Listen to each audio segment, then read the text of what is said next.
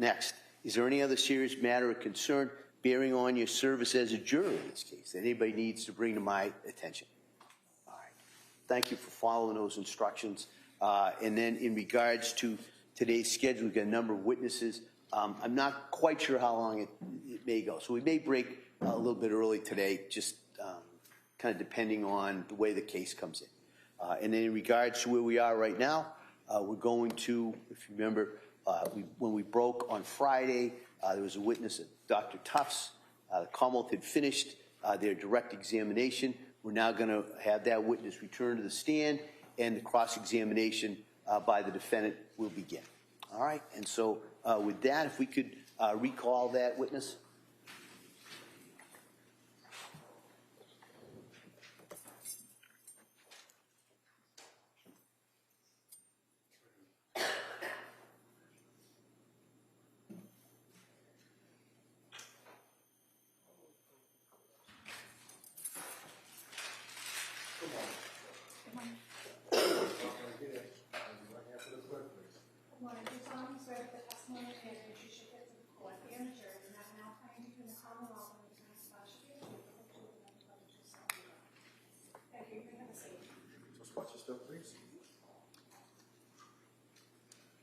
All right, good morning, Doctor. Good morning. All right. Ms. Reddington? Thank you. Good morning, Doctor. Good morning. Do you have your record in front of you, your notes? Or I do. And you can look at that anytime you want, just to refresh your memory. Notes about what's here. Thank you.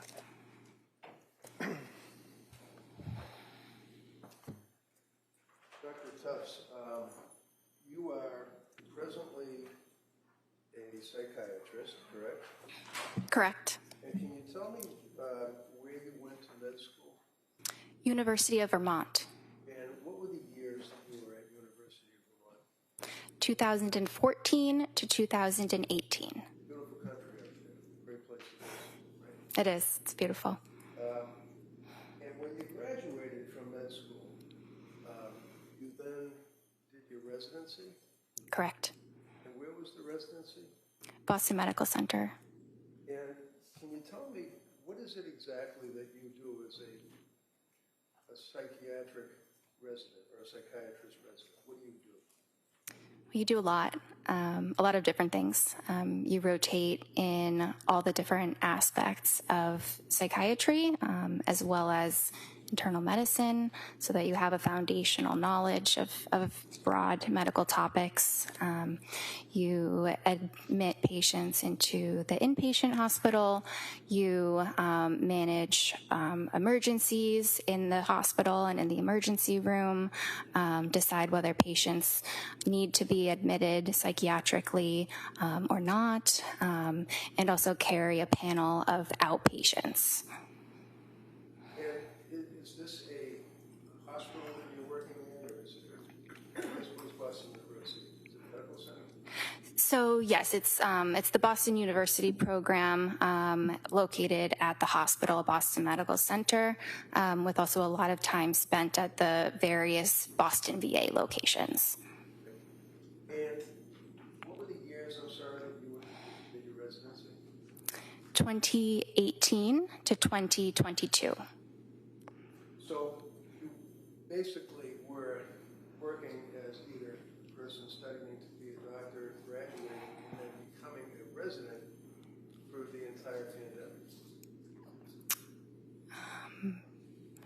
For the first part of the pandemic, yes. Well, the pandemic ended when Joe Biden said it ended. I think it was July of 2022, right? I'm not sure exactly when he said that. Would you agree with me that when the pandemic started, around 2019, when you began your residency, 2020, 21, into 22, it was a large portion, if you will, of the pandemic time frame? Yes. All right. And we all had to walk around with masks and have no contact with people and make sure you have 6-foot radius before you touch anybody, all of that, right? Yes. How did that impact your residency?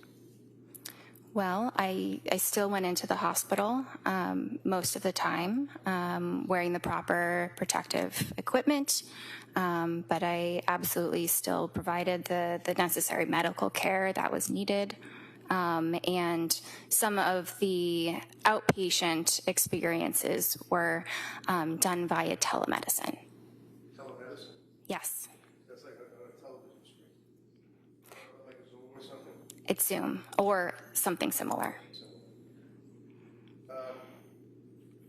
Did you touch people, shake their hand, give them a hug, anything like that while you were working in your residency during the pandemic? Sometimes, not, I think everybody had to keep their distance at certain times. I began my program before the pandemic, so of course there was a lot more handshaking and things like that then. You can't really keep your distance though when you're working as a labor and delivery nurse with a woman who's having a baby directly in front of you, can you? I imagine not. So, when you finished, do you graduate for a residency, or is it like you get a certificate or something? Yes, there is a certificate for completing it. And then, at that point, you are now a licensed doctor. Is that how it works? Well, you're actually a licensed doctor the entire time that you're in residency. But upon the completion of that, you can obtain a full, unrestricted Massachusetts license and also become board certified. And the board certification, for example, you have a board certification in general psychiatry, is that correct? Yes, sir. And when was it that you got that certification? When was it? Yes. It was September 12th, 2022. When was it that you actually started working as a physician, as a psychiatrist? I started working as a physician and as a psychiatrist during the residency training program, but I started practicing completely independently at Astor Mental Health in August of 2022. August of 2022. Yes. Now, prior to working with or at Astor, is that ASTOR or ER? ASTER, like the flower. And what is Astor? What is it like a group of doctors? Is it a medical center? What is it? It is a outpatient practice that is owned by a psychiatrist. It has a number of psychiatrists as well as therapists. And where is it located? Is it a brick and mortar type place where you have offices? Yes, the original offices were in Braintree, Massachusetts, and now there's an office in Peabody as well. Your office, where do you work? So at the time I saw the patient, I was working in the Braintree office. I currently work in Peabody. Where, I'm sorry? Currently in Peabody, Massachusetts. So when you start working at Astor, obviously like anybody else, you submit a resume, an application, if you perhaps, and then they hire you, right? It's a fairly lengthy process and a number of interviews with different staff at the practice, and some recommendations, letters of reference, verification of credentials, all of that. But yes, it can be comparable to another profession in that process. Now, in August of 22, when you, congratulations, obviously you were hired by Astor, how many women had you treated in your residency that were postpartum? With postpartum depression? Or just in the postpartum period? How many women that were in the postpartum period did you treat prior to August of 22? Many. It's hard to give an exact number, but I did have specific training in that population. In that population. And where did you have the training in that population? At Boston Medical Center. And can you tell us in that 2-year period approximately how many women that were in the postpartum period that you treated as a resident? Okay, so it's really hard to give an exact number, but if I had to say, at least 50. So in the 2-year period, you treated 50 people in the residency that had postpartum. And can you tell me, what is postpartum? What does that mean?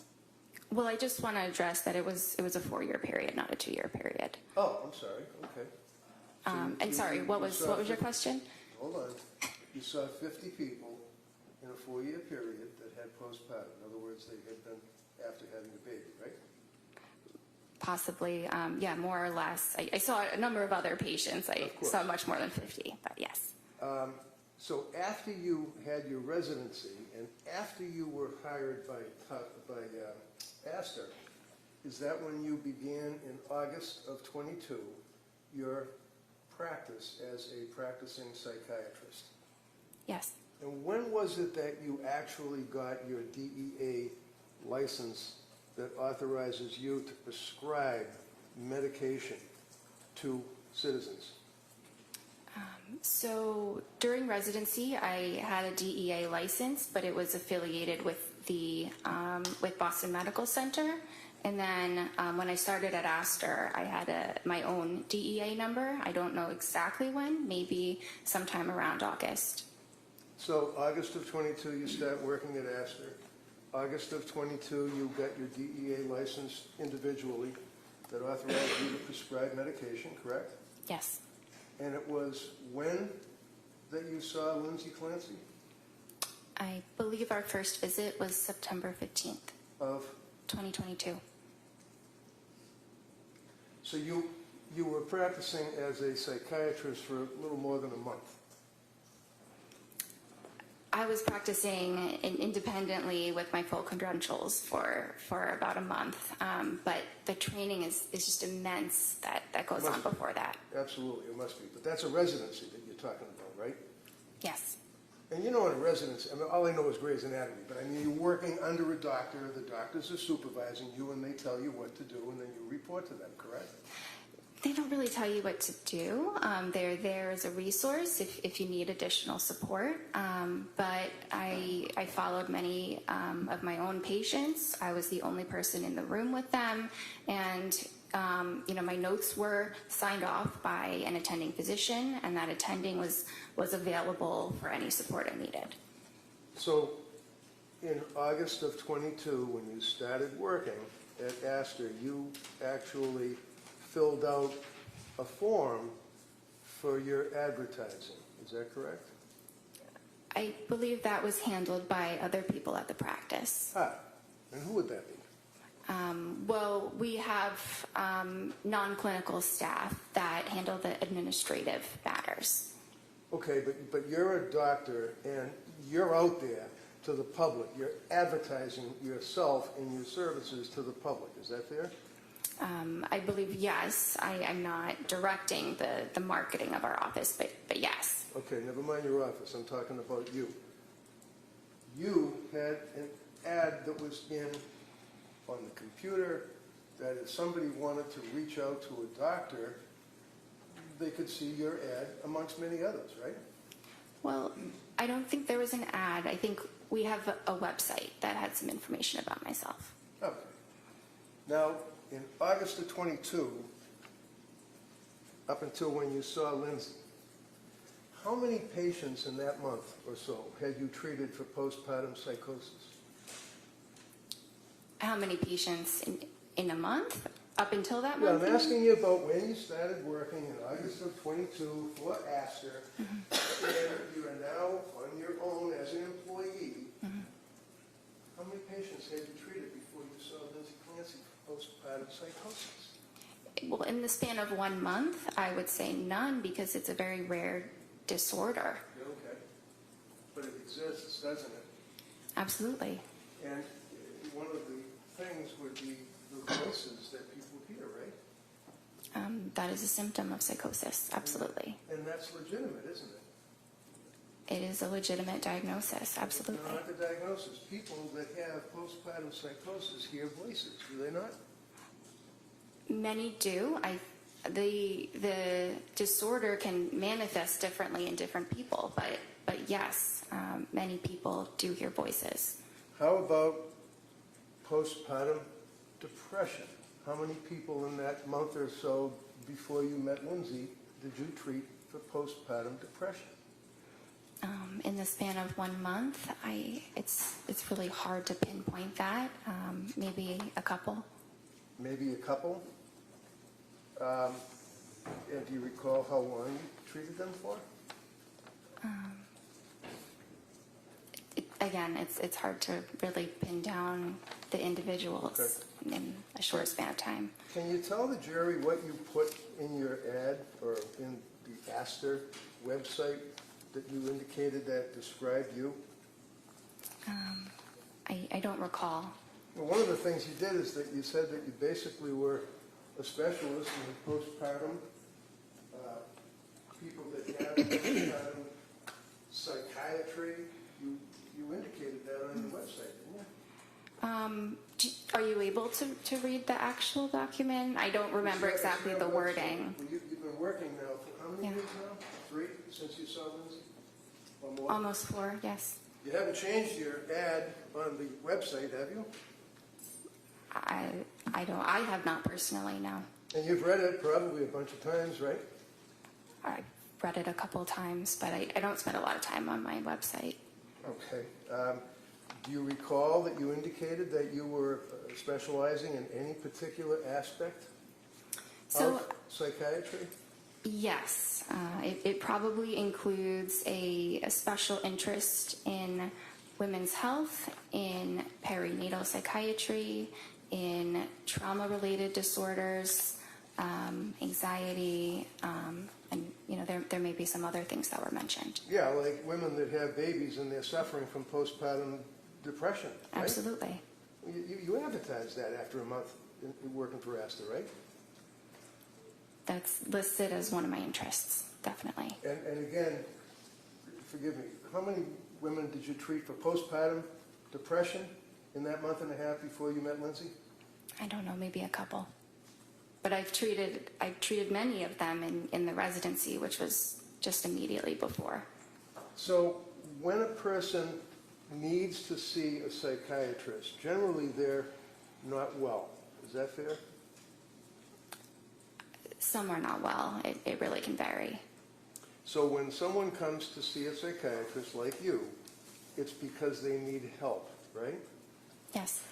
And when they come to you because they need help, for example, with Lindsay Clancy, she came to you because of your ad, right? Or your website for Astor, what you said about yourself. I don't know exactly how she found us. Well, do you know why she came to see you? I'm not sure exactly.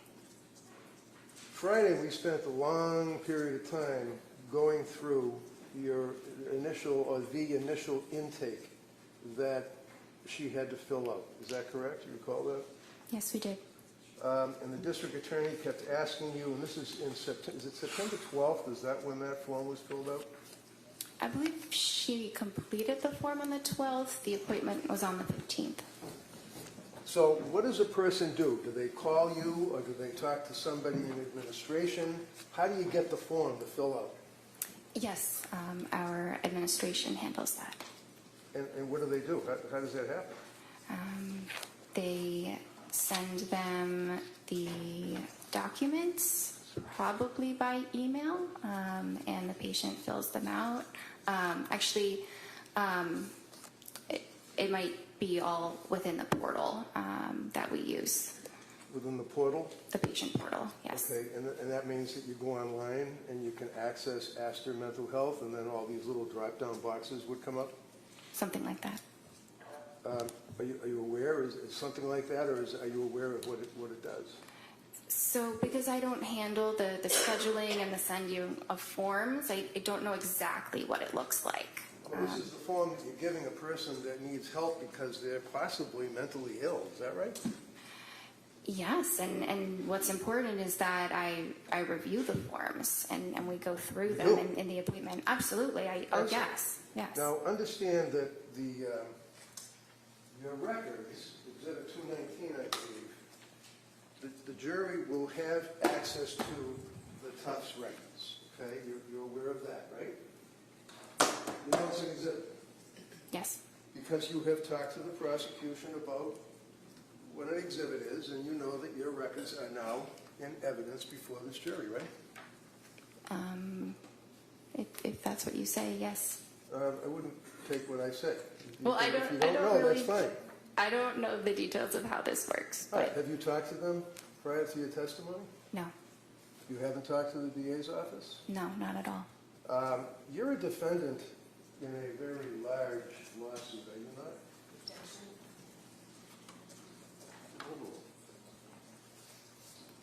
Yes, You wouldn't happen to be represented by an attorney, would you? I am. And the fact that you have an attorney is your right under the Constitution. It doesn't mean that you're guilty of anything, right? Right. Okay. And you know that the outcome of this case is very, very major to the outcome of your lawsuit. Is that right? I don't actually know that. So you understand that if, in fact, it's determined that you advertised as an expert in postpartum and in postpartum psychiatry, and you had a month experience plus a residency, would you consider that to be negligent or misrepresentation? I do not believe that I have been negligent. Do you understand what misrepresentation means? Yes. With a month under your belt plus your residency, do you really want this jury to believe that you were an expert? Can you advertise that? I don't think that's exactly the wording that I used. I think I said that it was an interest of mine. You were what? No, go ahead. Good, you answer that. I just think the wording was that it's an interest of mine. I don't believe I called myself an expert. Are you an expert in postpartum? I may be. I don't know. I think it depends on what you define an expert as. Well, when a patient comes to you and they fill out the form, you agree with me that your records reflect that form that she filled out on September 12th of 2022, right? Yes. And the form that the district attorney went through painstakingly with you is basically, it looks something like this, right? That's one of the forms that you have people fill out, right? Right? Yes. See the little check mark? Yes. Who puts the check mark in there? The patient. So how many pages, because I don't want to go through all the pages again, how many pages does a patient, or how many pages did Lindsay go through to check the boxes for acid? There were a lot of pages. What's a lot, 10, 20? Yeah, maybe between 10 and 20. Okay. And basically, they're all little checks in boxes, correct? Not just checks. No? So does the person then answer questions by typing in an answer such as, do you have any pending legal problems? No. Have you ever been arrested? No. Things of that nature, right? Those are some of the questions. And the questions also, do they ask the patient what medications they were on Yes. before seeing you? Yes. And Lindsay told you that she was on SSRIs in the past, right? Yes. And SSRI means what? A selective serotonin reuptake inhibitor. And that's pretty powerful stuff, isn't it? It's an effective treatment for depression and anxiety. Well, it affects the serotonin levels in the brain, doesn't it? Yes. It rewires the brain, doesn't it? It doesn't rewire the brain. It increases the serotonin, and many individuals with depression have low levels of serotonin. So Lindsay told you that she had been prescribed an SSRI when she was in nursing school. Is that right? Yes. What was the SSRI? Prozac. And how long was she on the Prozac? I'm not sure. Never asked. I probably asked. Probably asked. Isn't it true? Don't you guys have a saying that if it's not written, it didn't happen? You take copious notes, do you not? it's impossible to write down every single thing that's said, so I write down what is clinically relevant, clinically necessary, but there's a lot that is discussed over an hour that is not able to be written down. Such as the fact that a person was on an SSRI when they were in nursing school is not an important fact to find out. Oh, no, that's important. Sorry. No problem. I'm not doing, the Sophie Cunningham at you. I'm just asking a question, that's all, and you can answer it, okay? How about if she had a reaction to Prozac? I asked her about the Prozac. Is that written in your notes? Yes. And what did she say? I mean, she said that she took it for a period of time. She didn't mention any side effects. Oh, she didn't tell you that she had side effects. I see. So when a patient comes to see you with a month under your belt and they're sick and they're looking for help, you wait for them to volunteer facts to you? She volunteered a lot of information. She knew very well what her medical history was and was able to provide that for me. Such as what? That she was in nursing school and took Prozac? That's part of it. And she told you that, right? Yes. And she was pretty upfront and honest with you, wasn't she, in answering these questions, right? I believe that she was. We all spent some time talking about the fact that she declared that she had consumed alcohol, that she felt guilty about it. You recall that on Friday? We dwelled on that for a while, didn't we? Yes, that was a component, yes. I mean, that's something that's important, right? Yes. What was her drink of choice? I'm not sure. Did you ever ask her? I'm not sure. We were not concerned that her level of alcohol use Well, the DA certainly was Friday, right? All right, everybody knows. Doctor, wait for the question, all right? And then same thing, I'll have counsel wait until you finish your answer, all right? Go ahead, Mr. Remington. So is it important, doctor, for you as a physician to know your patient? In other words, know who they are? Yes. And you know that Lindsay was a nurse, correct? Yes. You know that she graduated, obviously, from college, right? Yes. Is she a good student? I don't recall. Do you know when she got married? I don't recall Did you that ask her? specific detail. I don't know. I knew she was married. She had 3 kids, right? Yes. And the reason that you knew that she was married is because you spoke to her husband, Patrick, correct? Or did you? Sorry? Or did you? He attended one of the appointments, and I spoke with him on that date. Ah. And did you say, hi, how are you, and give him a handshake when you came in your office? It was telemedicine. It was what? Telemedicine. Telemedicine. Is it fair to say that after, 14, you said to the jury, 14 appointments that you had with Lindsay during that period from September till January? 14 appointments? Yes. Every single one of them were by telemedicine, weren't they? Yes. Until you came in this courtroom Friday, you never saw this woman in person, did you? Correct. Were you ever concerned about her mental health as a person? Absolutely. She was crying. She told you symptoms that she couldn't get out of bed. Isn't that right? At one time, she said it was difficult to get out of bed Oh, difficult to get out. Why was it difficult for Lindsay Clancy to get out of bed? because she was very depressed. And did you give her a hug? Oh, no, you're on telemedicine, so you couldn't give her a hug, could you? You didn't have any chance to even look at her in person, did you? I could look at her. It was always a video appointment. I couldn't give her a hug, but that's not actually something that psychiatrists typically do with patients. I imagine.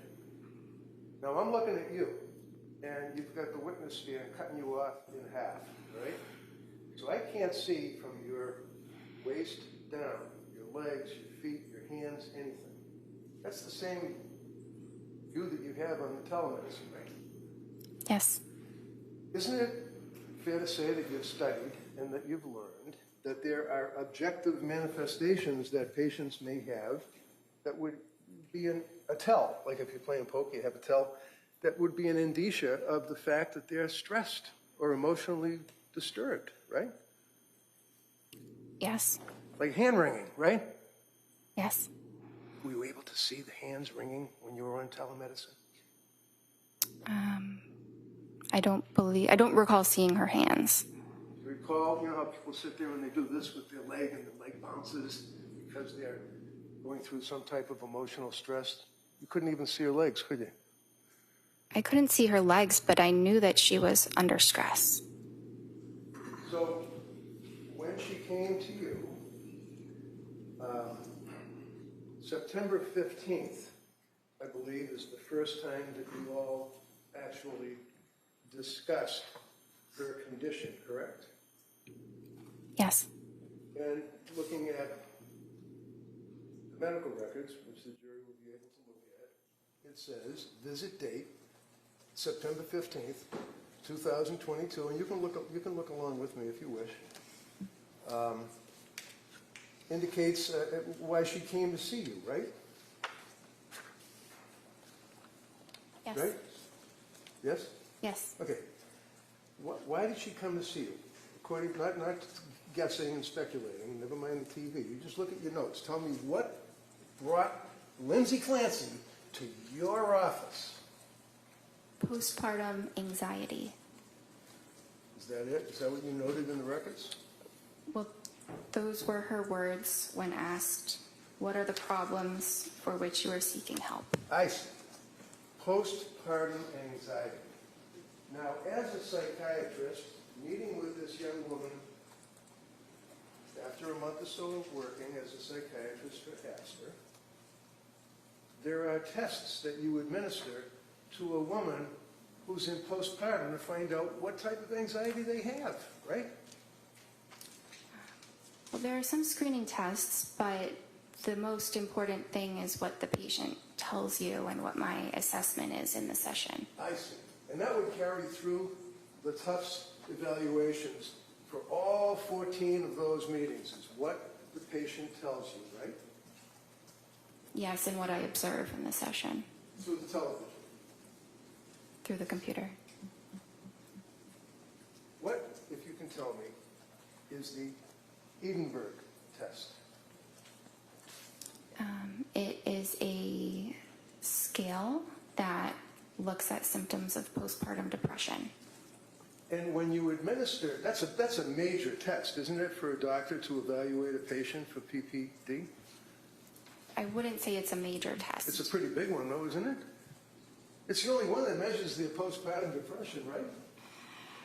It's a common one. It's a what? Commonly used. Commonly. All right, so when you used it on Lindsay, when was that administered to her? I did not use it on Lindsay. Why? We used the PHQ-9, which What is the PHQ-9? It's a depression screening form. That's like generalized anxiety disorder, general depression. It's got nothing to do with a woman suffering from postpartum depression, does it? I disagree. Well, do you agree that people perhaps that may know a little more than you determined that the Edinburgh scale is the appropriate scale to administer to a pregnant or postpartum woman? It's a state as the form. You're familiar with the Edinburgh scale, right? I've heard of it. And can you explain to me how it's graded? No, I cannot. There are 30 questions in it, are there not? I don't use this scale, so I don't know how many questions there are. So the Edinburgh scale, do you even know that the cutoff for someone that is depressed in their condition of postpartum would be 15? Anything over that, they're in severe depression? Okay. You know that her first Edinburgh test that was administered to her put her at a 23 Objection. Overruled. severe depression? I was not aware of this test. I was not aware that this had been administered to her. Well, you know that except for the Prozac that she had when she was a nurse, what, 23 years old, she hadn't, other than seeing her own doctor for having a baby, she hadn't seen any doctors. You knew that, right? I didn't know exactly which doctor she sees. I think we ask about your primary care doctor, but she did not report any other medical issues that she was under treatment for. So is it important for Dr. Jennifer Tufts to know whether or not a patient who is coming to you for help has a prior medical history other than what they might tell you? Well, when patients are able to advocate for themselves and share their medical history, we rely on what they tell us. Was she able to advocate for herself, in your opinion, when she came to see you, when you evaluated her in September? Absolutely. How about October? Yes. How about November? Yes. How about December? Yes. And your medical records, you would agree, show that during that period of time that she was deteriorating, was a word that was used on Friday. Isn't that right? So No. You used the word deteriorating on Friday, did you not? she was a little bit worse at certain appointments, and the deteriorating word, which is not my word choice, is what is in the note because I had to select that. Because why? You got some kind of a program that you have to check the box and you have to bring down the drop box? You can't take a pen and write something down about a patient? There are certain parts of the note where I can write whatever I feel is necessary, but that specific aspect of the note is a button where you have to click one of three choices. So when the jury's going through your medical records, one of the things that they're going to see is that when you meet with a patient, you have a form that you fill out where it says, if you feel like you're going to harm yourself or somebody else, make sure you go to the emergency room, right? Yes. If you have any urges to harm yourself or others, go to the nearest emergency room. That's in every single time that you meet with a patient, right? Yes. And it indicates that if there's any, call the Suicide Prevention and Crisis Hotline. If you feel that you're in crisis, you may text home to a particular number anytime. What's a suicide hotline? It's a phone number that patients in crisis can call and speak to a trained counselor. Now, a psychiatrist, you'd agree with me, is not a counselor, that's for sure, right? Well, a psychiatrist has training in therapy as well as in medicine. Did you give Lindsay Clancy any therapy? There was some therapy incorporated in our sessions, Like but what? we did. Like what? Sorry. Providing emotional support, listening to Excuse her. me. Hold on, no, please. Finish her answer. No, she can't. Hold on, everybody. Sorry, Judge. She can. You ask the question, Sustain. we're gonna let her finish, and then you can follow up with any questions you want. Go ahead, Doc. Anything else you want to say? So her sessions were largely focused on the medication management, but there was an aspect of therapy including those items. Okay, and the sessions were for what, 17 minutes? No, How long were they? 25 to 30 minutes. So 25 to 30 minutes on the television, and were you face the TV screen with her for the full 25 minutes? Yes. And that's not noted in your records. It says 17 minutes on all your records, doesn't it? So if you look closely, it says the therapy component was for 17 minutes. It doesn't say the entire duration is 17 minutes. So what do you do when you're trying to give therapy as a psychiatrist to a patient that came to see you? What do you do? What do you do for therapy? It depends on the person. Well, how about Lindsay Clancy? What did you do for therapy with her? I listened to her. I listened to her concerns. and provided support. I tried to provide her with hope that eventually things would improve. So you listened to her concerns, and you'd agree with me that her concerns were, for example, that she actually was unable to sleep. It's one of her concerns, right? She was having a lot of difficulty with sleep. On the September 15th meeting, you indicate that her mood was okay, but her affect was anxious, and you called it incongruent. What does that mean?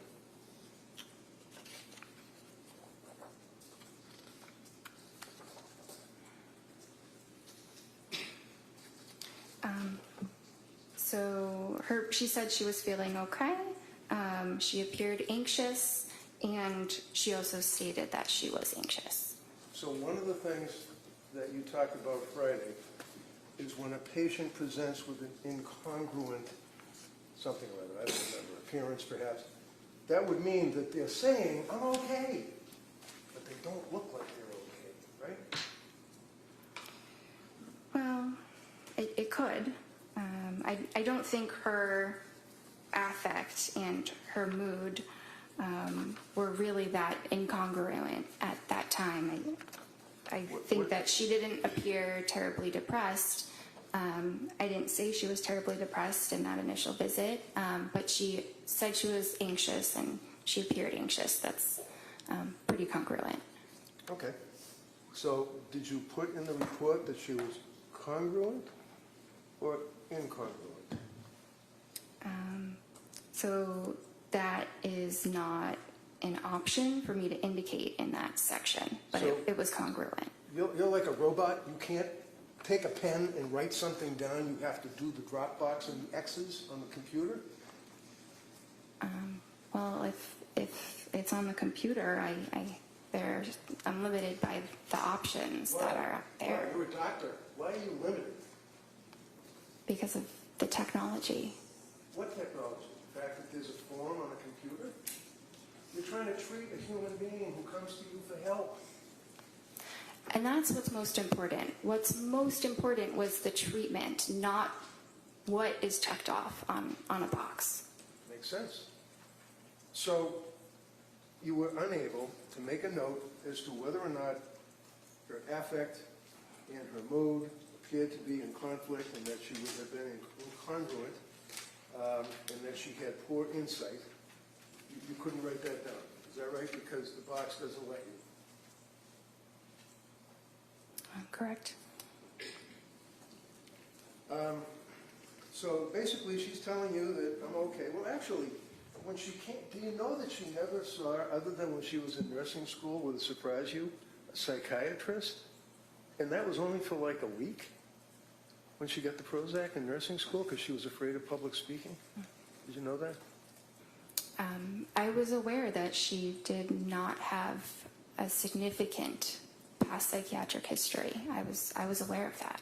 Okay, so you were the first psychiatrist that she had the pleasure of meeting. Is that correct? Yeah. I think it was. And isn't that important for you as a doctor to take a history? I did take a history. So can you tell us? You're testifying here for the government. Tell us whether or not she had any past psychiatric history other than in nursing school for a week with the Prozac.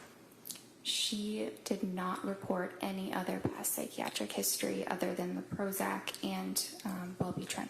So when a patient comes to see you and you're treating to help that patient, if they don't report something to you, you don't know about it apparently, right?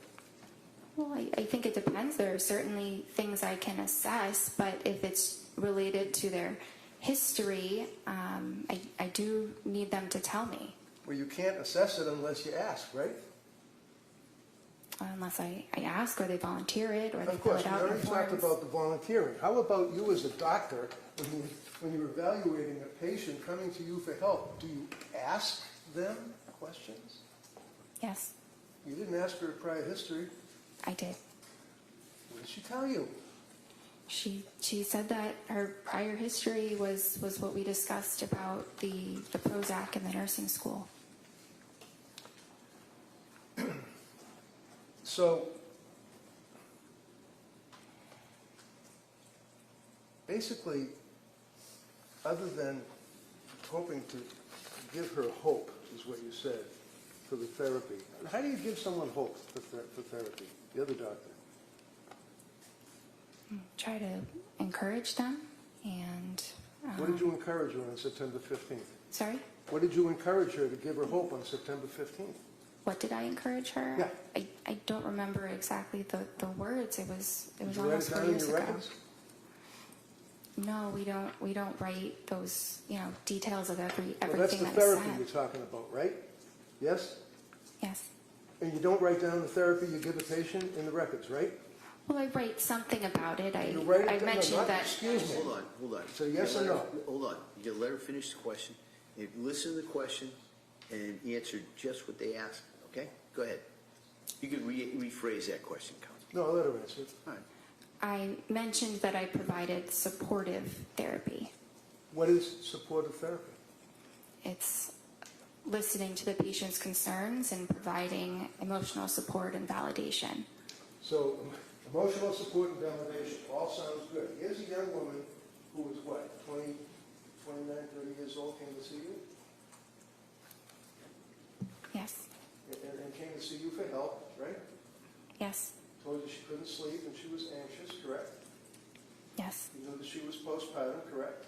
Yes. You know that as a patient who was postpartum. By the way, what is your opinion of the period of postpartum wherein one could have postpartum depression or, more importantly, postpartum psychosis? What's the time frame? It's typically 1 year. So she was well within that time frame, correct? Yes. And you tried to provide therapy by giving her hope.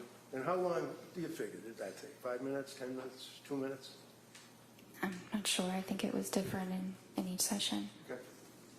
So the only thing that you diagnosed Lindsay with on September 15th was GAD, Generalized Anxiety Disorder, correct? It was generalized anxiety disorder as well as an adjustment disorder with depressed mood. And you prescribed medications to her, right? Yes. And the medication that you provided to her was the sertraline, right? Yes. And the sertraline would be Zoloft, right? Yes. Now, this is a little chart that shows the prescriptions that Lindsay was on. And you are the yellow colors. They're the tops. Okay? You can see that.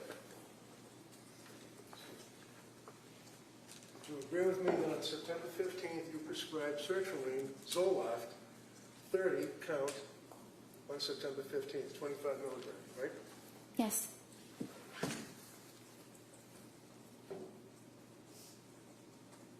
Have you ever read the website for sertraline?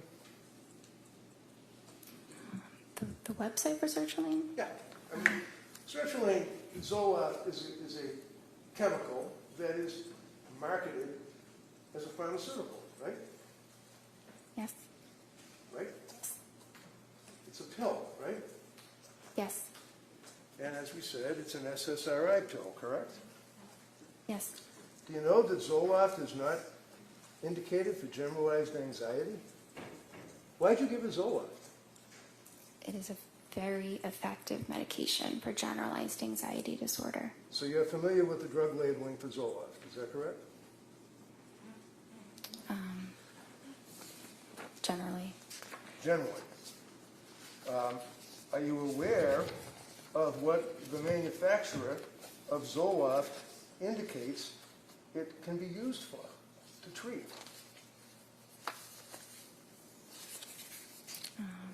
I'm aware that it's used to treat various forms of anxiety disorders as well as major depression. So when Lindsay came to see you, you know that she had stopped breastfeeding her son, right? Not at the time of the first appointment. When did she stop breastfeeding? In October?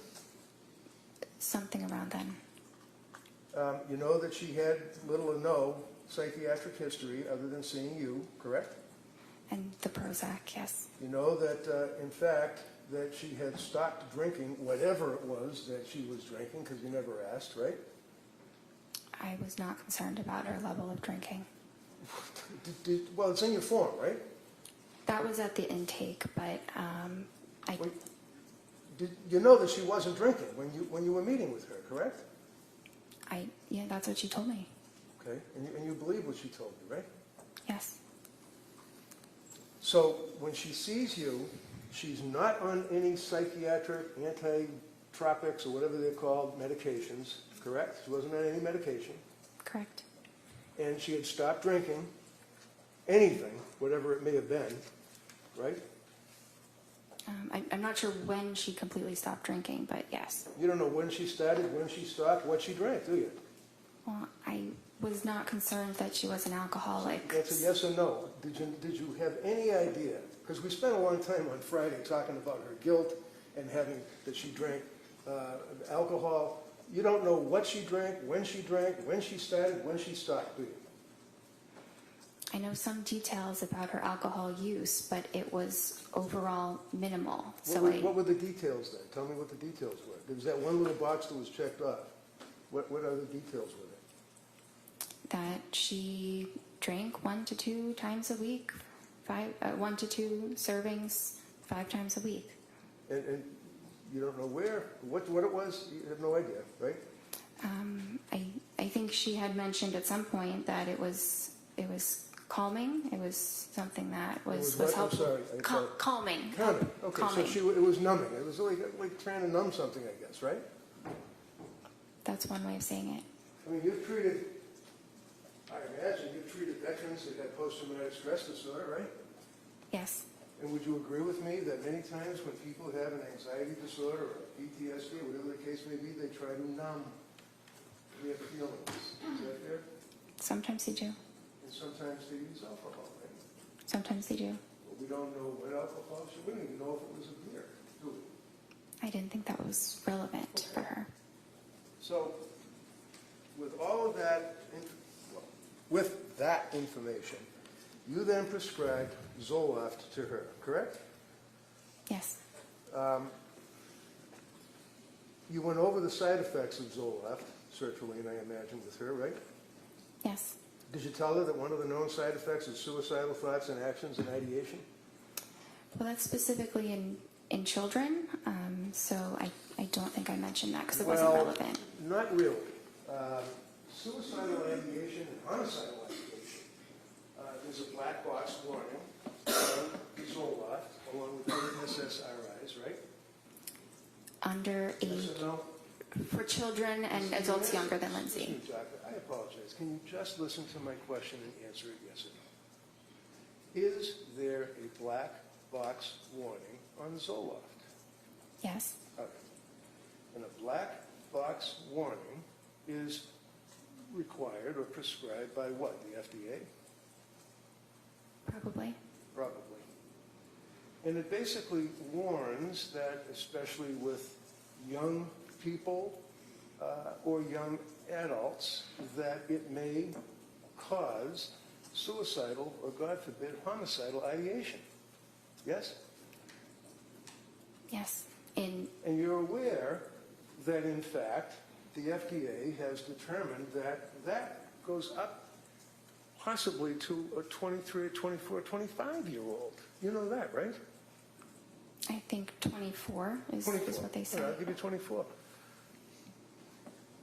It's possible, is it not, that the SSRIs that get into a person's brain affect a person that's 3 or 4 years older than the FDA cutoff with suicidal ideation or homicidal ideation?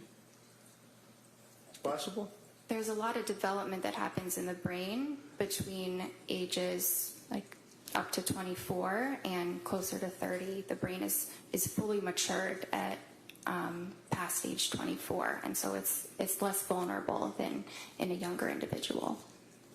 So with 24, you're suggesting as a cutoff, are you suggesting to the jury that a drug that increases the risk of suicide in a 24-year-old patient cannot increase the risk of suicide in a 29 or a 30-year-old patient? Just a little bit. I don't believe there's evidence that it causes that at all in individuals over 24. So, as a psychiatrist who had the ability to issue these types of medications to patients and citizens, what research did you do on Zoloft and suicidal ideation, homicidal ideation? I was taught extensively about SSRIs and suicidal ideation in my training. Vermont, right? In Vermont, in Boston, yes. Okay, so in Vermont was when you get your medical degree, right? Yes, And in Boston would be when you were a resident, right? yes, And then you had board certification on general psychiatry, right? yes. You can have a certification on the subspecialty, right? There are certain subspecialties, yes. Right, and some of the subspecialties deal with postpartum or women that are pregnant and have babies and have psychiatric symptomology. There's no board certification for perinatal or reproductive psychiatry. Well, there are plenty of classes that are recognized as, for example, at Harvard Medical School, there's an annual class or symposium, if you will, for postpartum. Have you ever been to that? No, sir. What have you done to research or to improve your education? I understand you went to med school and that you were a resident. What programs, continuing education, symposiums have you attended since you got the ability to prescribe these medicines to people? I have not attended a symposium. Have you attended anything? I have not, but I have done a lot of reading on my own, of research and guidelines about this area in psychiatry. Did you tell Lindsay when you were going, because one of the things that you guys are always concerned about is what's called informed consent, right? Yes, And what is informed consent? What does that mean? it In a means medical sense, not just like out in the street or something. explaining to a patient the risks and benefits of treatment and possible alternatives, and making sure that the patient understands what you're saying. Now, when you were going over the symptomology or when you were going over the side effects of Zoloft, one of the side effects of Zoloft is, and I quote, severe trouble sleeping, right? Yes. Did you tell her that? Well, insomnia is listed as a side effect. No. You already said yes, you know it. Just, did you tell her that Zoloft has a side effect of giving the patient severe trouble sleeping? That's all. So I didn't use the word severe because it typically doesn't cause severe trouble sleeping, but I thought you were referring to when she told me that she did have severe trouble sleeping, Well, and that that's was what true. she told you, right? That she had severe trouble sleeping, right? She told me, yes. And you know that one of the side effects of Zoloft is, let's say, trouble sleeping. You know that, right? Yes. Your answer is yes. The jury has to be able to hear you. Yes. And why would you prescribe Zoloft to a young woman who's postpartum, who's coming to you with anxiety, who's telling you she can't sleep, she's got all of these symptoms, and you prescribe a medication that would have a side effect of trouble sleeping? So individuals have very varied responses to medications. Some have no side effects, some have one or two. It's impossible to predict, but Zoloft is a top choice, a first-line medication for Says her. who? It was Says who? says it's the general consensus Right, know among about the lawsuits psychiatrists. against Hold on, Zoloft, right? again, you can't have both of you talking at the same time. So let her finish her answer, and then I'll give you plenty of time to follow up any questions regarding her answer. So, you finish your answer on that? There's extensive research supporting the use of sertraline in this instance, and the general consensus among psychiatrists is that it's a first-line safe medication for individuals, including postpartum women. How about the kids that shoot other kids in high schools and the lawsuits that come out of that against Zoloft? You ever read about them? Overrule. Sorry? You didn't hear me? I wasn't sure what the question was. The question was, in response to your observation about how all the psychiatrists or the psychiatrists think it's a very, very safe, wonderful first-line drug, and you researched it. How about the kids that kill other kids in schools with the lawsuits that arise out of the use of SSRIs? Have you ever researched that? I don't know much about that. You know about the SSRIs and messing with someone's brain, that they go out and they shoot people for no reason, right? I'm not aware that that's linked to SSRIs. So you didn't really talk to her about increased risk of suicide in 24-year-olds or down because she's 4 or 5 years older than that. You didn't talk to her about the trouble sleeping that can be a side effect. But you described there's other drugs that you could have given her that would be perfectly safe and calming and allow someone with no psychiatric history to sleep better, right? Not necessarily. Okay, so you prescribed her with the Zoloft. It was 25 milligrams, right? Yes. And when you prescribed her with the Zoloft, 25 milligrams, was that increased up to 0.05 milligrams, or did you increase it at some point? The instructions were to increase it to 50 after 1 week. After 1 week. Yes. And you expected that she would listen to your instructions, right? Yes. And she did, right? She waited about a month, but then yes, she did. Why did she wait a month? I think it took her some time to decide whether that was truly what she wanted to do. Right, she was afraid of the drugs, wasn't she? She was afraid of side effects. And she didn't want to take the pills, did she? She eventually did want to take the pills because she wanted to feel better. A month later, right? Yes. So you prescribe the Zoloft, SSRI, and then you tell her after a week to increase it, and she doesn't take that medication for a month, correct? Correct. And then she did take the medication, right? Yes. And did you meet with her or talk to her before she actually started to implement that particular regimen?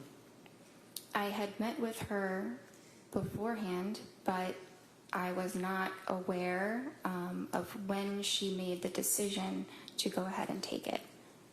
So you met her on the 15th of September, right?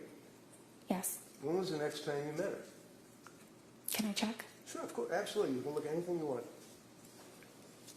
September 28th? And on September 28th, did you discuss with her the fact that she was afraid to take the Zoloft? Yes. And did you recommend that she do that? Well, she said that she was feeling better at that point and wasn't It's a sure. real easy question. When you talked with her, did you recommend that she increase or take the Zoloft? At that visit, I don't think that I did. Okay. So when did she actually take the Zoloft?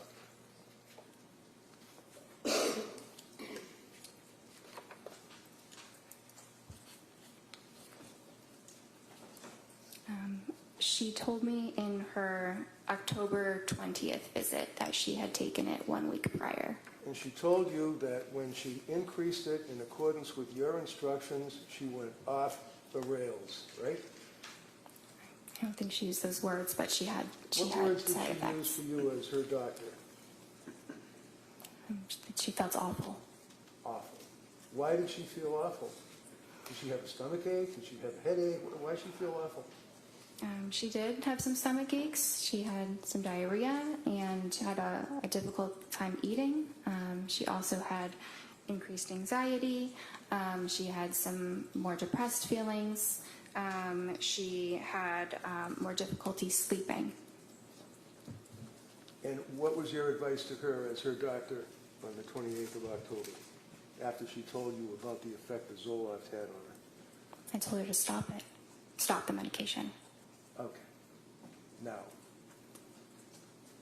Zoloft being an SSRI, and a patient that is taking the Zoloft, and .05. We spent Friday afternoon going over the drugs, and .05 milligrams is the lowest dose and all that. That's the dose that is prescribed to people invariably, correct? It goes up to 200, but that is a starting dose.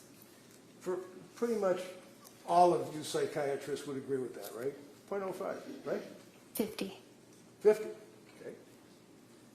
And you then told her to stop? Yes. What does it mean to titrate something? To slowly increase the amount. What do you tell patients when they're on an SSRI as to weaning them off the SSRIs? Depends what the dose is. If it's a high dose, you need to slowly decrease the dose, so kind of the opposite of titration. But if it's a low dose to begin with, you can stop it. Are you supposed to tell a person that's on an SSRI to stop immediately or to slowly withdraw from it?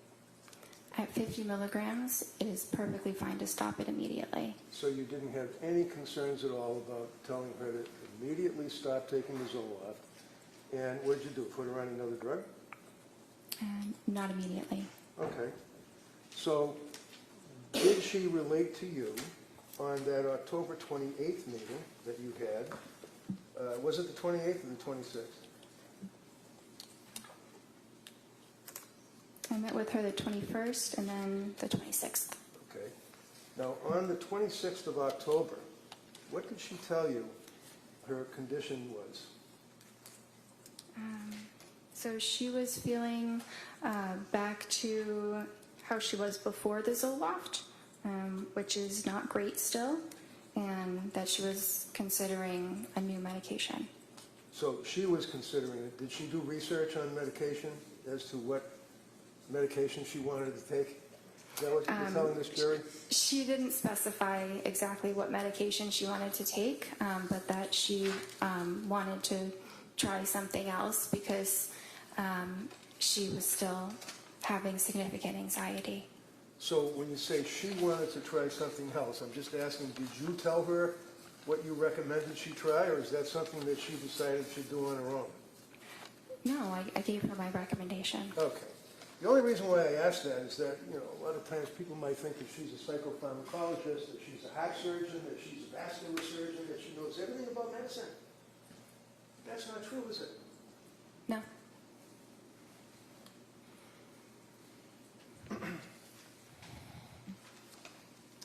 Would you agree with me that prior to telling her to stop the Zoloft, that one of the concerns that you had is that Zoloft affects anxiety and affects sleep, and you hope that it treats the underlying anxiety by balancing brain chemistry and increasing serotonin, right? Yes. Is that fair? And you'd agree with me that it does, as a side effect, have an impact on a person's falling asleep or staying asleep as a common side effect, right? It can happen. It doesn't happen to everyone, but it certainly happens to some. But it is temporary. That's the important distinction, is that there are many side effects that disappear entirely, and then the medicine is quite helpful for those certain conditions. What's that? Yes. She had problems sleeping, didn't she? Yes. Even after the Zoloft, right? Yes. So you, not her, you recommended a particular drug that she should take, right? Yes. And again, as it relates to what one would expect a young woman who's a labor and delivery nurse to know about psychiatric medication, what is methazine? Do you know? I'm sorry? Methazine. I'm not sure. How about hermababate? B-A-T-E, H-E-R-M-A-B-A-T-E. How about that? You ever heard of that? I'm not familiar with that. That's what's used to administer to a woman who's going through birth. You don't have an obligation to know that, do you? No. You have an obligation to know about psychiatric medications, though, right? Yes. There's a difference between what's known as nescience, which is not knowing what you have no duty to know, and ignorance, which is you don't know what you should know. Is that fair? Yes. So, did you ever gauge Lindsay's knowledge or ability to judge what medication would be good for her? So that was my role. Right. I didn't expect her to know significantly the details about different psychiatric medications. Is it important to know that a woman that's coming to you because of postpartum issues, shall we say, had prior problems in prior deliveries? Yes. And you'd agree with me that you're on the front line of healthcare for pregnant women when someone comes to see you, either pregnant or after having a baby, right? They're usually referred by a therapist or an OB, but yes. Okay. So being on the front line and dealing with these people, and you advertise that you deal with pregnant people before they have babies, right? Yes. And after, correct? Yes. Did she have any prior issues with her prior babies? I knew that she had had some anxiety symptoms with her prior, after her after her second child was born. And that would be Dawson? Yes. And when she saw you after having Callan, how old was Dawson, if you know? A few years old, maybe 2 or 3. Did she tell you what the side effects were after she had Dawson? She did. I did not list them because, Excuse me, that means you didn't write them down? yes. So what is it, your memory that we'll go by that, right? Sorry? We'll go by your memory? Go by my memory about what?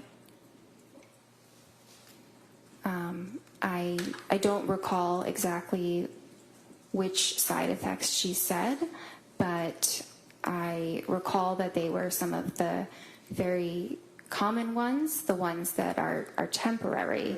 Hold on.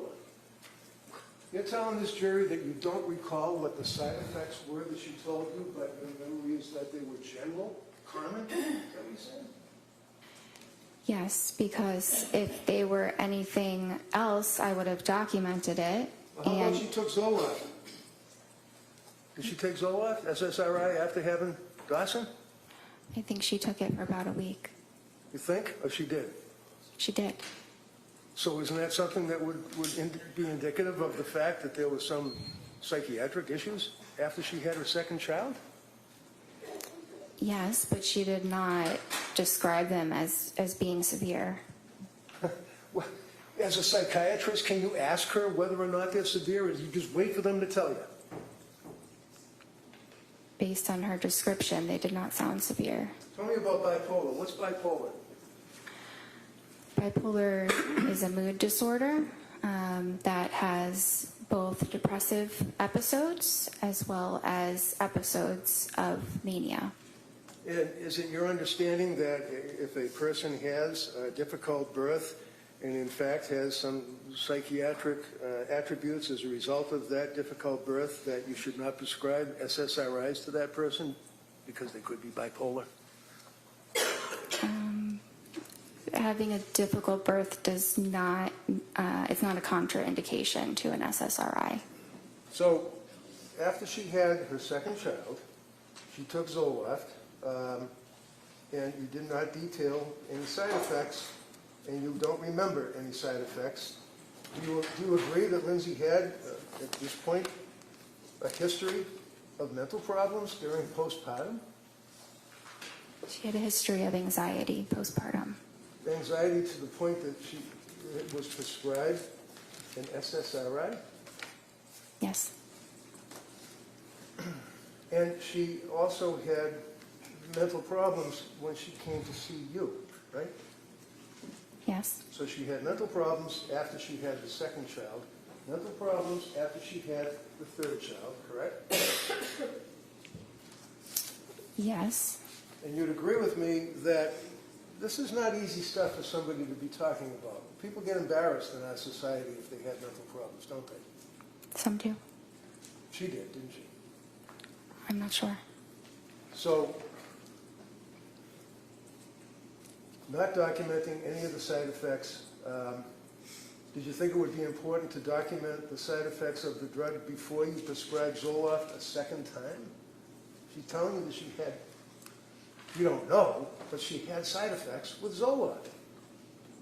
Was it important for you to document the second time that you're giving her Zoloft? I did not feel that it was necessary to document the specific side effects. So if someone comes to you as a person who is in postpartum and is all the symptomology that she had related to you, that if she told you that she was on Zoloft after her second child and had side effects, you don't think it's important to document the side effects, number one, right? It depends what the side effects are. Which we don't know because you didn't write them down, you don't remember it. I would have written them down if No, they not were. what you would have done. What did you do? No, overrule. Go ahead. I would have written them down if What did you do? I wrote that she had side effects. Where are they? I'm not sure. And then you prescribed Zoloft again, didn't you, in 2022? Yes. Do you recall in the period of September of 22, October of 22, into November of 22, that she used the word overwhelmed, told you that she was overwhelmed? Is that correct? Sorry, which visit are we looking at? Well, the period of time, September, October, November, did she use the terminology that she was overwhelmed? Yes. Okay. And when you were treating her, you didn't think that she was just merely overwhelmed with 3 children. You knew she was really struggling, didn't you? I did. And it was at that point that you diagnosed her with a psychiatric condition, and you prescribed psychiatric meds. Isn't that right? I prescribe psychiatric medications, yes. So when you prescribed the Zoloft and told her to increase it, she told you that she was having all these difficulties. You told her to stop. Did you give her therapy when you saw her? Yes. What did you do? I think that I provided Again, I reassurance. apologize, but not what you think. I want to know what you did. And that's why you write stuff down. So take your time and look at your notes. What did you do with this young woman for therapy? On which day? On what? Which day are we talking about When specifically? she came to you and told you that she was overwhelmed, and you diagnosed her with a mental illness and prescribed a psychiatric condition, the psychiatric meds. What therapy did you give her? Because you told us that when you're on the television, you still give them therapy too, right? I do. What did you do? Well, I'm having trouble identifying exactly when she said the words overwhelmed. So it's hard to pinpoint exactly what I said in a span of, a number of different visits. Did you indicate that there's information on the website that if a person has an emergency that they should do something? I did, and I advised her the same. So basically, if one of your patients becomes suicidal, and on that note, did she tell you at that point, up to November of 22, that she was dwelling on suicidal thoughts? It was a while before she mentioned anything about suicidal thoughts. Tell us when. I might need to look through the records right to see ahead. when she first did.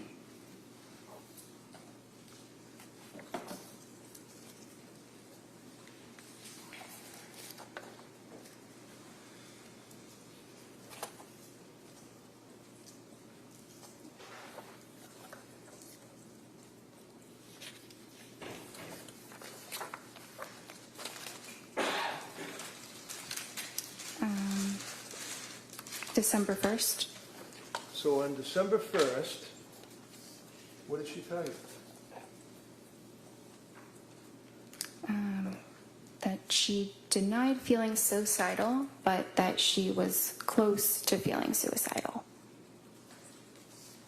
That's kind of like being a fisherman out in the ocean who's worried about the possibility of a storm and is thinking about the storm and is dwelling on the storm,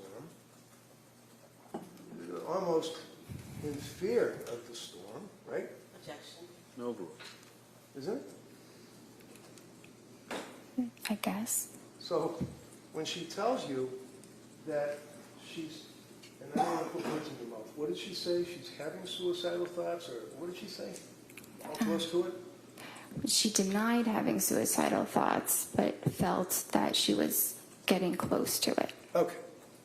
So she was dwelling on it or thinking about it, right? Is that fair? She was fearful of eventually having those kinds of thoughts.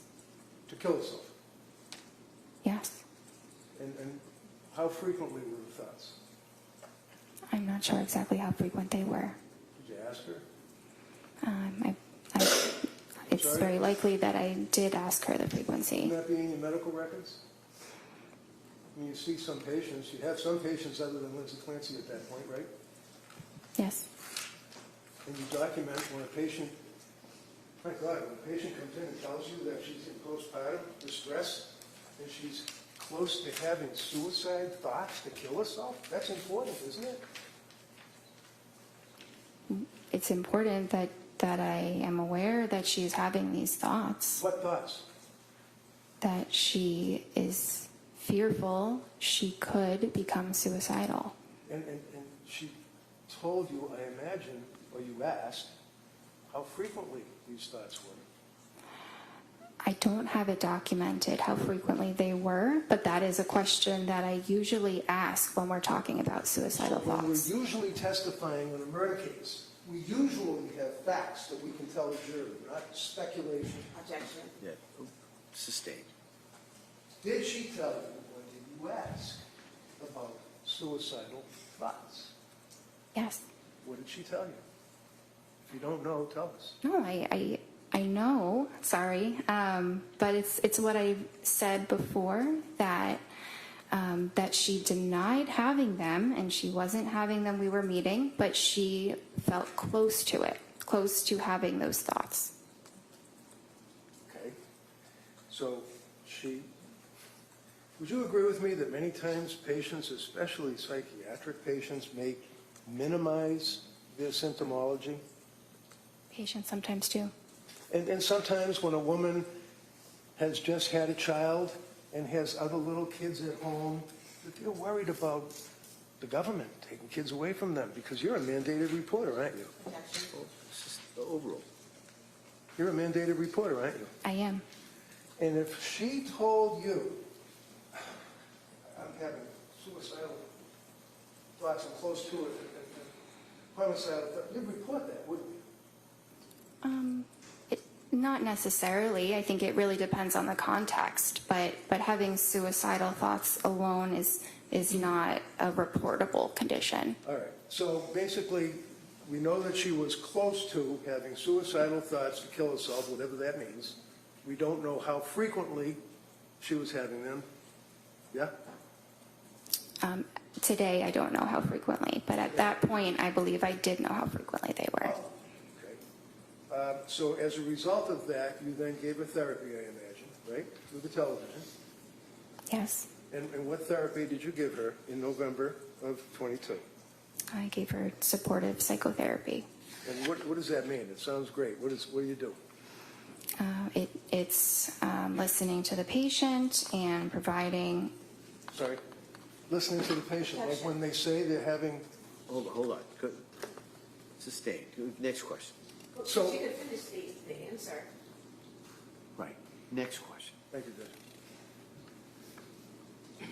Listening to the patient, that would be when, for example, one of your patients tells you, after all the treatment that you had provided prior to that, all the symptomology that she had, insomnia, anxiety, all of that, that she's close to having suicidal thoughts, that would, I imagine, impact on you. Yes. So what did you do with this psychotherapy? So I provided emotional support and validation and What does that mean, validation? encouragement. What does that mean? Something like, I understand this is a very difficult time. It really, it varies on the individual. Sure, how about Lindsay? I don't remember the exact therapeutic words that I used. Okay. How long did you give the therapy? Validation and all that stuff? I don't remember exactly the duration. Be about 10 minutes? Maybe. Through the television, right? Through the computer. So, as we've pointed out, you tell the people that come to see you, when I say you, I mean collectively Astor Medical, that you would expect that if a person is in crisis, as you guys say, or is suicidal, that they would have to go to a computer or their cell phone, right? They would have to punch in your office, right? Look up the number. We advise them to call 911 or go to the emergency room as quickly as possible. How about suicide hotlines? Do you give them advice to call them? That's an option as well, yes. Sure. Did she call suicide hotlines? I was not aware that she did. Did you ever ask her? I don't think I specifically asked that What about question. not specifically? Did you ask her anything? Did you beat around the bush maybe? You ask her anything about suicide hotlines? I don't think I asked her about suicide hotlines. Would it surprise you to know that she called suicide hotline in that time frame, not once, but twice, and was turned away? You guys were in the front line of this, aren't you? No, overall. It does surprise me, yes. It does what? It surprises me that she called them twice. And you never asked her if she had ever called the suicide hotline, did you? I don't think that I did. I understand. You're a doctor. You were trying to do the right thing. You obviously, this is just horrible, isn't it? Yes. She continued on with her treatment with you, correct? Yes.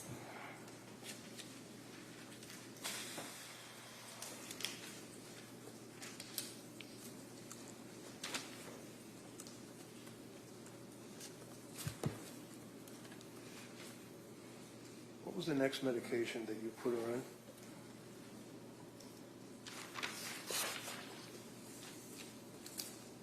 Let's say we're up to, I guess it would be the October 26th date? Is that right? October 26th. Is that when you prescribed Ativan?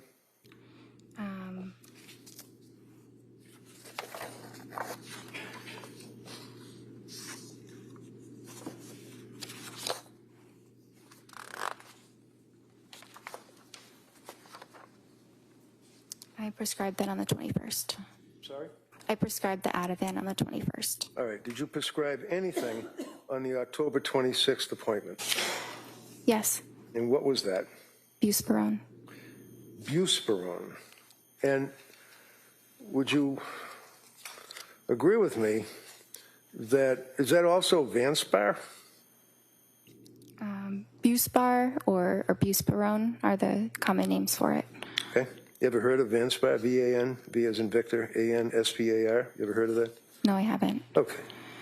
And would you agree with me that there are a number of side effects of Buspirone? Every medication has side effects, but Okay, so my question is pretty simple. Buspirone, you mentioned it. I'm asking, any side effects? yes, What are the side effects? they could be tiredness or dizziness or rarely some upset stomach, but it's generally a very, very well tolerated mild medicine. And do you recall, was she taking any other medication at that point, if you know? Yeah, she was taking some of the Ativan. Some Ativan, right? Did you prescribe that to her? Yes, When did you prescribe the Ativan to her? the 21st. And she was compliant with your recommendations, right? Yes.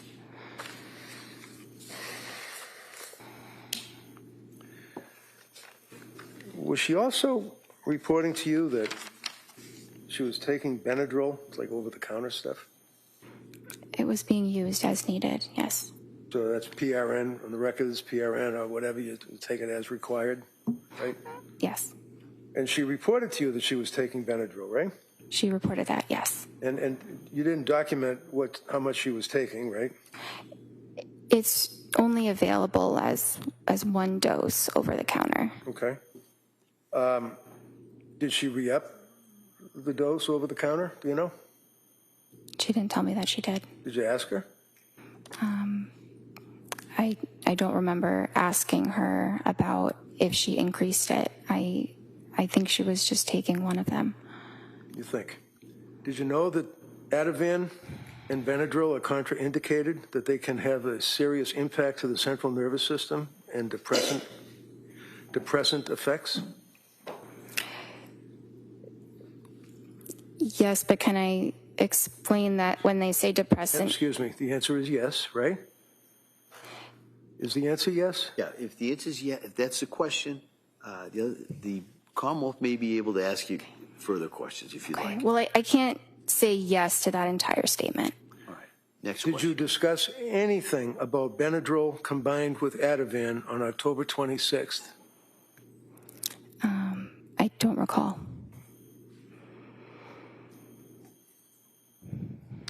On October 26th, was she still worried about suicidal thoughts? She denied that. And on October 26th, how did she deny that? Is that, you have that noted in your record? I do. And what does it say? Patient denies suicidal ideation. Okay.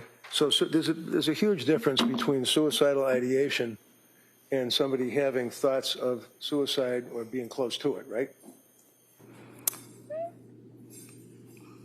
Not exactly. Well, you knew that the last time you spoke to the woman, she told you that she was close to having thoughts of killing herself, right? Yes. And you're her doctor, right? Yes. So what do? You just say, do you have, and check the box and say, do you have any suicidal ideation? And she says no, and you check the box? No, it's not that simple. Do you ask her, like, well, gee, the last time I spoke to you, you told me that you were close to having suicidal thoughts of killing yourself. Did you pursue that on the 26th of October?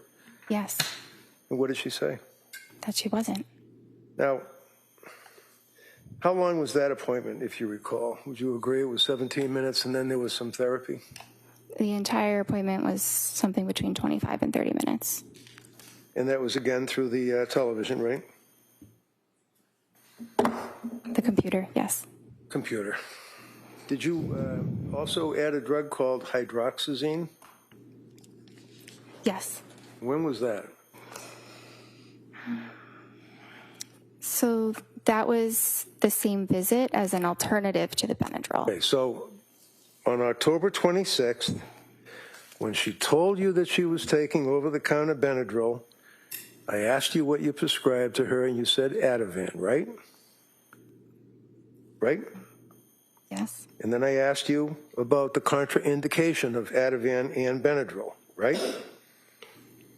You asked me about that, yes. And then you, on October 26th, started her on Buspar, correct? Yes. And what is the purpose of Buspar? Is that for anxiety? Yes. And what kind of drug is Buspar? It doesn't really fall into a class, but it does act on serotonin. So it's another, similar to an SSRI, right? It's kind of like a more mild version of an SSRI. Okay. So she's on Benadryl over-the-counter, Ativan, which is a benzodiazepine, Buspar, which is an SSRI, and then you prescribe hydroxyzine on the same day, right? They weren't all to be taken at the same time. What's hydroxyzine? Hydroxyzine is an antihistamine. Okay. Is that over the counter, or is that, can you just buy that over the counter, or do you have to go to the back where the pharmacist is? You have to go to the pharmacist. Okay. And as far as you're concerned, she was taking the medications as she was required, right? That's what I was told. I'm sorry? Yes, that's what I was told. Did you, by her? Yes. And did you at any time tell her that she should keep a diary of her medications and keep a diary of any side effects that she has? I didn't instruct her to do that. You don't have to instruct somebody to do anything, but did you recommend it? Like say, hey, if you're on all these meds, if you're having an effect, you should write it down. When, time, date, anything like that? I didn't tell her to do that. Would that be helpful? Maybe, but usually we go through all of that in the appointments, and we met very frequently. Now, you'd agree with me that at this point, prior to the next appointment, which was November 2nd, she had gotten significantly worse, even after all this medication that you had been prescribing, right?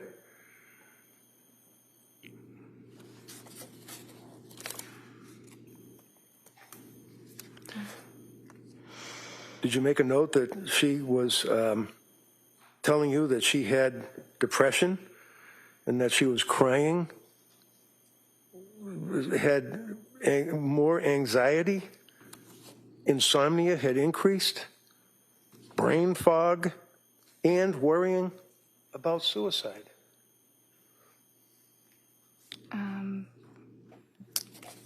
In the couple weeks after starting those medicines, I don't recall that the symptoms were significantly exacerbated. Okay.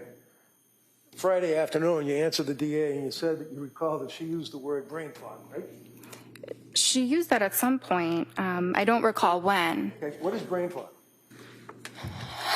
It's a very subjective feeling that someone might have where maybe it's, hard to think of a word that you're trying to think of, or maybe it feels like, maybe you're thinking of things a little bit more slowly than you normally would.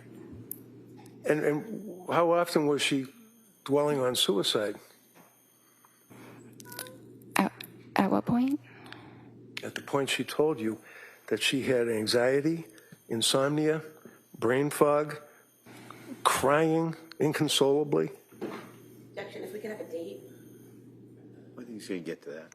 Go ahead. October 26th, heading into November 2nd. Do you recall, I'll rephrase it, do you recall going into the November month, meeting with her, and she told you that she had brain fog?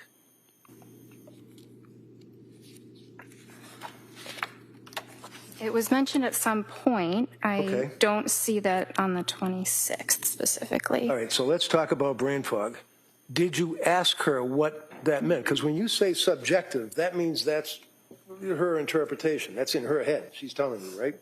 Yes. As opposed to objective, which would be what people in general would think, right?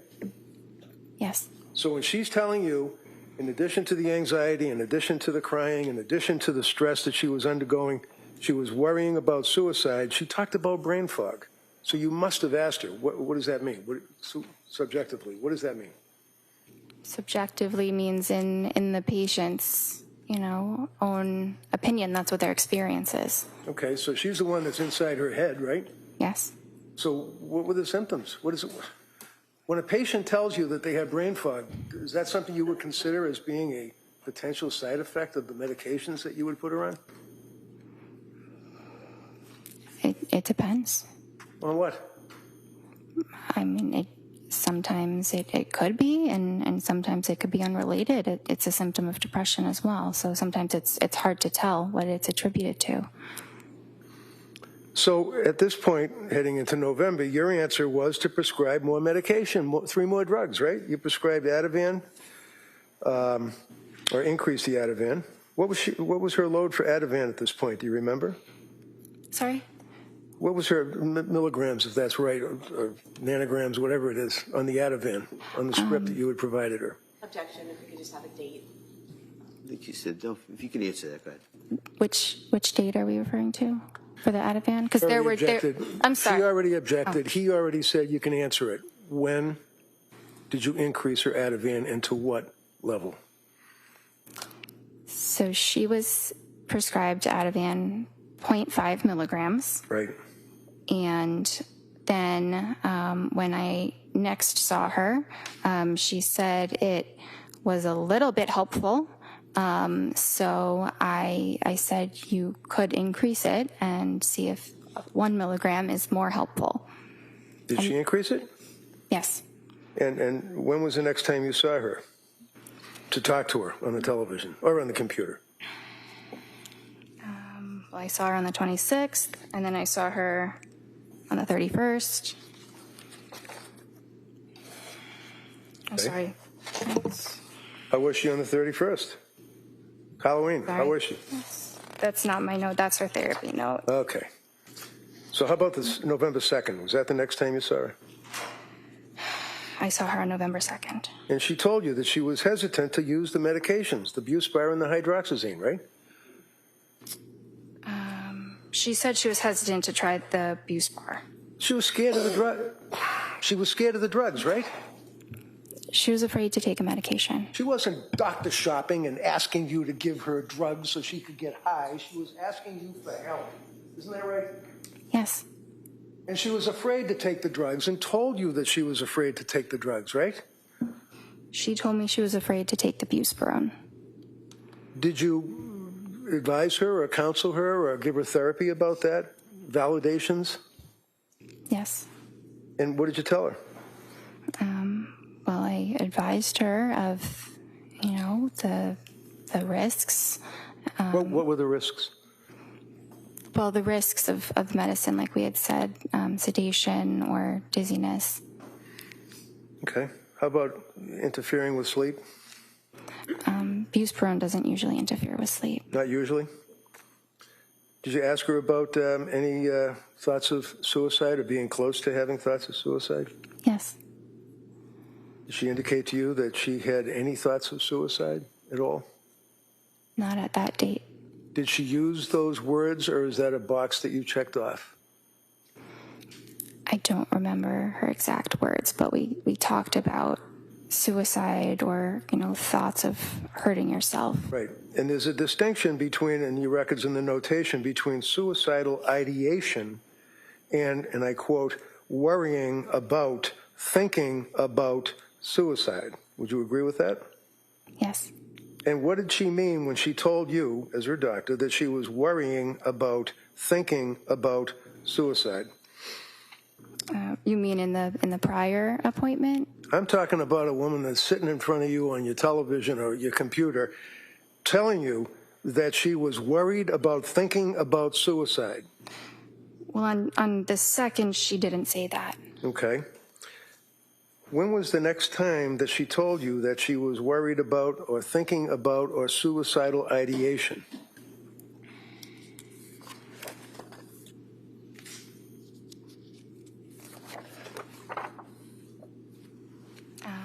That was the December 1st visit. Okay.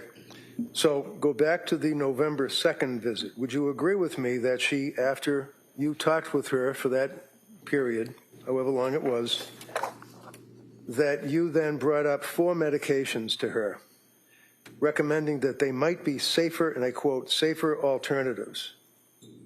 Would you agree with that? I see the word alternatives, not Okay. safer alternatives. Do you remember talking to her about Remeron? Yes. Did you recommend that she take Remeron? No. Did you ever prescribe Remeron? No.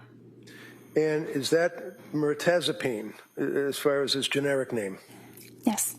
And Remeron is an antidepressant, isn't that right? Yes. And you did not feel that that would be an appropriate medication for her to take at that time? It was a very reasonable option, but we didn't decide to start it. So is this a collaboration? In other words, you and the patient, you would both make a decision as to when to start a drug? Or is it your decision and advice to the patient? Well, it's ultimately my decision, but the patient's thoughts about the matter are very important. At the end of the day, the patient has to go home and take it themselves. I'm not there to ensure that that is happening or not. So you had a November 22nd appointment, right?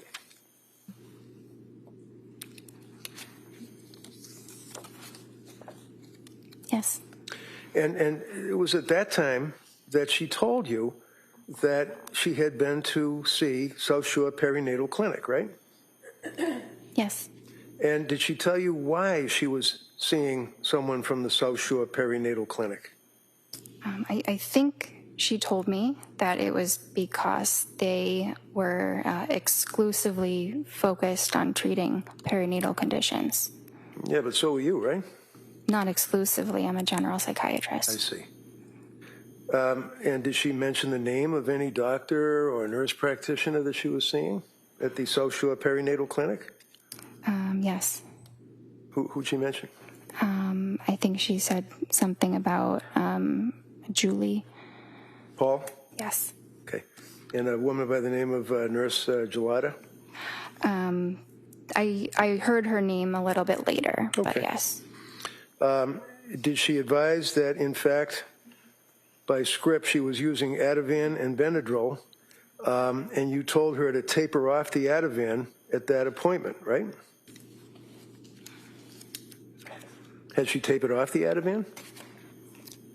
I think I had told her I gave her a prescribed taper prior to that appointment. What does that mean? What does that mean, you gave her a prescribed taper? So I told her that she should reduce her dose by 0.25 milligrams every 2 weeks until the medication was stopped. Did she do that? I mean, I don't believe that she completely stopped it, no. No? You don't believe, or she didn't? Well, Trying to give the jury facts. Yeah, she said she was taking Ativan, so no, she didn't completely stop it. Had she tapered? I'm not sure how much she had reduced the dose because I wasn't prescribing it again. Right. So did you know that she had been, or had she been, to any emergency wards between that period of time that you last saw her and when you were seeing her on this meeting? I know she went to the ER, but I think it was after that. Okay, which ER did she go to, do you know? I think she went to Mass General. Do you know why she went to the ER? Because of depression. So was she treated at the ER? Did they make any, to your knowledge, as her doctor, make any recommendations? I'm not sure what they told her, but they ultimately Go ahead. Discharged her. They didn't admit her. Go ahead. Sorry. That's all right. Was she put on any medication? Not from the ER. When you looked at the records from South Shore Perinatal Clinic, what did they indicate about suicidal ideation, worrying about suicide, close to suicide, anything? I didn't have access to those records. You're going to keep your voice up so everybody can hear you. You what? I did not have access to those records. None. Because we're a completely separate clinic. Seriously? Objection. She's visiting with you as a patient and you can't access her medical records? Is what you're telling this jury? I did not have access to them, no. Could she have signed a release, a HIPAA form? Yes, she could have. And you could have got the records, Yes. but you didn't. I did not feel like it was necessary because she provided all the relevant information about her treatment there. How do you know? She's got mental disease and she's suing you and she's on all this cocktail of drugs. How do you know that she is an accurate historian at this point in her life? felt very accurate when she was able to recall the names of the medicines, doses of the medicines, specific days. She provided a lot of incredibly detailed information. So it showed me she was capable of doing that. So when you talked to her husband, Pat, how many times did you talk to her husband, Pat? I think The guy was living with her. I think it was once. And he came to your office, right? No, he didn't. He got on the television or the computer screen, right? Yes. And when was that?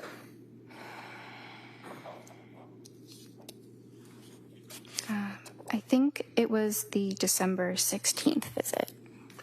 So let's. Mr. Reddington, before we get to that, Okay. probably a good spot to stop. We're going to take the morning recess, and then we'll come right back. Okay? Court, all rise. Juror, please close your notebooks facing on your chairs.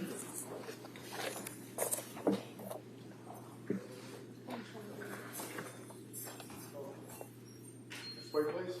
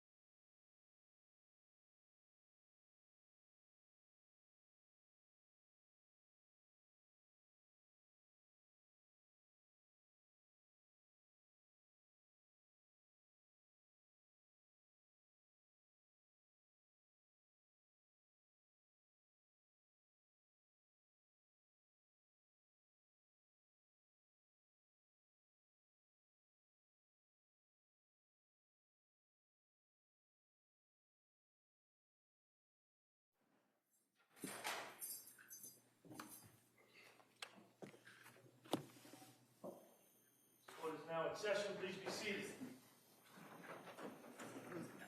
You all set for the jury?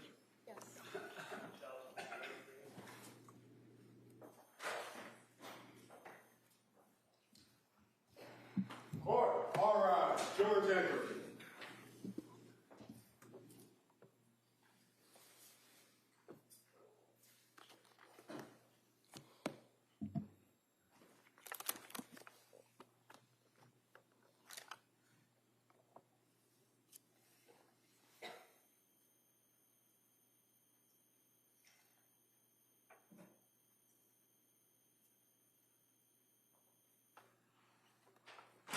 This court is now in session. Please be seated. Your Honor, for the purpose of the record, we return back to the trial of Commonwealth versus Lindsay Clancy. All parties are present, including the defendant and the 18 jurors. All right, thank you. Mr. Reddington. If you would just please look at your medical records that you have in front of you, I believe, and just go back to the October 20th record, where you have, I believe it's called interval history. I had trouble hearing the date. Can you repeat that? Sure, October 20th? Sorry. Okay.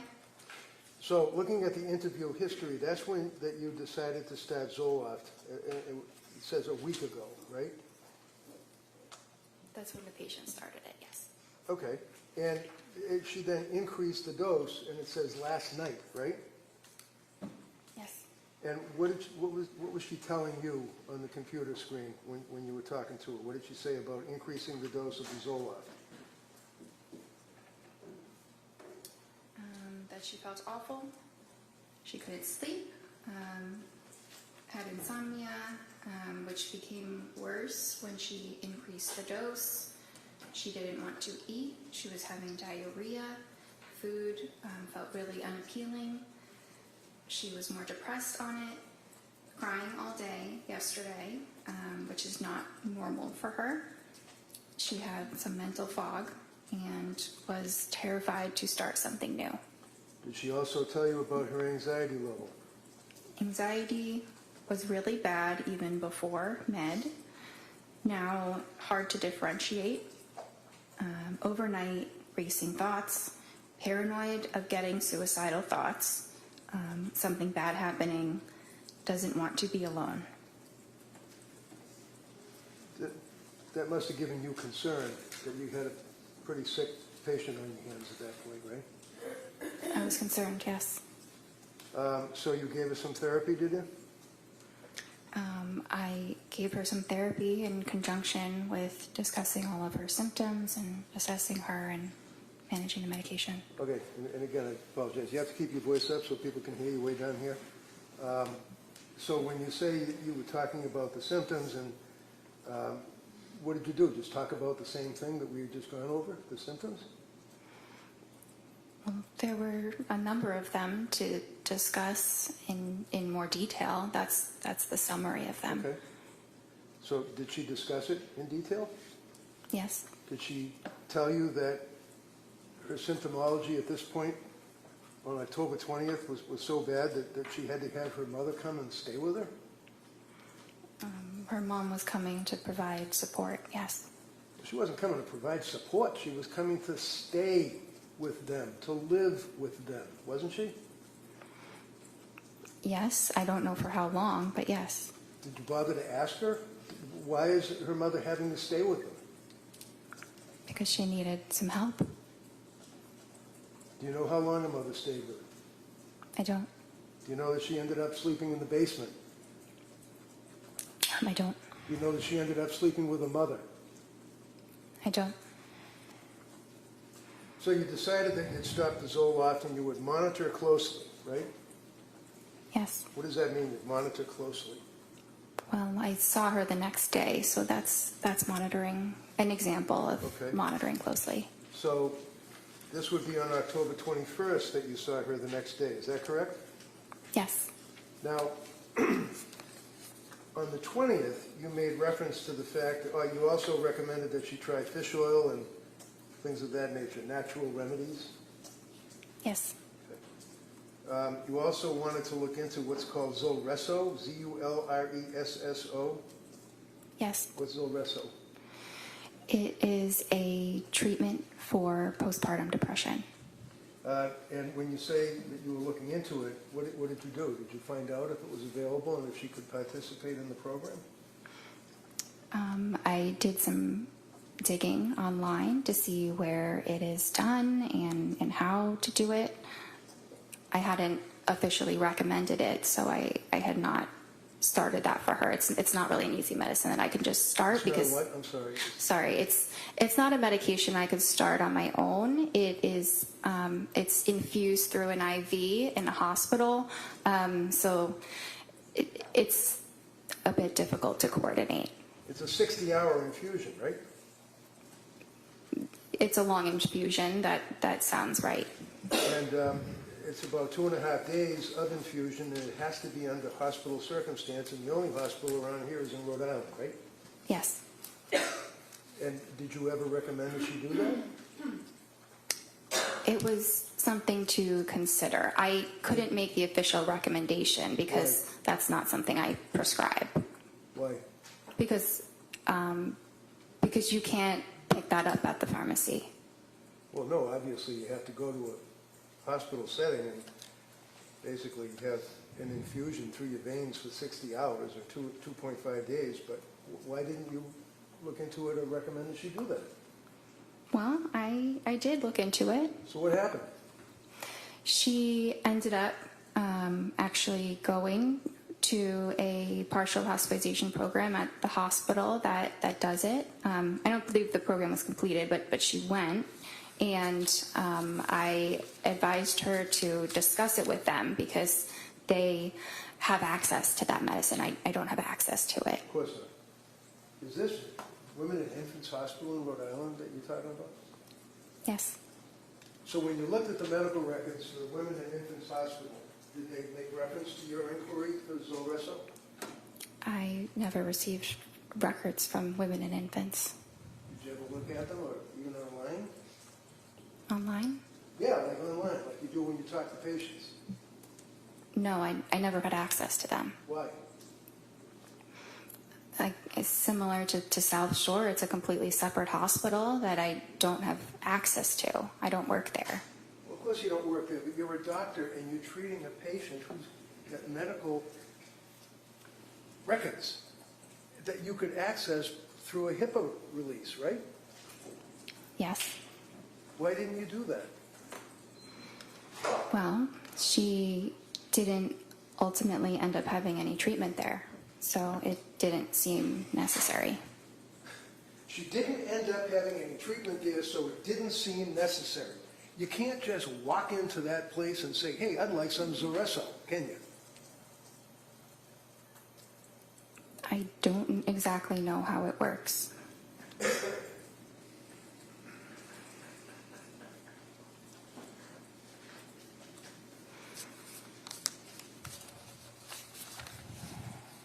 And then again, on that date, which would be October 20, when the jurors are looking at the records, you checked off the boxes again on objective findings, mental status exam, appearance, speech, things of that nature, correct?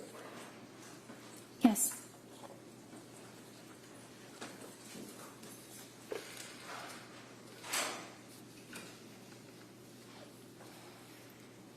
Excuse me for 1 minute, Judge, jurors.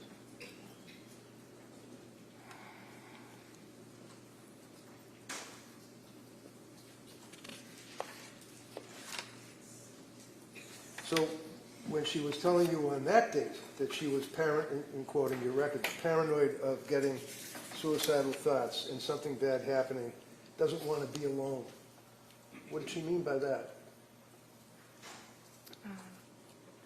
Well, those were a lot of her words. Right. Isn't that a concern? Your patient is telling you she doesn't want to be alone. Why didn't she want to be alone? Because she was very anxious and had the feeling like something bad might happen. Okay. Did her mother ultimately and dad come to stay with them? Yes. How long did they stay with them? I don't know. Jeff, when you talked to the mother and the father, did you say to them, what is she doing? How does she appear? Is she in bed all day? What did they tell you? They never called my office, so I never spoke with them. They never called your office? They never called me or sent a message, so I did not have communication with them. So that's their fault, that they didn't call you, the doctor, I guess, right? Sustained. Next question. So, do you think maybe it would be reasonable if you're the doctor and you're investigating your patient's symptomology that you might, when you know that the parents are staying with her, that you would make a phone call yourself? It's not typical when you have an adult who is able to advocate for themselves to speak with their parents. So while she is telling you about her symptomology and tearfulness and crying and unable to get up and anxiety and the medications and the mental illness that she had, you felt that she could advocate for herself? Yes. Okay, on the television, on the computer. Yes. The next time you saw her was on October 26th, is that correct? And you can pull up your record. Yes. Now, and if you look again at the interval history where you put down what's going on in the patient's life that time, this is when she indicated that she's back to where she felt that she was before Zoloft, which was not great, and that you guys were considering a new medication. Is that right? Yes. And then you started her on Ativan, as we talked about, right? Yes. And then you started her on the buspirone, right? Well, she had already been started on the Ativan, and then we added the buspirone. So my question was, you started her on buspirone, right? Yes. Okay. And also you added hydroxyline as needed, right? Yes. And you continued the Ativan, correct? Yes. Did you discuss side effects with her at that point? Yes. Did you also discuss starting Remeron or pregabalin? Yes. What did you tell her about Remeron and pregabalin? I don't think I went into any detail about those medicines, just that those might be things to consider in the future. And then you saw her on October 31st, right?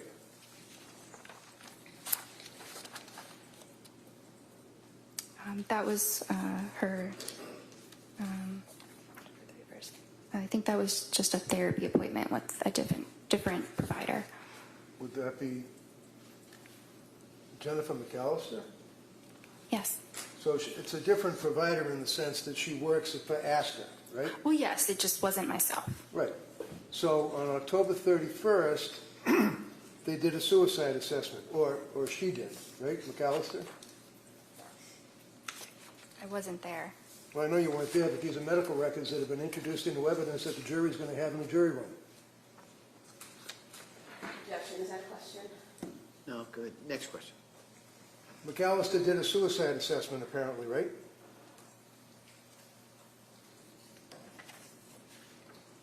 I'm sure she assessed No, for no, no. Look suicide. at the record, please. Where do you see it? Sorry. Where it says suicide assessment.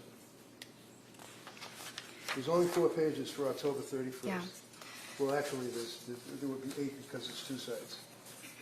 So that is the assessment that you go through. If somebody reports any thoughts of suicide, then you ask those questions, which go into a lot more detail about them. So here you have a patient who's already reported to you as a psychiatrist that she's got suicidal ideation, worried about suicide, worried about killing herself days before October 31st, and a suicide assessment was done by McAllister, right? I wasn't there. You would have to ask her. Well, maybe I will, if she Okay. comes in. Okay. Why don't you tell me what the record shows?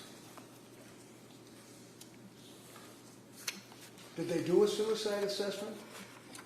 Did she check off the little boxes? I'm looking for that section.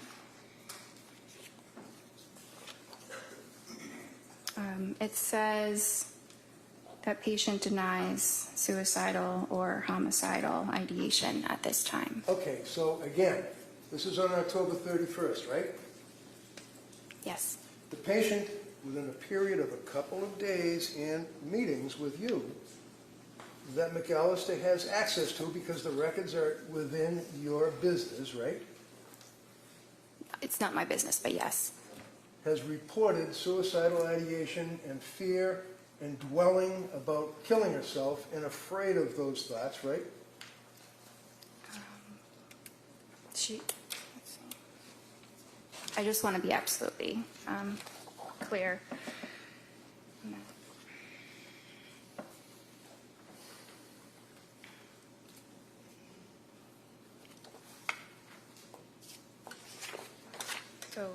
So yes, a little Yes, the while answer is yes. earlier, she had voiced those concerns. Right. So as a result of voicing those concerns, is it your understanding that McAllister did not do any of the suicide assessment questions because Lindsay reported that she wasn't suicidal? It appears that she asked about Right, suicidality. you already told us that. I'm asking you about, excuse me, Hold on. Ask the next question. Go ahead. thank you. I'm not asking you, you've told us 3 times now that she said she was not suicidal when she spoke to McAllister. I'm asking you about the suicide assessment for the 3rd time. You see it in front of you? Yes. Okay. Can you tell me, did Lindsay answer any of the questions that were asked over the 2 pages, possibly 3, of the suicide assessment? Yeah, 3, done by McAllister. I don't see anything written here. So was there a suicide assessment? I don't know because I wasn't there. I don't know what the And conversation you don't know from looking was. at the records, right? From looking at the records, I don't see evidence of additional suicidal questions beyond asking if it was there or not. So, the suicidal assessment, doctor, is in the medical records. It consumes almost 4 pages, does it not? Yes? Yes. Okay. And all of the questions, like asking, have you felt life is not worth living? Is death something you thought about recently? Are you dwelling on that? What leads up to the thoughts? What are the thoughts? All those questions, right? For 4 pages, right? Yes. And there is not one notation indicating that that test was ever administered to her on October 31st, correct? Correct. But it looks like it was asked in other ways. Yeah, okay. November 2nd. Oh, it was asked in other ways? Is that what the little checkbox where it says deny suicidal ideation? Can I read something that she You wrote in the have note? indicated repeatedly that she denied suicidal ideation, right? Yes. Okay. The suicidal assessment was not administered, according to the record that's in front of you, by McAllister, yes? The additional suicidal assessment, yes. November 2nd. Oh, by the way, as a psychiatrist, not a psychologist, you have the ability to prescribe medication, obviously, right? Yes. And that's what we talked about, the DEA number and all of that, correct, which you had for about a month, other than when you were a resident, right? Yes.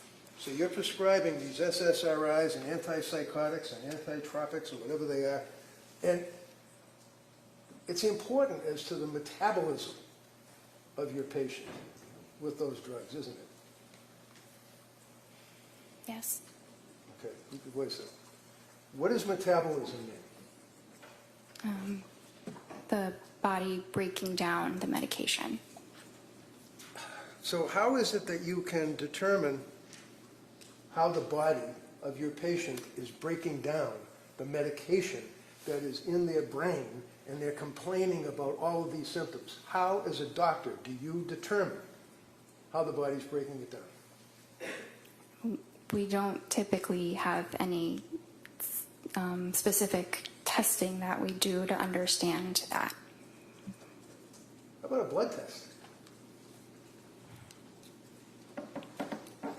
It's not done for that.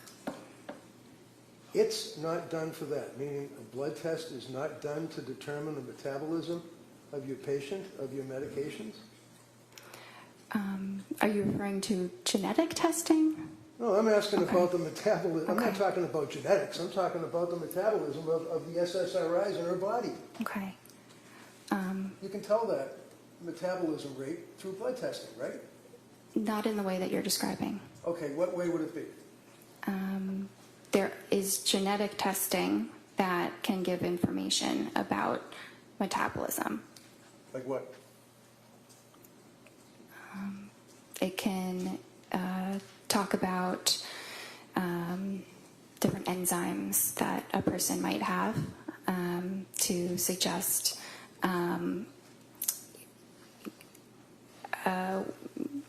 it provides information about the enzymes that a person might have the genes for. Okay, so it provides the enzymes that a person might have the genes for. Forgive me, I'm having difficulty with that. What does that mean? It's a little complicated. Yeah, you don't expect a patient that's going through what she was going through to understand that, would you? No, Did you guys do the enzyme test? they are not typically done. Why? Because, again, it's genetics Does and insurance cover it? Question, just in the middle of answering. Good. You finish that answer, and I'll allow a follow-up. Go ahead, Doc. so it's not as simple as testing for an enzyme or not. You can test someone's genome, like we have the ability to test the entire human genome now, but which is great, but the clinical use of that is not there yet. So while we can test these things, it does not yield meaningful clinical information, so it is not commonly done. What is the Cytopro P4-50 system? That's one of the enzymes that I'm talking about. So the Cytopro P450 system talks about and tests for the breakdown of psychiatric meds in the blood, right? It's not in the way that you're describing. It All doesn't I'm tell you what describing is that medicines it's a to test. take. Again, one at a time. Finish the answer, and then you can ask follow-up. Go ahead, Doc. It just, yes, this is a test that is done, but it doesn't tell you what medications a patient will do better on. It's not useful in that way. So what's it useful for? I mean, I don't find it terribly useful. How long has the Cytopro P450 system been in use in your field? I'm sorry? How long has the Cytopro P450 system been in use in your field, psychiatry? Well, it's an enzyme in the body. Well, I know what it is. I'm asking you about the system, the testing. How long have they been using that? The genetic testing, maybe a whatever few it is. years. It's very new, Very new. Does insurance cover it? sometimes. Sometimes. So it is nevertheless a legitimate test to determine the breakdown of psychiatric meds in a patient's blood, correct? It exists, yes. It exists. Well, it exists, but you didn't use it, right? It would not have made a difference In what? In your opinion? in her treatment. Because you go by the checks in the checkbox and what she self-reports, right? No, not just the checks in the checkbox. Oh. In any event, tell me about the thyroid. The Tell me thyroid, about the thyroid. it's an organ in the human body that regulates hormones. And what, if any, import and impact do thyroid levels have on your evaluation of a woman who is in the throes of postpartum depression? They don't. What is the purpose of a test to determine the thyroid levels? Well, you can test something like the TSH, Well, I don't know what a TSH is. I'm sorry. What is a TSH? thyroid stimulating hormone. Okay, thank you. That's something that can be tested, typically by maybe a PCP, primary care, or endocrinologist if they have concerns about someone's thyroid function. Were you aware of a study that was a major study that was peer-reviewed? What does peer-reviewed mean in your business? That it was reviewed by other researchers in a similar field. And the report or the article or whatever it may be has to be approved by the peers that are reviewing it before it can be published, right? Yes. And you'd agree with me that in the medical field, it's a big deal to have publishing articles on your resume, right? Yes. And how many articles have you published about postpartum depression, postpartum psychosis, anything? I have published something, but it's not a full article. It's just a small thing. Okay. Are you aware of the psychiatry magazine article dealing with, in 2021, thyroid function in postpartum psychosis, an exploratory study? Have you ever heard of anything about that, let alone read an article about it? No. Are you aware that there are studies that have compared thyroid function between psychosis with postpartum onset, PPO, psychosis without postpartum onset, PWPO, and normal postpartum? You aware of that? No. Well, you're supposed to be an expert, or you specialize, or you have an interest in treating women that have suffered from postpartum, correct? Yes. Have you written any articles at all about postpartum depression, anxiety, psychosis? No, I'm not a researcher. I'm a clinician. Have you read any of the articles, such as thyroid function in postpartum psychosis?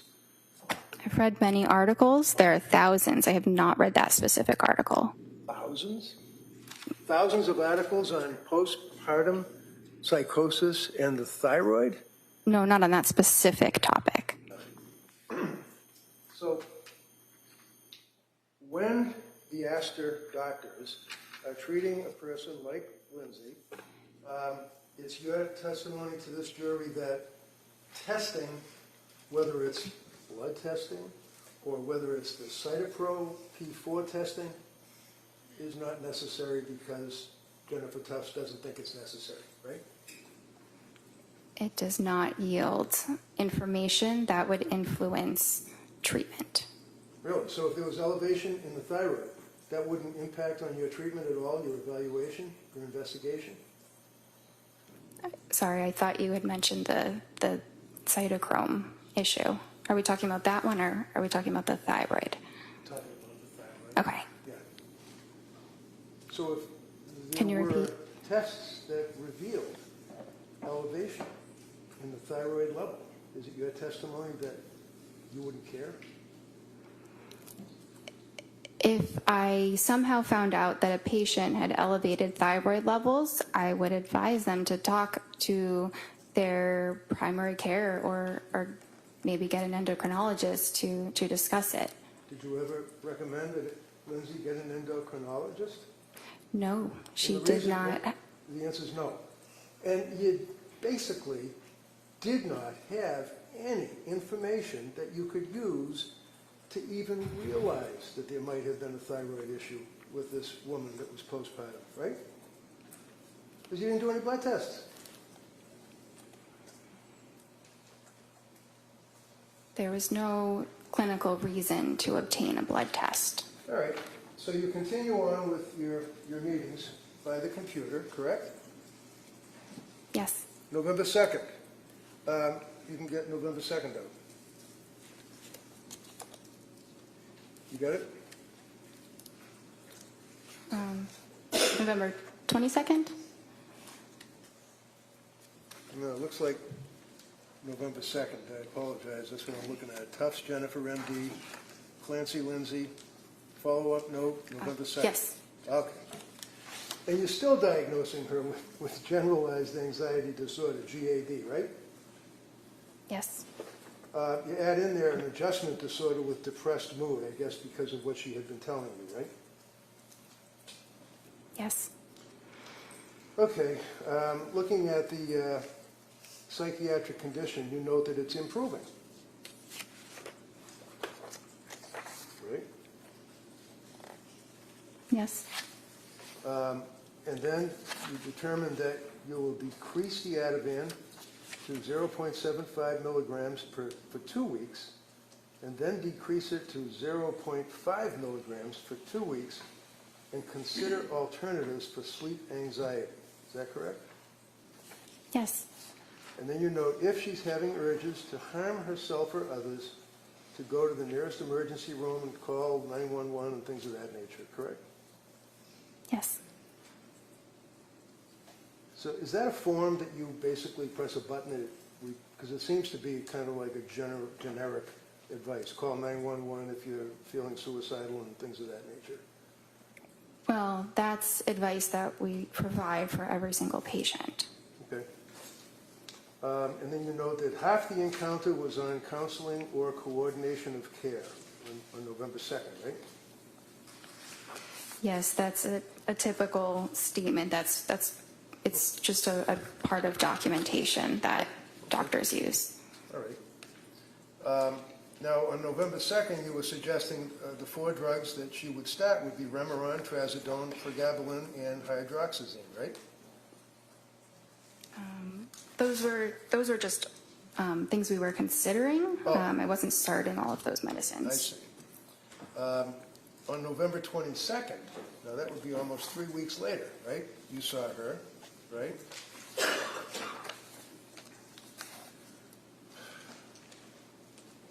And did you ask her about whether or not she was still having suicidal thoughts or worrying about suicidal thoughts, for example? Did you ask her that? Yes, And how do you know that? Because the box is checked? it's written in my note. What does it say? Patient denies SI. Okay. What did you ask her about that? I don't remember the exact words, but I know that I asked about that. Did you ask her about how things were going at home with the mother and father staying there? That I don't remember. I didn't document how her parents were doing. Okay. Well, I don't really care about how her parents were doing. I'm asking about whether or not you asked her how it was working out while her parents were there helping out. If you did, fine. If you didn't, that's fine too. Yeah, I don't think that I did. In this Okay. appointment, sorry. Okay. That's all. That's fine. December 1st was the next appointment, correct? And you can look at the interval history. Yes. Now, on that December 1st appointment, this is after she had transferred to South Shore. Yes. She disclosed to you that she had been seeing South Shore, right?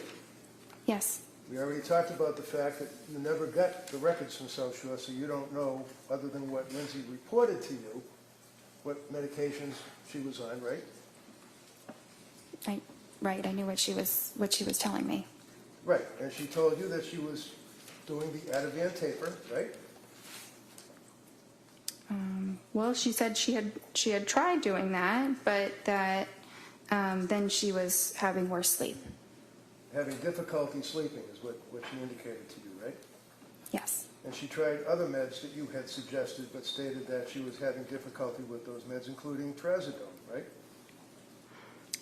Well, the Trazodone she didn't have a problem with. It just didn't seem like it was particularly helpful. Okay. Did you prescribe the Trazodone or somebody else? This was somebody else.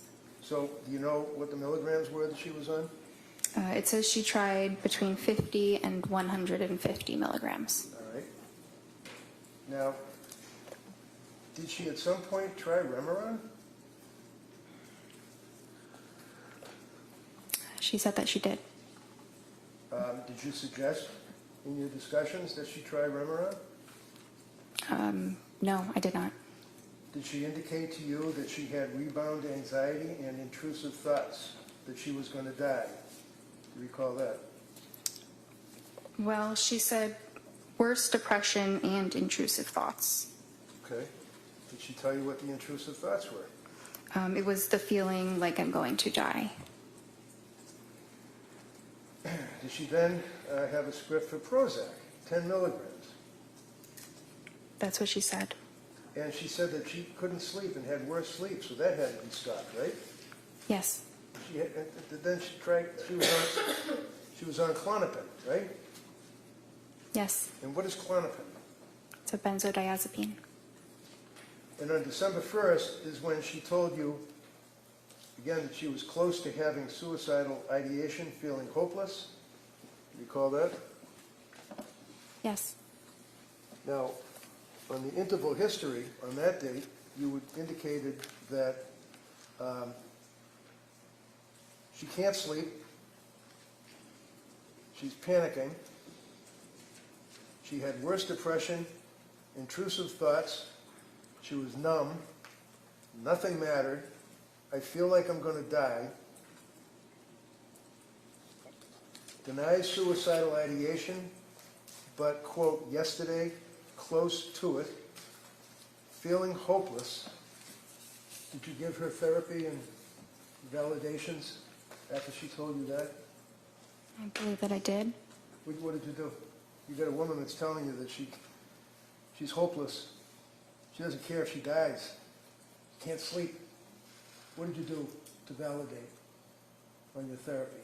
Well, I told her that this was something that we could address, that there was hope, that there were treatments, and there are different types of treatment programs that are more supportive, like partial hospitalization programs. So she knew that she still had options and a reason to hope.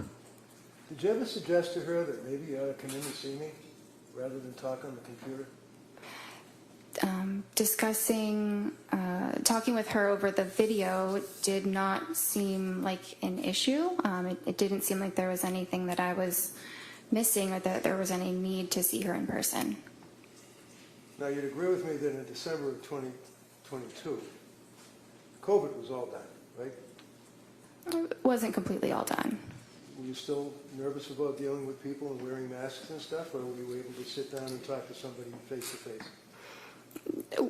We were definitely feeling more comfortable about being face to face with people, but I think, it was still something that we thought about. You discussed trying Seroquel with her at that point, right? I didn't really discuss it. She had told me that was something that she had discussed with her other provider. So looking at your notes, does it say also discussed trying Seroquel alone tonight? Did your notes say that? It says yes, but I wasn't making a recommendation about the Seroquel. It was just a medicine I was providing her more information on. So you were telling her about the Seroquel? You're providing information? Yes, we were talking about the Seroquel. Right. Why? Because her other provider had recommended that she started it. What is Seroquel? It's an antipsychotic.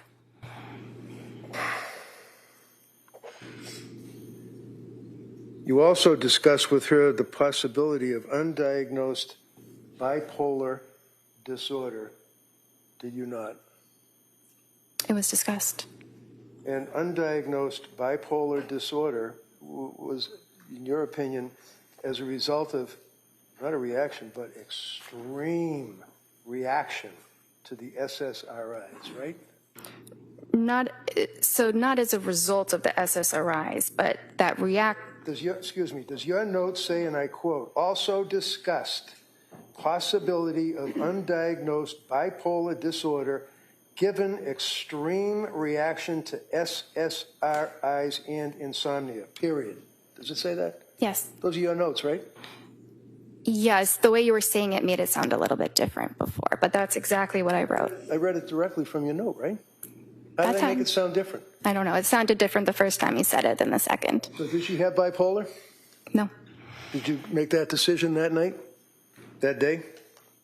I assessed that with her pretty much every time that I saw her, and she never had mania.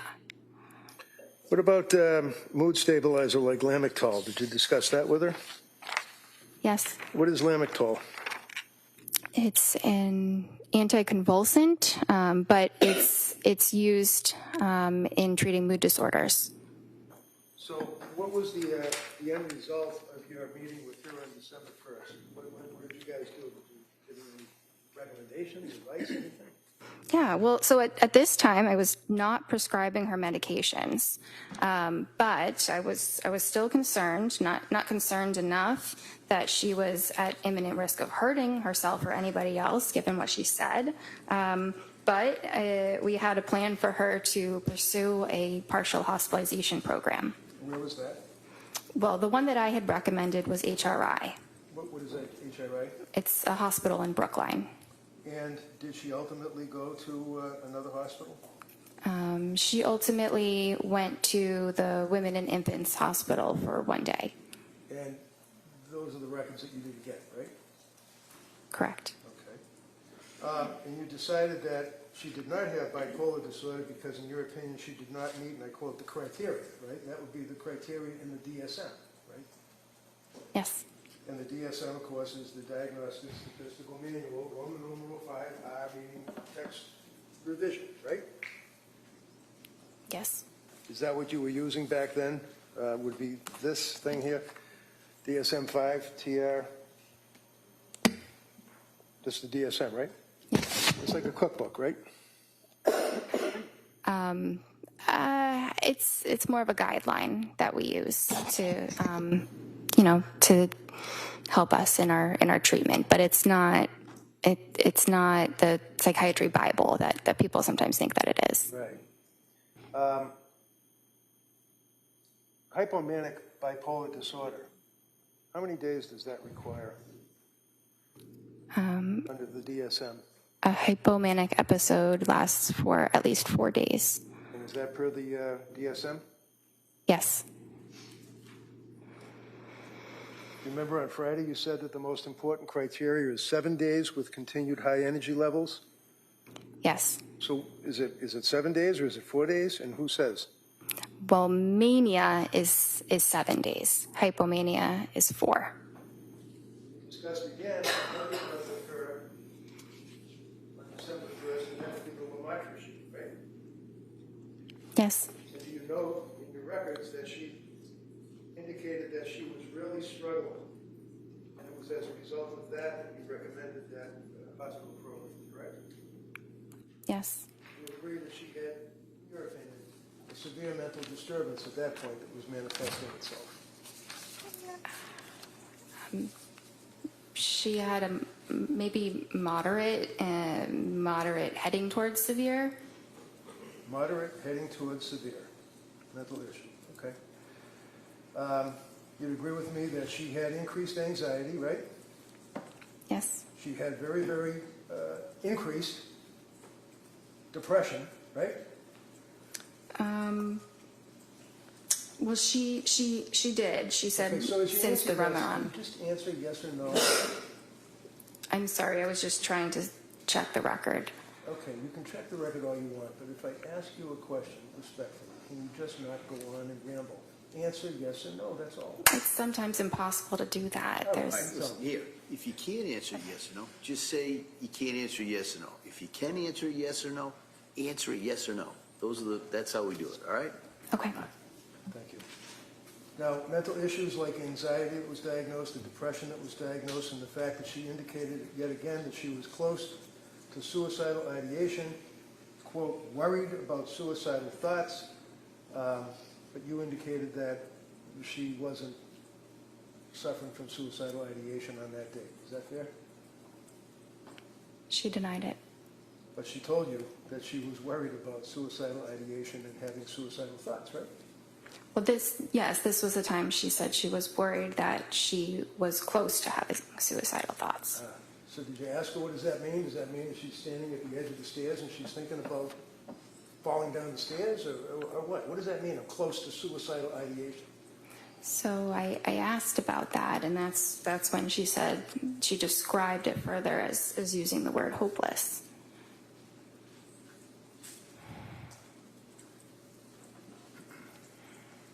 So, did you prescribe the lamotrigine on that occasion or no? No.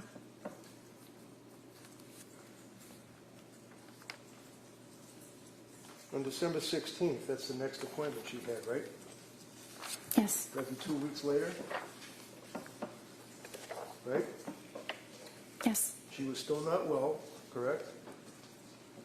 She told you she was having a really rough time. She was sleeping, but she was still feeling very poorly. In your notes, does it say that she was having a really rough time? Yes. So when I asked you, if your notes reflected that she said she was having a really rough time, why do you feel compelled to say she was sleeping? Objection. Overruled. It's an important detail. Yeah, I guess. How about the rough time? What did that mean? What were the symptoms of having a really rough time for this kid? Do you want me to? Yeah, I'd like you to answer that.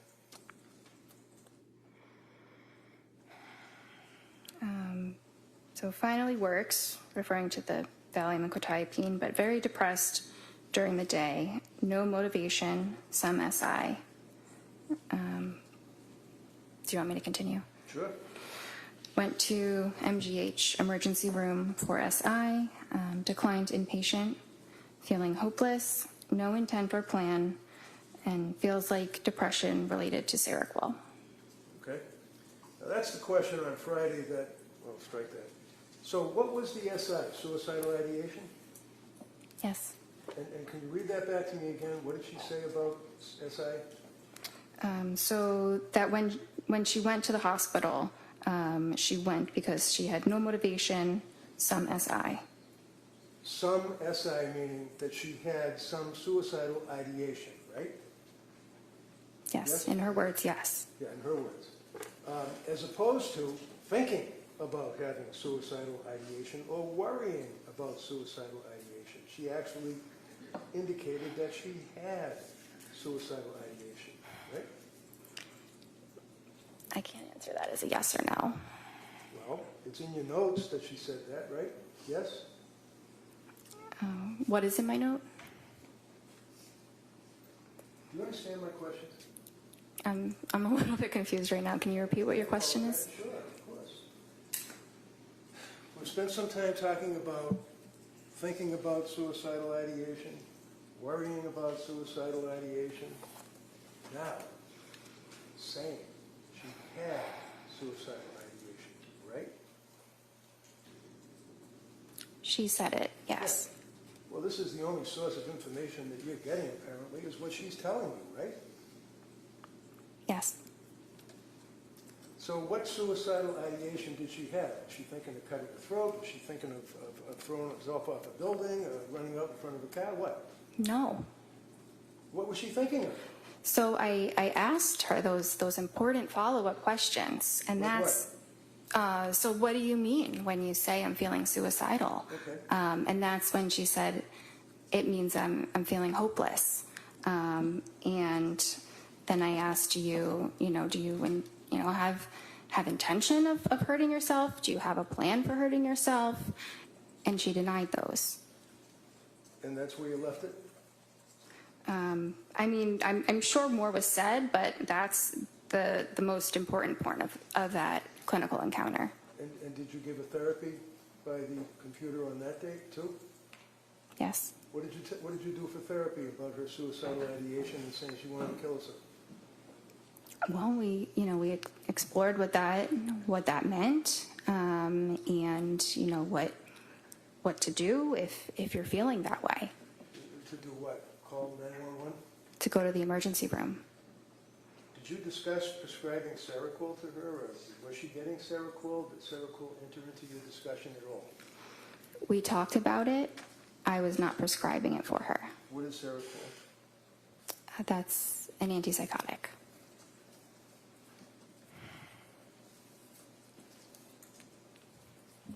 So, at the conclusion of your meeting on December 16th, basically what you took away is that she had now increased to suicidal ideation, was feeling hopeless, all the rest of the things that we've talked about, and then she what, just moved on, went home?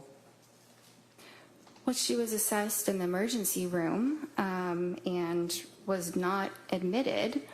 And I assessed her on that day again. And while she was certainly struggling, she did not require hospitalization at that moment. So she was planning on going to the Women and Infants program, and I supported that.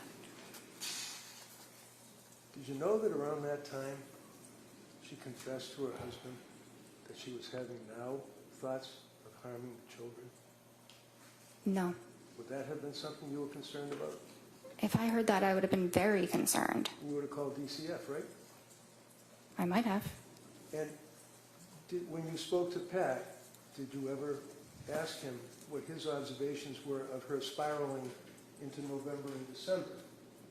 Not that one time that he stuck his face on the computer and talked to you. Did you ever talk to him? He never called me again. Or he never called at all. I never spoke with him again. So he is a husband of a woman, just had a baby, who is postpartum with all of these symptoms that we talked about, all of the drugs that you were prescribing and that she was dealing with, trying to get help. You never talked to her husband about what he observed? Because he didn't call you? Well, we did speak on that visit, Which visit? the 16th. Or I think that's the one that he was at. You think it was? It's not noted in your record? It's not noted, but I remember some of what we talked about, and so in reading that record, it seems like that's the likely one that he was at.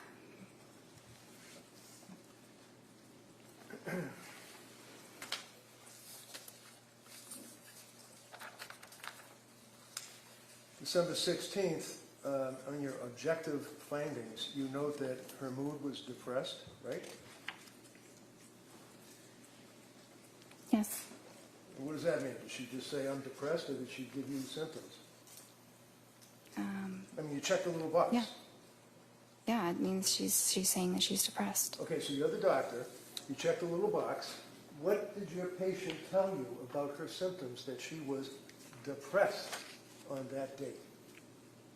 Was she crying? Was she able to get out of bed? Was she worshiping at the porcelain god? What was going on in her life? She said she was having a really tough time. Her affect was flat, right? Yes.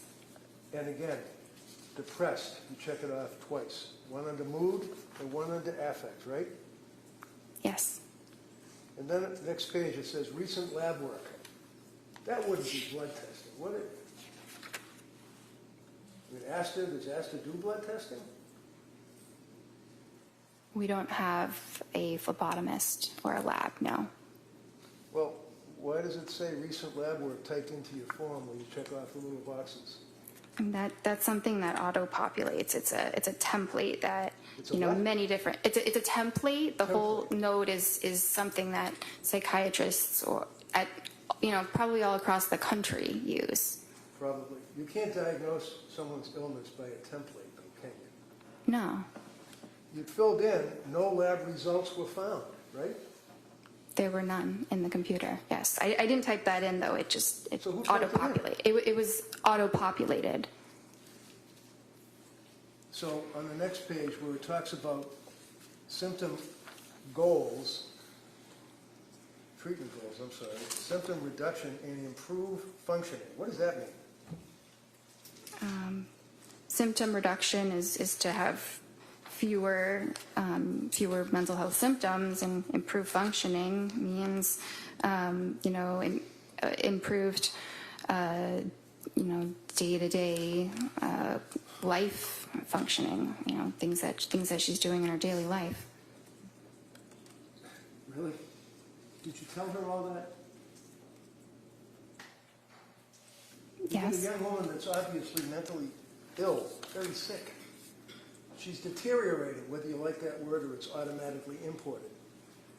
What, on that date, did you do? Never mind all those words you just said. What did you tell her on the television or the computer?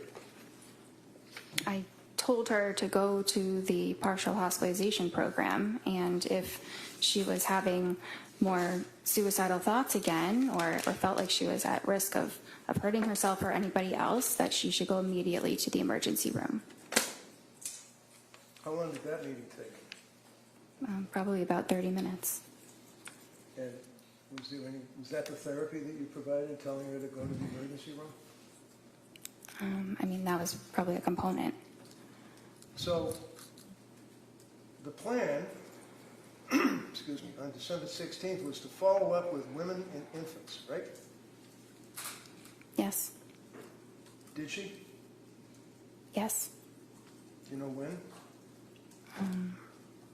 I don't know exactly the day. Shortly after.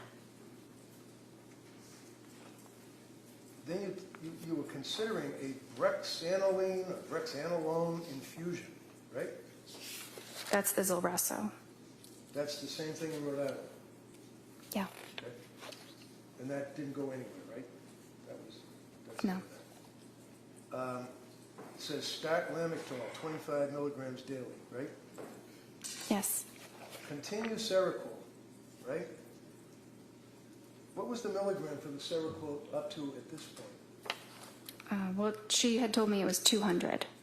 Well, That was was it- that. was it? I did not write that prescription, so that's what her provider had prescribed her. Okay, so you can ask somebody to show me the pill bottle. You can ask somebody to show me the CVS receipt. You can ask somebody that you can call to verify, right? I could. Yeah. But anyway, she said that she was on Seroquel 200 milligrams, right, and had stopped with the Valium, right?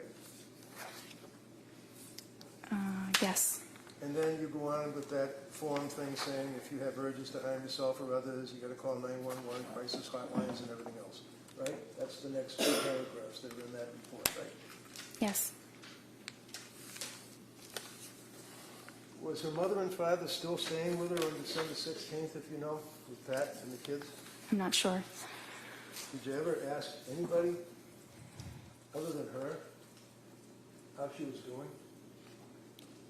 I asked her husband when he was at the appointment. Yeah, that's the other appointment. How about now? We're talking December 16th into the month of December. Did you ever ask anyone how she was doing? Well, I think he was at that visit. You think he was at the visit? How did he tell? What did he say to you about how she was doing? He said she wasn't doing well. She's got an objection, Judge. Right. Objection. Overruled. Go ahead. He said she wasn't doing well. Anything else? Yeah.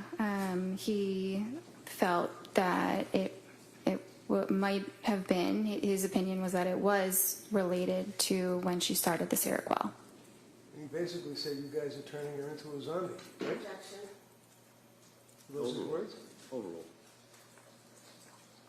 I don't have that written. He may have said that. Does that kind of hit you, though? You might remember that. You might have been, as some people worry about suicide, you might be thinking in your brain that he did say you're turning her into a zombie. Possible. It's very possible. Excuse me. Next meeting after the December 16th, was it? Is it Yes. December 16th? Is that what we were just on? Yes. Okay. The next meeting was January 6th? Yes. Okay. And how does this happen? Does the patient call? I know you don't set up these appointments. Somebody has to deal with somebody in administration or whatever. But do you, like on December 16th, say to Lindsay, call me or set up an appointment for January 6th, or do they have to do it themselves? So at the end of an appointment, I typically will schedule their next appointment. So did you schedule January 6th? I think that one she scheduled herself. Yeah, that was the day after she got out of McLean, right? Yeah, usually the hospital coordinates the discharge appointment. Well, if I tell you that, in fact, the hospital told her to set up the appointment, and that within an hour She set up the appointment. Is that in your notes? It's not in my notes, no. Do you remember that? That was a pretty big deal that she was in McLean locked wards for 4.5 days, right? Yes? I mean, she's your patient, and she's really gone downhill bad, right? Yeah, she wasn't doing well. And she admitted herself to the locked wards at McLean, right? Yes. And what was the diagnosis at McLean? I believe they diagnosed her with major depression. Did they recommend any medication?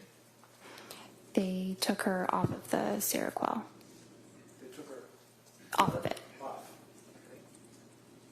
So, did you look at the McLean records? Yes, definitely.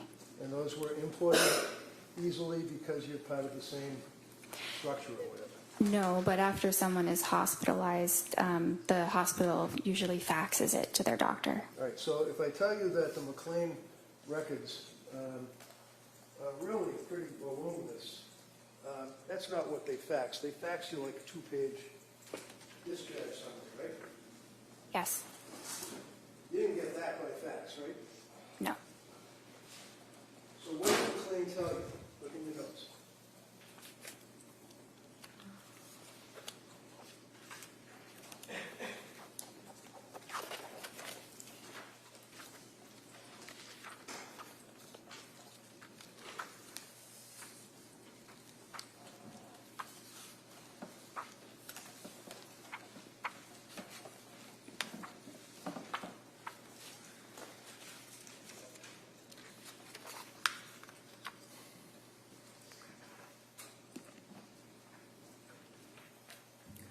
Which part do you want me to read? Did you ever have her sign a release from McLean? Did you ever get access to the McLean records? I had access to the discharge summary. Okay, so put the discharge summary aside, because that's what they faxed you, a couple of pages. What about the records? No, but that's typically not No, done. never mind typically. The answer is no. You never got the records, right? A discharge summary is a record. Did you talk to the doctor that discharged her? No, no one called me. Know what? No one called me. I wasn't notified about the hospitalization until she was discharged. So you just sit there behind your computer and wait for people, Patrick, wait for the doctor from McLean, wait for the sick person who's the patient to call you? And if these people don't call you, it doesn't exist apparently, right? No, not exactly. I had no way of knowing she was even at McLean. Well, you did once she got discharged, right? Yeah, but that was after the fact. Right. So did you care why she was in McLean? Of course, And why was she in McLean? because she was depressed. And what was the, does your record indicate that she was discharged yesterday under interval history?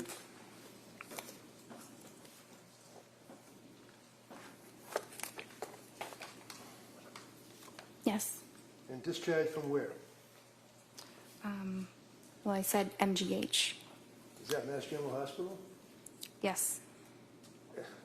And she was currently on trazodone? Yes. She indicated that the goal was to come off Seroquel, Yes. and she described herself as still being very numb. Yes. She couldn't sleep, right?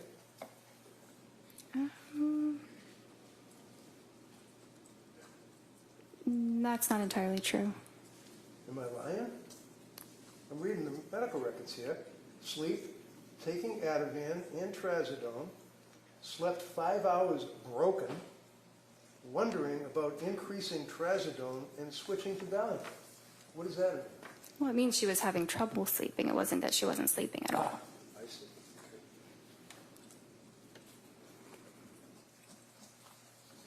So was the trazodone increased at that point? Yes.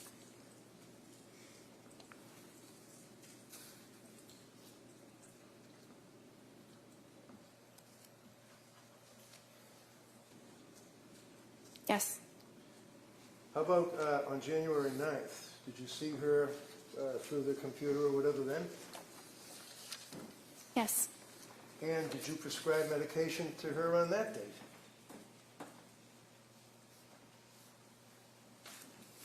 Yes. And was that diazepam? Yes. 14 count, 1 milligram? No, I'm sorry. 14 count, 5 milligrams. That sounds right. Okay. Did you also, on January 12th, 3 days after January 9th meeting, prescribe additional medication to her?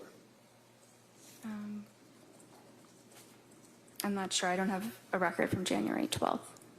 Do you recall on January 12th that, in fact, you prescribed trazodone 150 milligrams, 30 count? Yes. 3 days later, or a couple of days later, January 16th, do you recall prescribing amitriptyline? Yes. What is amitriptyline? It's a tricyclic antidepressant. What does a tricyclic antidepressant mean? Well, it's an older antidepressant. It's called a tricyclic because it has 3 rings. If you look at the chemical itself, like a tricycle, but it's an older but efficacious medicine for depression and anxiety as well as insomnia. On January 16th, look at your interval history. She indicated to you that her mood was very low, no motivation, Yes. numb, Yes. able to force herself out of bed, taking care of basics, eating, concentration fine, caring for baby, bonding feels forced. Is that what she told you? Yes. Through the computer, right? Yes. What did that tell you? Were you concerned about this woman postpartum well within the year from the CDC at that point with these symptoms that she's telling you about? I was concerned that she was depressed. And in all of the times that you spoke to her, you'd agree with me that she appeared to be honest and forthright, telling you what she felt, right? That's what I thought she was, yes. Do you have any reason to think that she was lying to you? No. Diazepam taper on January 16th, 5 milligrams last 2 nights, slept for 4 hours, and then a light sleep, maybe 2 hours, stretches.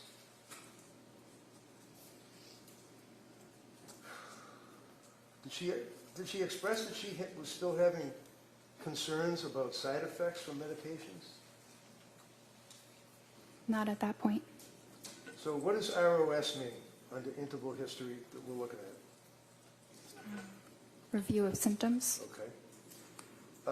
And then it says patient denies SIHI, that'd be suicidal ideation, homicidal ideation, correct? Yes. Denies other questions or concerns, and you recommend a low dose of amitriptyline for depression, correct? Yes. Patient agrees with the treatment, and you guys were also going to explore ketamine treatment. Is that right? Esketamine. Yes. Now, did you know that she was on her computer looking up medication after medication after medication after medication, treatments, ketamine treatments, and all that? Did you know that? No. Did you ever ask her whether or not she was looking up the symptomology of pharmacology and having interactions between drugs? No. January 23rd, you had that meeting, correct, with her? Yes. And this is after, obviously, excuse me, the January 16th appointment. And in the January 16th appointment, she told you that her mood was very low, and that's the worst that she ever reported her mood to you. Isn't that right? On the 16th? Yeah. I don't know if that was the worst it was ever reported, but it was certainly bad. And you didn't recommend that she have a hospital evaluation, did you? This is the day before she killed the kids, right? The 23rd? Yeah. It was the day before. You didn't recommend a hospital evaluation, did you? No, there were no, The answer is no? no? They'll ask you all the questions they want. Okay. Your answer is no. January 23rd, Friday, you testified that she said her mood was depressed, and you noted that her affect was depressed and flat, right?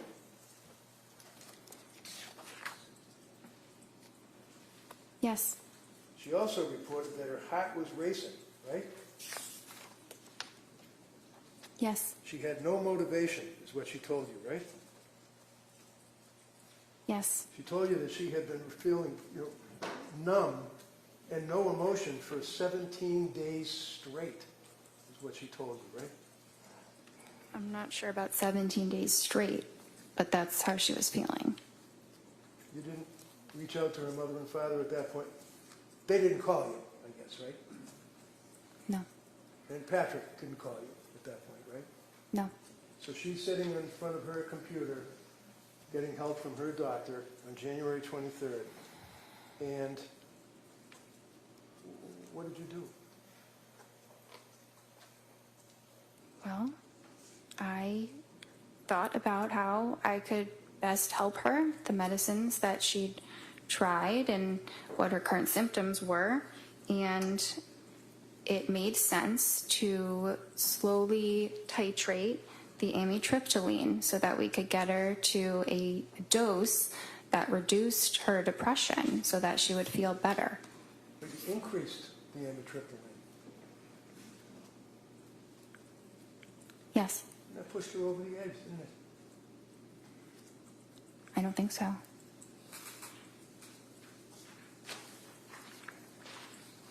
That's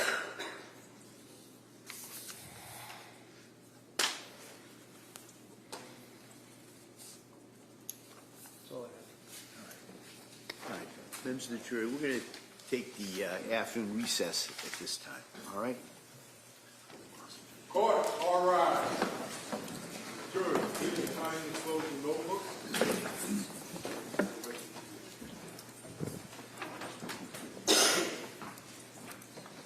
This way.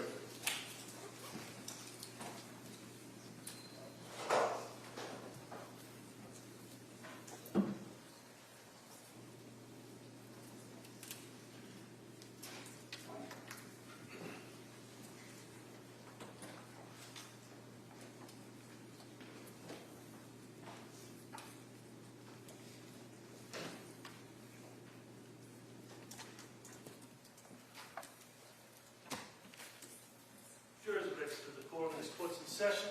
Doc, you may take off from the stand. Counsel, anything we need to discuss before the break? No, Your Honor, thank you. All right, so we'll be in recess on this matter. All rise.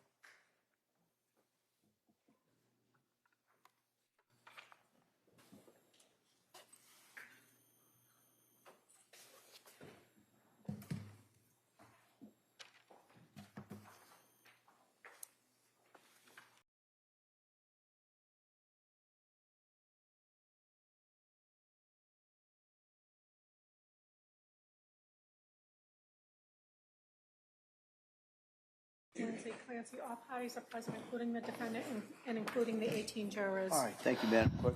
Commonwealth, redirect. Thank you. Good afternoon, Doctor.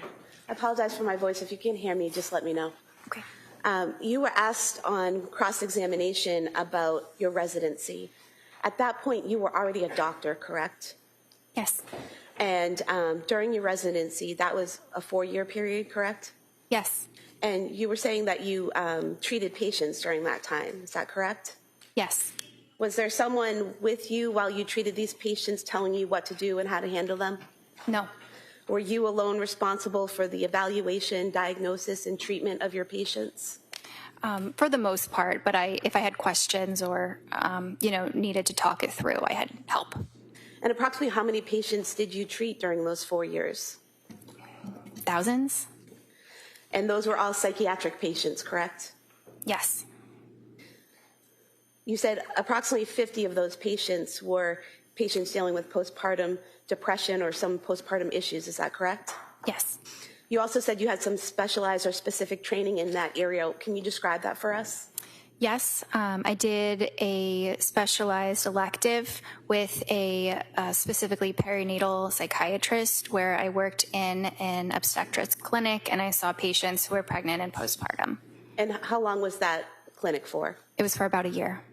And so for a year, you were evaluating and diagnosing and treating women with postpartum issues? Yes. And that's separate and apart from your residency? It's a part of the residency. It's an elective. So for 1 year out of the 4, that was specifically designated to postpartum issues? Yes. It wasn't every single day, but it was continuing the same patients for about a year. So you would follow those same patients throughout the year? Is that what you're saying? Yes. And you were asked about postpartum psychosis, and you said it was rare. How rare is it? I'm not sure the statistic, but low. Low. Have you dealt with patients in your 4 years of residency that had other types of psychosis? Yes, many. And psychosis, whether it's from postpartum or some other mental illness, does it present the same, or does it matter what the underlying illness is? I mean, it can present different based on the individual, but it's the same general disorder. And so what are the symptoms or signs that you look for to determine whether someone has psychosis? So you look at them, you assess their appearance, are they disheveled, and then you look at how cooperative they are, how they're engaging in your interview, are they answering your questions or maybe refusing to answer your questions, maybe being very aggressive. You look at their speech, whether they're speaking very fast, very loud, or the opposite, like maybe not really even speaking much at all. You look at what their thoughts are like, and we assess thoughts by what they're saying. That's how we know what people are thinking, and whether what they say makes sense linearly, or whether someone's jumping around and you can't follow them. We also assess the thoughts for their content. If someone is speaking about things that are very bizarre, things that are very paranoid, if someone is talking or making noises, or it seems like they're communicating with somebody that's not in the room, those are all things, behaviors that we assess for. So although you'd never treated someone with postpartum psychosis, you had evaluated, diagnosed, and treated people with other types of psychosis. Is that correct? Yes. Did you see any signs of psychosis in any of your interactions with Lindsay Clancy? No. Defense counsel mentioned that part of your residency was during COVID. Did mental health issues just stop during COVID? Of course not. They often got worse. And so it's fair to say you still kept busy seeing patients on a daily basis? Yes.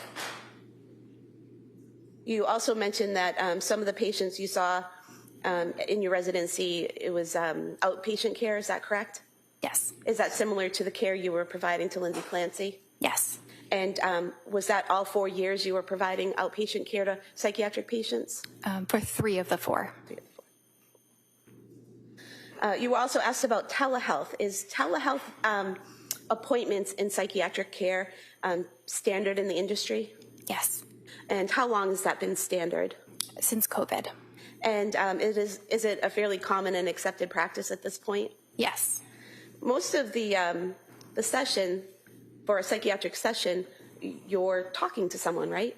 yes. Does looking at someone through a computer screen somehow inhibit how you hear the answers? No, it does not. Or inhibit the way you ask your questions? No. And defense counsel asked you about, not being able to see below the waist someone's shaking or moving, but if someone's sitting and they're bouncing, can you see it elsewhere? Can you see other movement? Yeah, sometimes it can reverberate in different parts of the body. You were also asked about the Edinburgh scale. You said you don't use it, right? Yes. You said you use the PHQ-9. Why do you use that instead of the Edinburgh scale?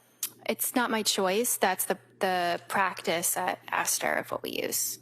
And the PHQ-9, what does that look for? It assesses various symptoms of depression. And postpartum depression, are there questions on the PHQ-9 that look for the signs and symptoms of postpartum depression?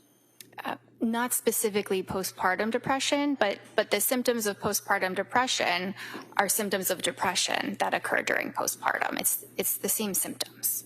So the PHQ-9 is asking the patient questions that would reveal whether or not they might be depressed, but not whether or not they just had a baby. Correct. And then with your interaction with the patient, you're able to know whether or not they are in the postpartum phase. Yes.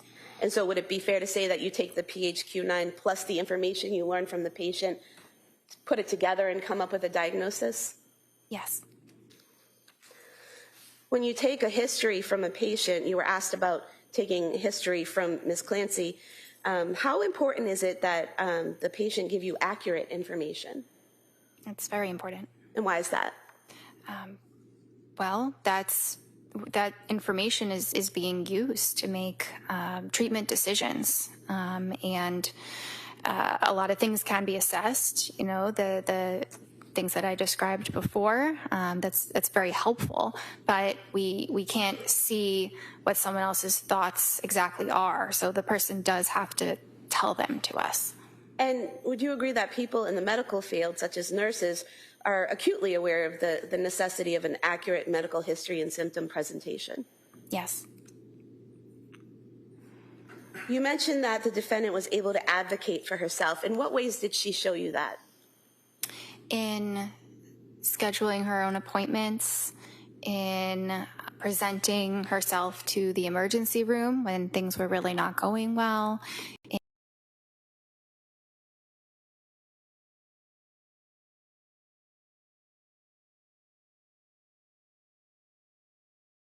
a different Is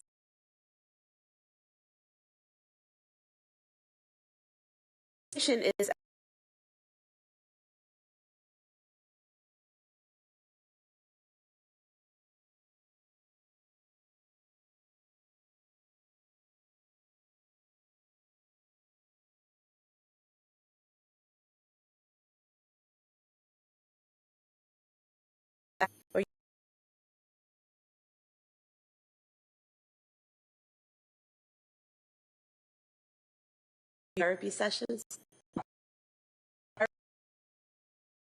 Conversation. Script or conversation? it's a conversation.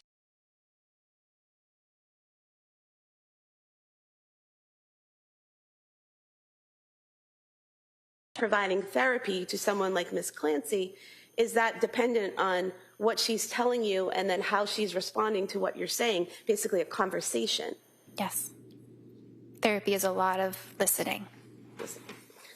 Would you say it's more important in therapy for the psychiatrist or therapist to talk or listen? Listen. And why is that? Because that's how you really understand what a person is feeling. Now, is it accurate to state that in every one of your sessions with Ms. Clancy, you told her about individual therapy and encouraged her to attend individual therapy? That was the treatment recommendation each time. I'm not sure if I explicitly mentioned it each time, but I did many times. And you, in fact, wrote it on the work form that we talked about previously on page 104 of the records.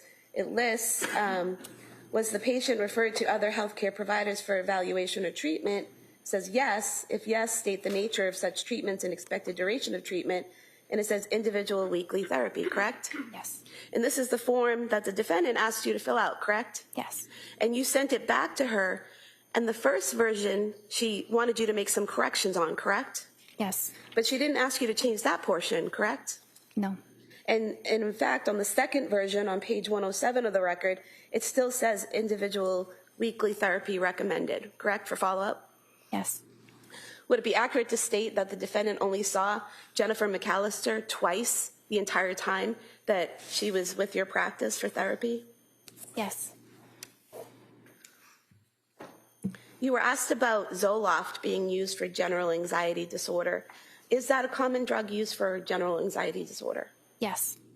And why is that? Because it's effective and it's safe.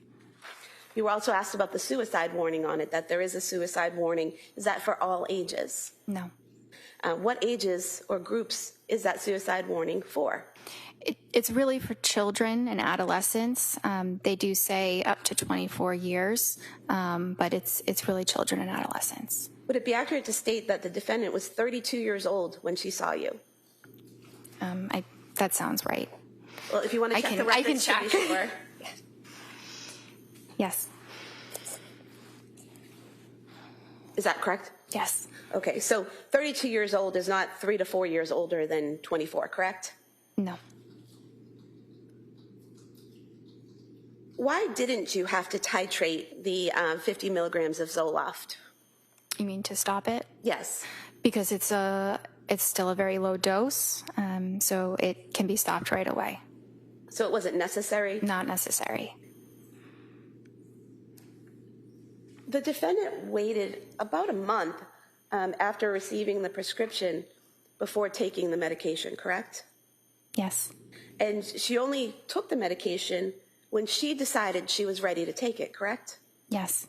So she was taking in the information you gave her, correct?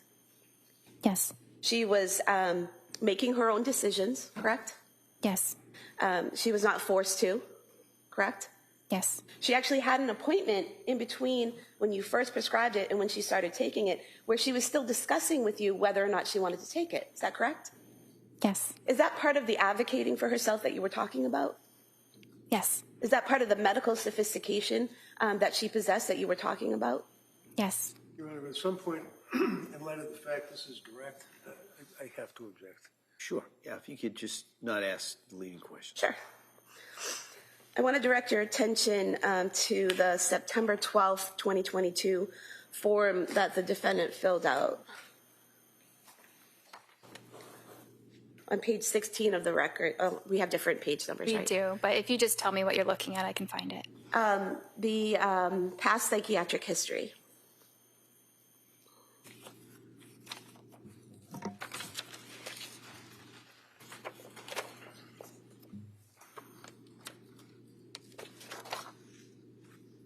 Okay. What did she tell you, Ms. Clancy, tell you about the, where it says, if yes, list the reason and dates? What did she tell you? She said anxiety, September 2013 to September 2014, postpartum anxiety, May 2020. And on the following page, under the past or current psychiatric medications, which ones did she list? Prozac, 50 milligrams, and Wellbutrin, 100 milligrams. Is there a column there that says effective yes or no? Yes. What was the defendant's answer with whether or not Prozac was effective? Yes. What was her answer as to whether or not Wellbutrin was effective? Yes. Is there another column there that said experienced side effects? Yes. Did she check off any side effects experienced for Prozac? No. Did she check off any side effects experienced for Wellbutrin? No. Going to the October 20th, 2022 appointment.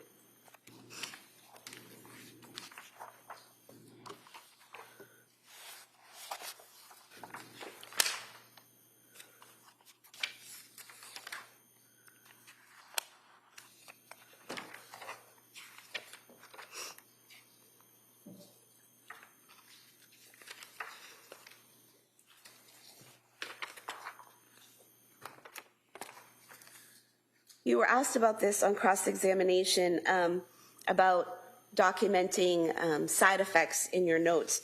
Did you document the side effects that the defendant reported from the Zoloft on October 20th, 2022? Yes. And what did you document? Well, I checked the box for GI, but I also talked about the side effects in the interval history. And so what does GI mean? Gastrointestinal. So would that mean stomach issues? Yeah. And what did you put in your notes? Couldn't sleep, insomnia, worse on increased dose, doesn't want to eat, diarrhea, food really unappealing, was more depressed on it, crying all day, yesterday, not normal, mental fog, terrified to start something new. And so you did document the side effects that she reported to you, correct? Yes. You also documented in the interval history, paranoid of getting suicidal thoughts. Was that the defendant's phrasing? Yes. And is there a difference between someone being worried about having suicidal thoughts and someone actually having suicidal thoughts? Yes. And what's the difference in terms of how a psychiatrist sees it? So that's the difference between what a patient might answer and then what the psychiatrist actually assesses. So say a patient might say they're having suicidal thoughts, but when they describe them, they're not actual suicidal thoughts. They're fears of suicidal thoughts.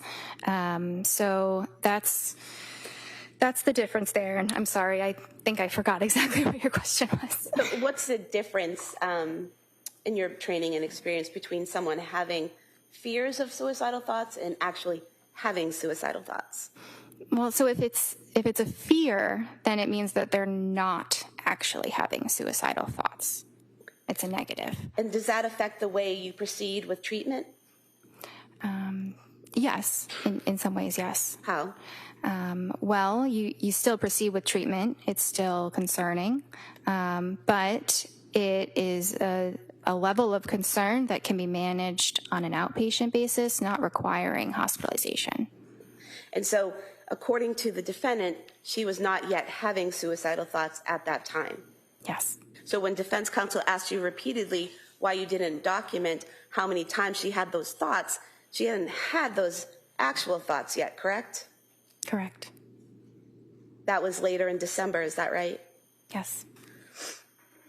Now, she also told you that she was worried about that something bad might happen, so she arranged for her mother to stay. Is that correct? Well, she arranged for her mother to stay. I'm not sure if that was because she was afraid something bad was happening, or it just seemed like they needed more help. Okay. So you don't recall the two being together as a thought? Correct. And the fact that she was struggling and arranged to have her mother stay, got support, advocated for herself, would those be protective factors? Yes. How so? So if someone demonstrates that they can advocate for themselves, that they can seek help if symptoms worsen, then that shows that they have good judgment. They can be trusted to present for care if serious safety concerns were to arise. So based on your training and experience with Ms. Clancy, where she says she's worried about getting suicidal thoughts, and she has her mom come stay with her, do you see that as a positive decision? Yes. You were asked about not asking the defendant if she had called the suicide hotline. If a patient denies suicidal ideation, would you typically ask them if they had called a suicide hotline? No, And why not? because I wouldn't think that they would have. If a patient were to call a suicide hotline, I would think that they would be telling me they're having suicidal thoughts as well.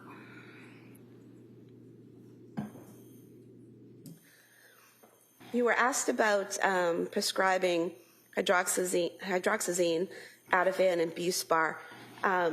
Did you tell the defendant how to take those medications? Yes. What were your instructions?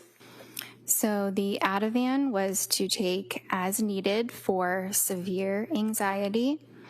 The Buspar was to be an everyday medicine. And the hydroxyzine, we had started that to see if she could use that as an alternative to the Ativan. So to take it instead of the Ativan. But if the if the hydroxyzine wasn't working, she still had the Ativan to use, it's stronger. So was there ever an instruction for her to take all three at the same time? No. And you were asked about the contraindications of Ativan and Benadryl. Do you recall that? Yes. Are there contraindications for taking the two together? It's not an absolute contraindication. You have to be careful that the person is not excessively sedated, meaning like they're so sleepy that it's hard for them to, engage in normal activities because they're so sleepy, or maybe they might feel a little bit dizzy. But it's not an absolute contraindication. You just have to monitor them. And is that one of the reasons that you prescribed the hydroxyzine? Sorry, is what one of the reasons? Is the fact that the two of them together, Ativan and Benadryl. Well, let me strike that question. Why did you prescribe the hydroxyzine? So she had been taking Benadryl, which is not a prescription medication. It's not classically within the scope of psychiatry, but it's very similar to hydroxyzine. So I thought that, hydroxyzine might be a better alternative than the Benadryl. Okay, and I'm just going to direct you to your November 2nd, 2022 interval history.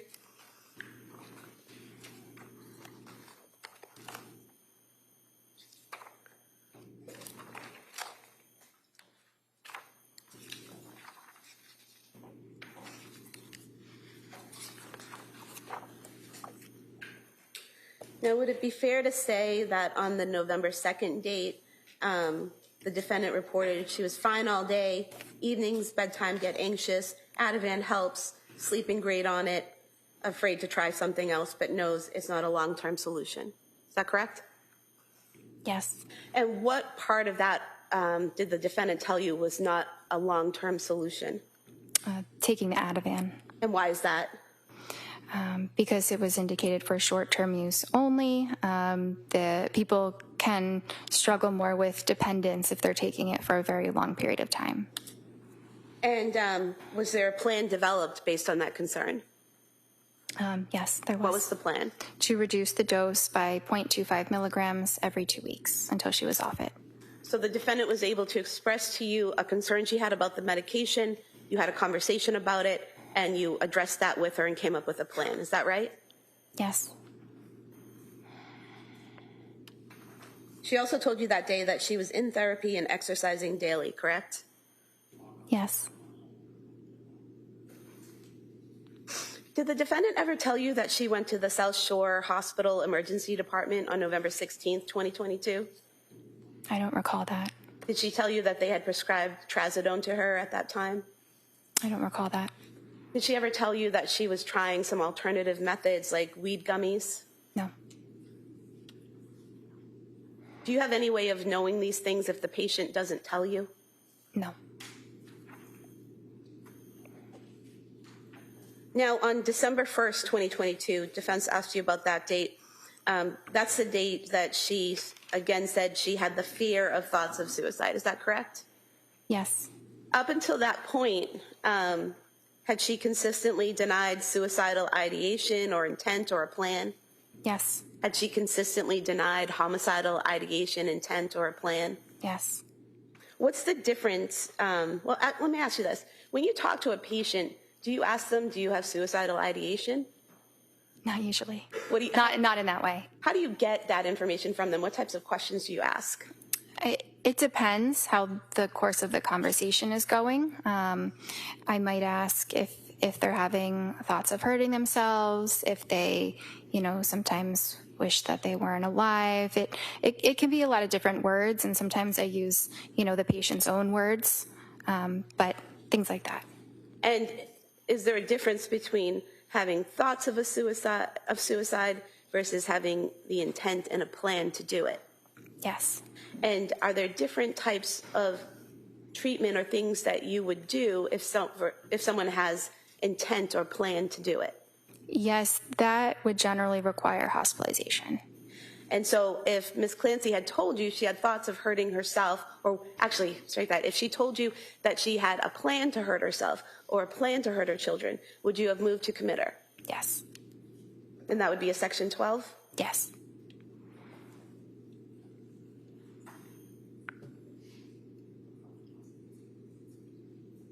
You were asked about the October 31st therapy session with Jennifer McAllister, and I know you weren't present from that, you're just going from the records, but you did say that in that session the defendant denied suicidal ideation and homicidal ideation, correct? Yeah, that's what's documented. Would there be any reason, based on your training and experience, to do that further suicidal intent assessment? No. Why not?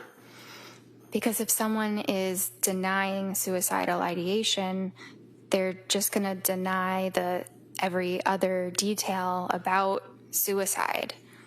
But that further evaluation, is that very specific questions about planning for suicide, how you do it, all of those things?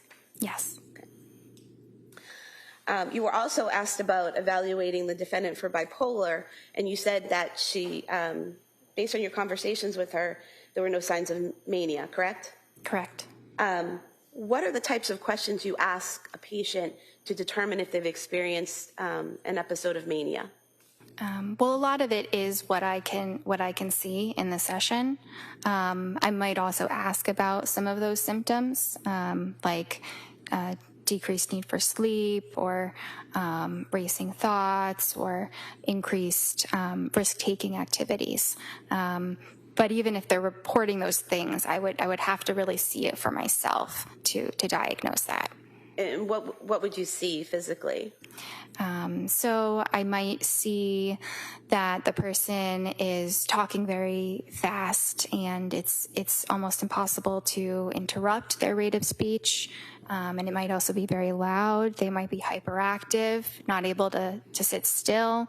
They might be yelling and jumping from one thought to another without any linear connection between the thoughts. They might, I guess that's probably what I would observe in terms of behaviors. Did you observe any of those behaviors with Lindsay Clancy? No, it was the opposite. What do you mean it was the opposite? So, the opposite of euphoria is dysphoria or depression. The opposite of hyperactivity is tiredness and fatigue. So, in a way, it was the opposite of mania that I observed. And in terms of the questions you asked about her past behavior, were any of the answers that she gave indicative of mania? No. You were asked about discussing Seroquel with the defendant, even though you weren't the prescriber. Why did you discuss that medication with her? Because the patient was asking about it, and her husband was also asking me about it. They really wanted my opinions about it. It wasn't necessarily that I was prompting this line of conversation. And what did you tell them about it? Well, I shared that it has very good evidence for treating depression, and I may have shared that Seroquel does different things at different doses, right? So sometimes people are concerned that it is called an antipsychotic, but it actually doesn't function as an antipsychotic until you get up to really high doses, like 800 milligrams. So in low doses, it's more of a sleep medicine or an antidepressant. So I think that I explained that to them, and it's obviously a very important part of it. But they were also concerned about that causing the depression that she was experiencing. So we talked a bit about how you would tell. You know, it can be hard to tell whether a medicine is causing that or it's just occurring because of depression. What did you tell them in terms of how to tell? That it's really based on the timing. If you were to notice a significant decline after starting or increasing the medication. And prior to Ms. Clancy taking the Seroquel, had you noticed signs of depression in her? Yes. And after she was off of the Seroquel in January, did you see signs of depression in her? Yes. So that was completely off of Seroquel, both before and after, still showing signs of depression? Yes. During January, the defendant told you she had trouble getting out of bed? Is there a specific visit? I think it was right after she got out of the hospital. Maybe your first or second visit with her.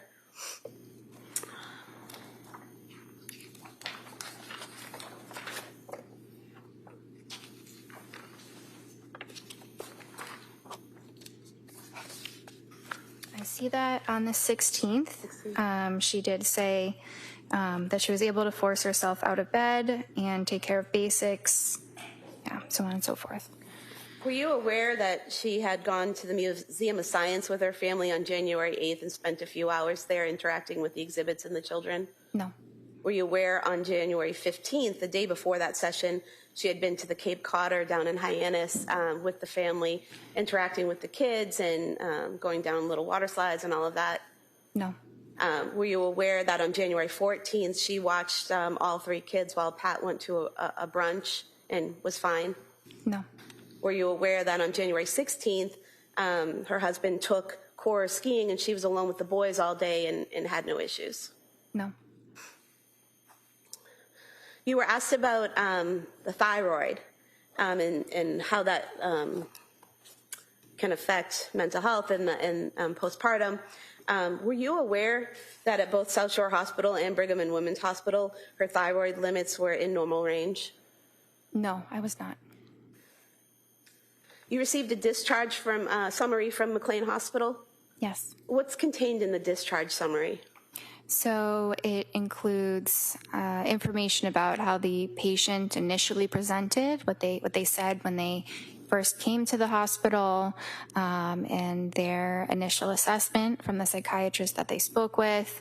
It talks a bit about their treatment course, how things progressed, any changes that were made, and then it talks about how the patient appears on the day of discharge. Does it also include what medications they were prescribed and what the diagnosis might have been? Yes. And was that sufficient in terms of your review of the information that you needed for you to know about your patient at that time? Yes, that was a very helpful amount of information that I would typically review that amount of information for a patient after the hospital. Now, you were asked about your January 23rd, 2023 session with the defendant. Defense counsel asked if you had, recommended a hospital evaluation for her on that day, and you said no. Why not?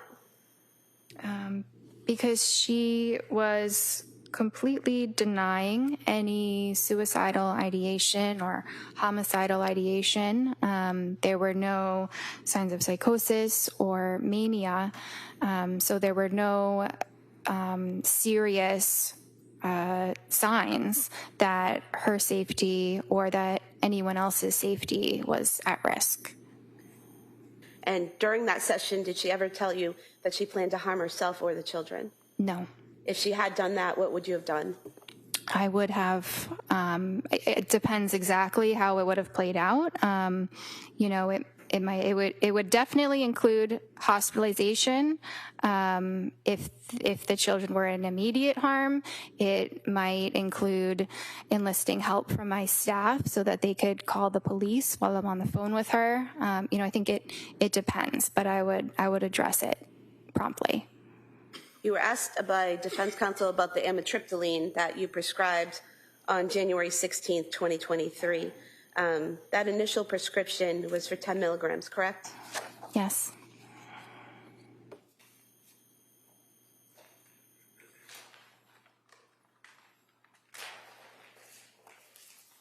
Pulling the bottle from exhibit 155 of amitriptyline.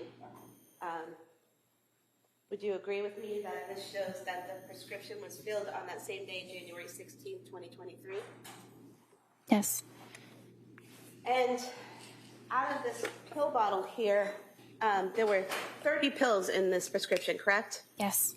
And there are 8 pills missing from this bottle. So filled on January 16th, 16th, 17th, 18th, 19th, 20th, 21st, 22nd, 23rd would be 8 days, correct? Mm-hmm.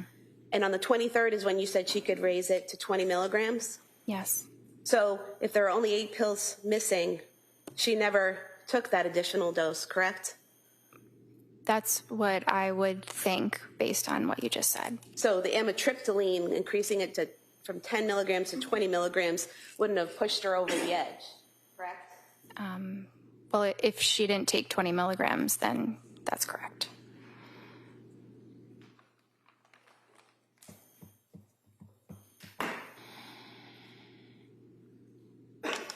I have nothing further, thank you. All right. Then recross. Briefly. So one of the questions that prosecutor asked you pertained to whether or not you could reach out to a third party. You recall that question, like mother, father, husband? Yes. And we already on cross talked about that you didn't, and they didn't call you, but then the DA also raised that, and you said you didn't have HIPAA permission. You recall just telling that to the jury? Yes. That was an additional detail. All right. So what does that mean? Well, HIPAA is the privacy law for patients, which we have to respect and honor very diligently. So we are not allowed to talk about a patient's treatment to anyone. We're not even allowed to say that they are a patient at our clinic unless they were to waive those HIPAA rights. And she was very cooperative, would have been more than willing to have you talk to her mother and father and her husband, right? Objection. Sustained. Well, did you ever ask her to sign a HIPAA form? So that was not the main reason why it wasn't done. It wasn't. Did you ever ask her to sign A release, you mean? Yeah. Yes. No, I did not ask her to sign a release. And if she did sign a release, even though her mother, her father, her husband didn't call you, you could have then reached out to them, right? I could have, but it is not typically something that is done when you have an adult patient who's able to speak for themselves. Yeah, what is that? It's not typically done when? When you have an adult patient who is able to speak for themselves. My God, you don't call the parents that she's living with because they're helping her or her husband? No. Because why? She's able to advocate for herself? Yes.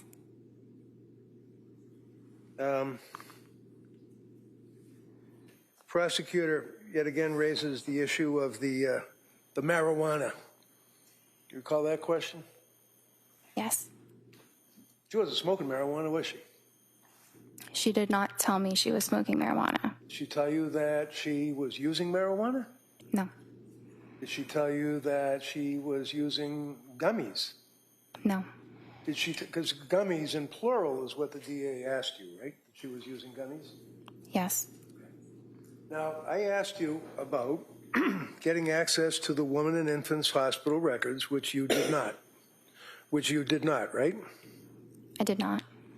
And we already went over that. You could have, if you asked for them with a HIPAA form, right? Objection, didn't ask about those records. I don't care if she asked about the records. Beyond the scope. Overruled. You can ask that question. She asked you about marijuana gummies, right? Yes. Okay. Your Honor, I would offer the Women and Infants Hospital records from Rhode Island dealing with Lindsay Clancy. No objection. Okay, they may be admitted.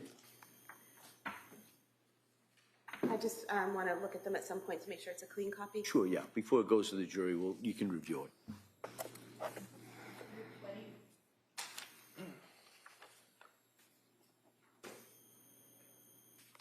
And it's important for a patient to be forthright when asked questions by their provider, right? Yes. And you always, in your opinion, found her to be forthright, right? Yes. If I could approach you with Exhibit 220, excuse me, and see the second paragraph, it begins in the middle of November. Could you read that first sentence? In the middle of November, she tried taking a marijuana edible to help her sleep, which caused her to have increased anxiety and palpitations. So, the records, if you had obtained them, you would have seen that it was not marijuana, it was not gummies, plural. It was one gummy that she tried, and it didn't work out, right? Based on what I just read, yes.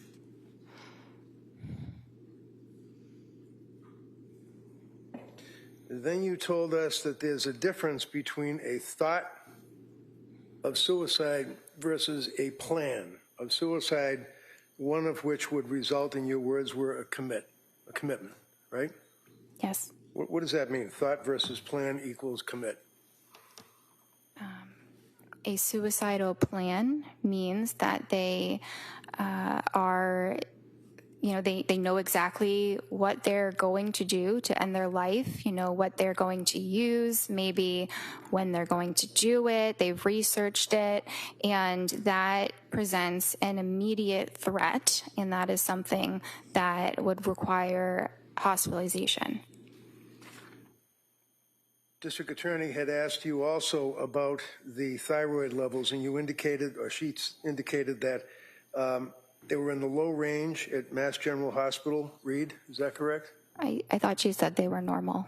Oh, I thought she said low, but normal or low. MGH, Mass General Hospital, right? Sorry, what's the question? District Attorney asked you whether or not they were thyroid reads. Do you remember that question? She said her thyroid had been tested. The question now is, do you remember that question that she asked you that you answered with no problem? Yes. Okay.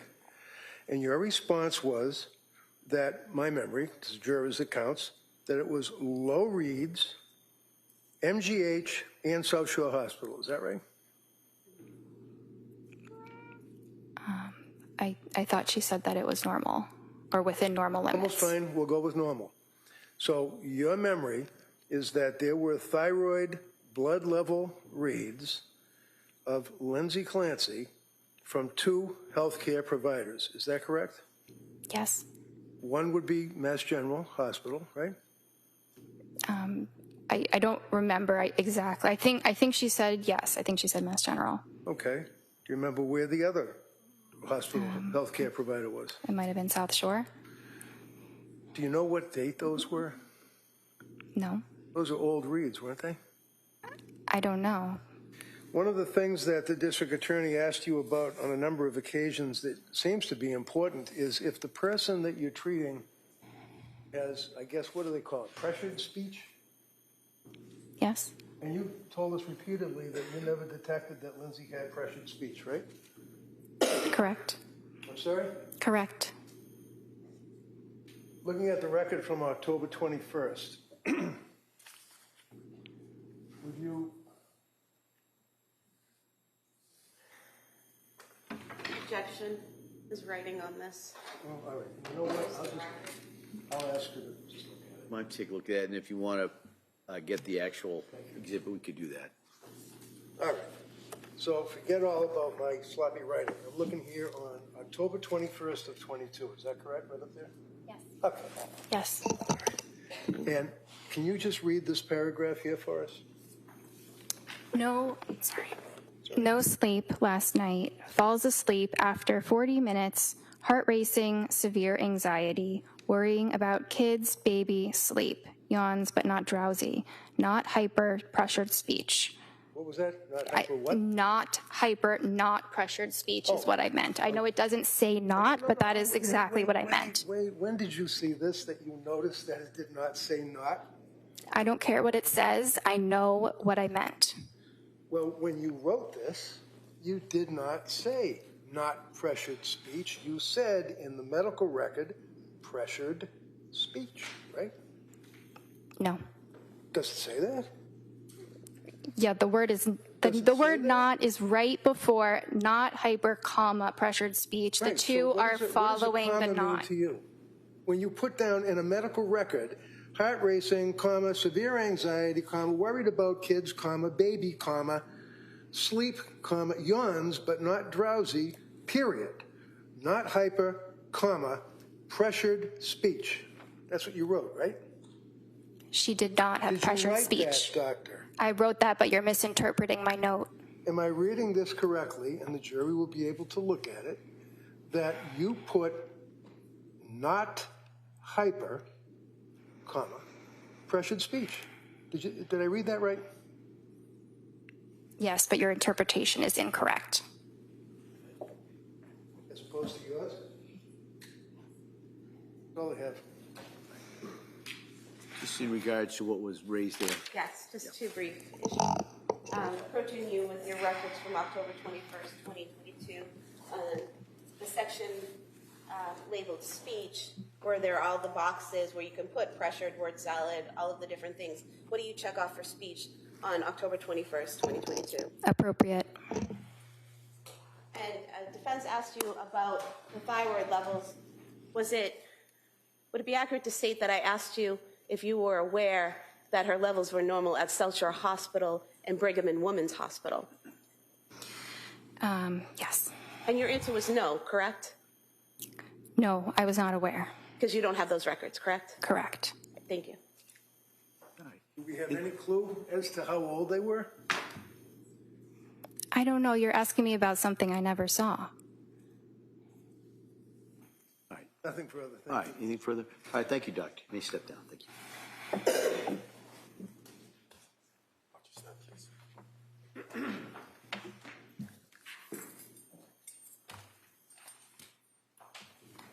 Your Honor, the Commonwealth would move to submit the certified copy of the Spalding rehabilitation records. For No the objection, defendant. that's by agreement. Okay. By agreement of counsel, the Spalding records will be introduced. 221.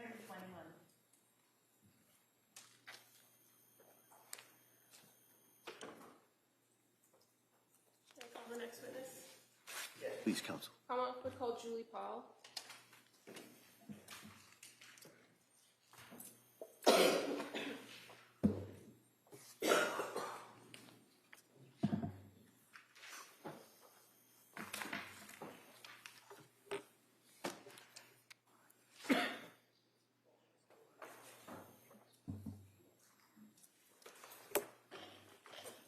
Good afternoon. Stop right there, raise your right hand for the clerk. Good afternoon. Do you solemnly swear that the testimony and the evidence you should give to the court and the jury will never now having reached the Commonwealth and the defense of the Thank you. You may have a seat. Watch yourself, please. All right. Good afternoon. Good afternoon. All right. Yes, Attorney Buckingham, please. Thank you. Good afternoon. Good afternoon. Could you please tell the jury your first and last name? Julie Paul. And what do you do for work? I am a psychiatric mental health nurse practitioner, board certified. And can you tell us a little bit about your educational background? Sure. I graduated in 1991 from St. Anselm College with my nursing degree, worked as a labor and delivery nurse for 17 years, and then graduated in 2006 from Frontier Nursing University with my midwifery degree. And then in 2018, I graduated from Frontier Nursing University with my psychiatric nurse practitioner degree. I also have a perinatal mental health certification from Postpartum Support International from 2018. Okay. Are you also a certified midwife? Yes, I am.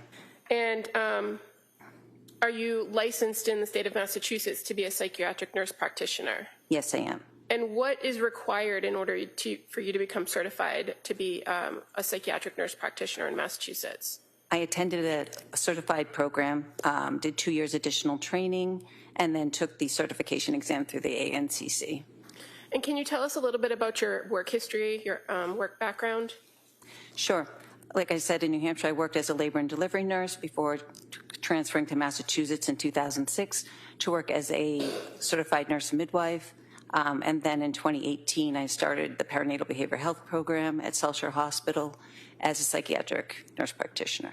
And so the perinatal behavioral health clinic, explain to us a little bit about how that came about.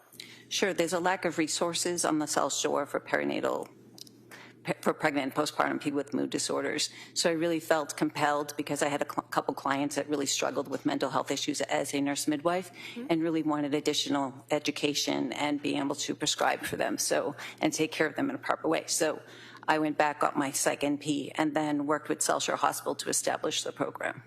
And where was the program actually located? It was located right in Weymouth, Massachusetts. And you said you worked with the South Shore Hospital? Correct. So the clinic is tied to South Shore Hospital in the South Shore Health System? Yes, it is. Now, when did you start that program specifically? When was it up and running? 2018 is when I started, in October of 2018. Okay. And what, did you do that by yourself, or did you have other practitioners that were doing that with you? Initially, it was just me. I started doing it 2 days a week and then grew the program gradually over the next year or two. And what makes up this program other than you? So at the time, when it was just me, I just saw patients 2 days a week, and then gradually built up to 5 days a week.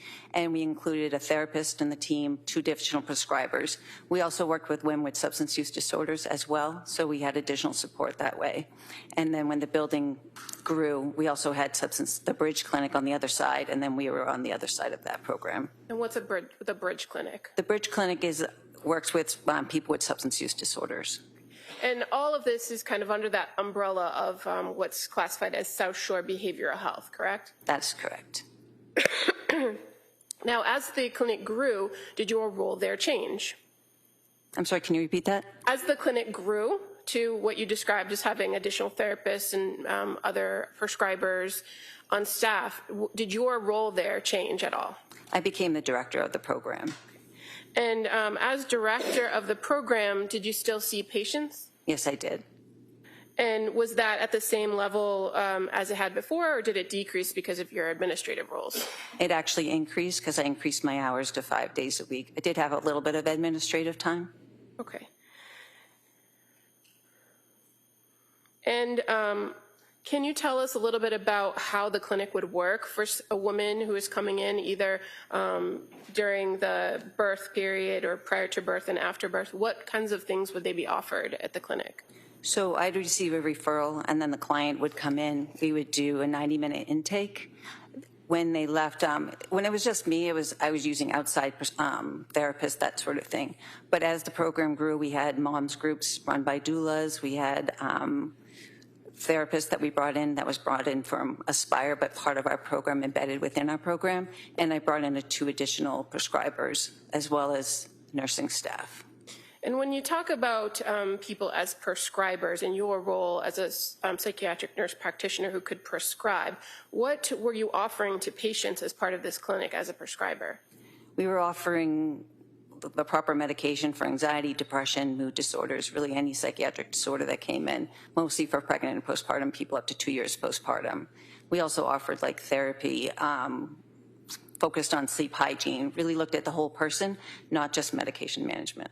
And fair to say that the medication is one piece and the therapy is another piece, and this is part of a team approach that you had at the clinic. That's correct. To address all these resources for patients. That's correct. So while you, as the psychiatric nurse practitioner, might have been a prescriber, you were you also engaged in the therapy or psychotherapy? I would do supportive therapy, but I'm not a therapist.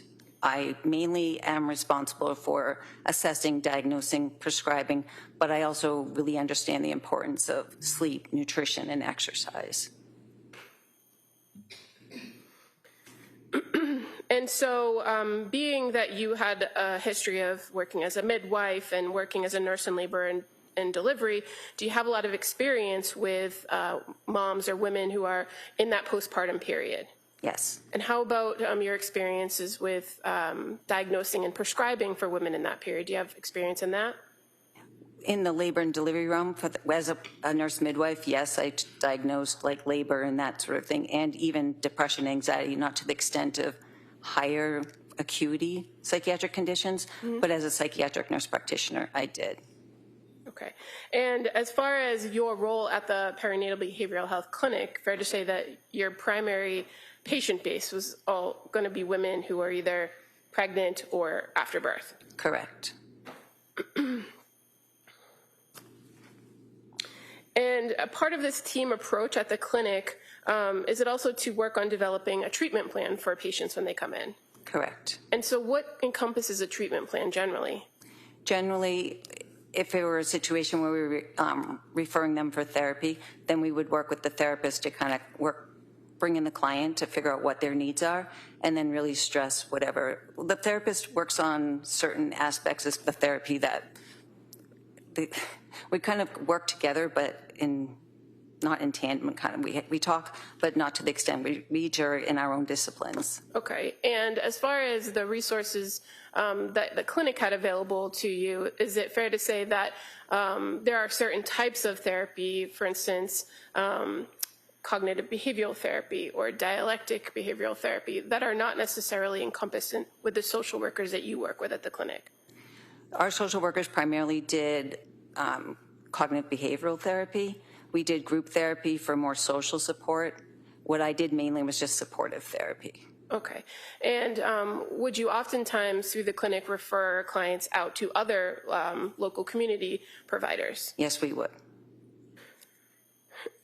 Now, as the psychiatric nurse practitioner, does medication play an important role when you are dealing with a particular patient that came into the clinic? Yes, it does play a role. And how is it that you determine what's the appropriate medication track for any given patient? We do proper screening, and then we do a complete interview with the client, and then based on what their responses are, together we work as a team to develop the best medication options or treatment options for that client. When you say work as a team, does that include the patient themselves? Absolutely. The patient is the most important part of the team.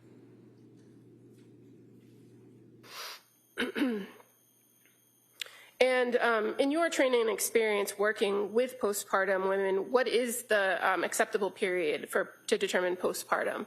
Anywhere within the first year. Did you know a nurse, or do you know a nurse named Susan Clancy? I do.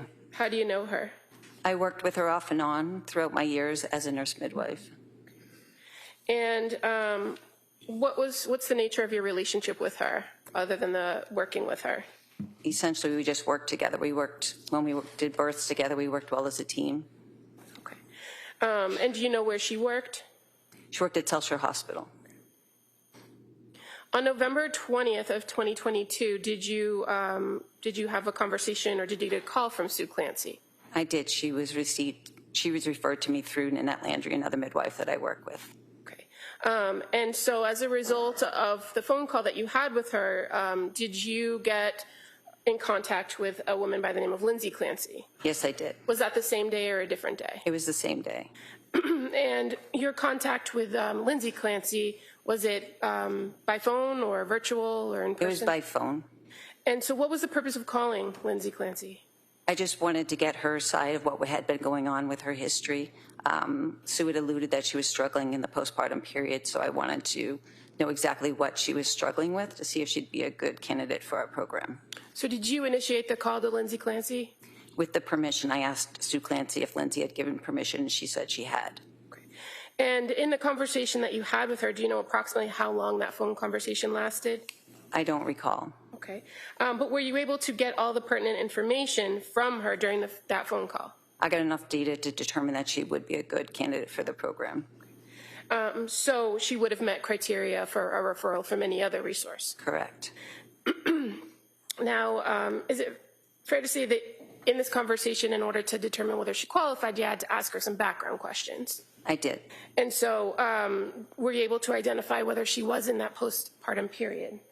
Yes, I asked when the birth of Callan was, and she said it was May 26th, 2022.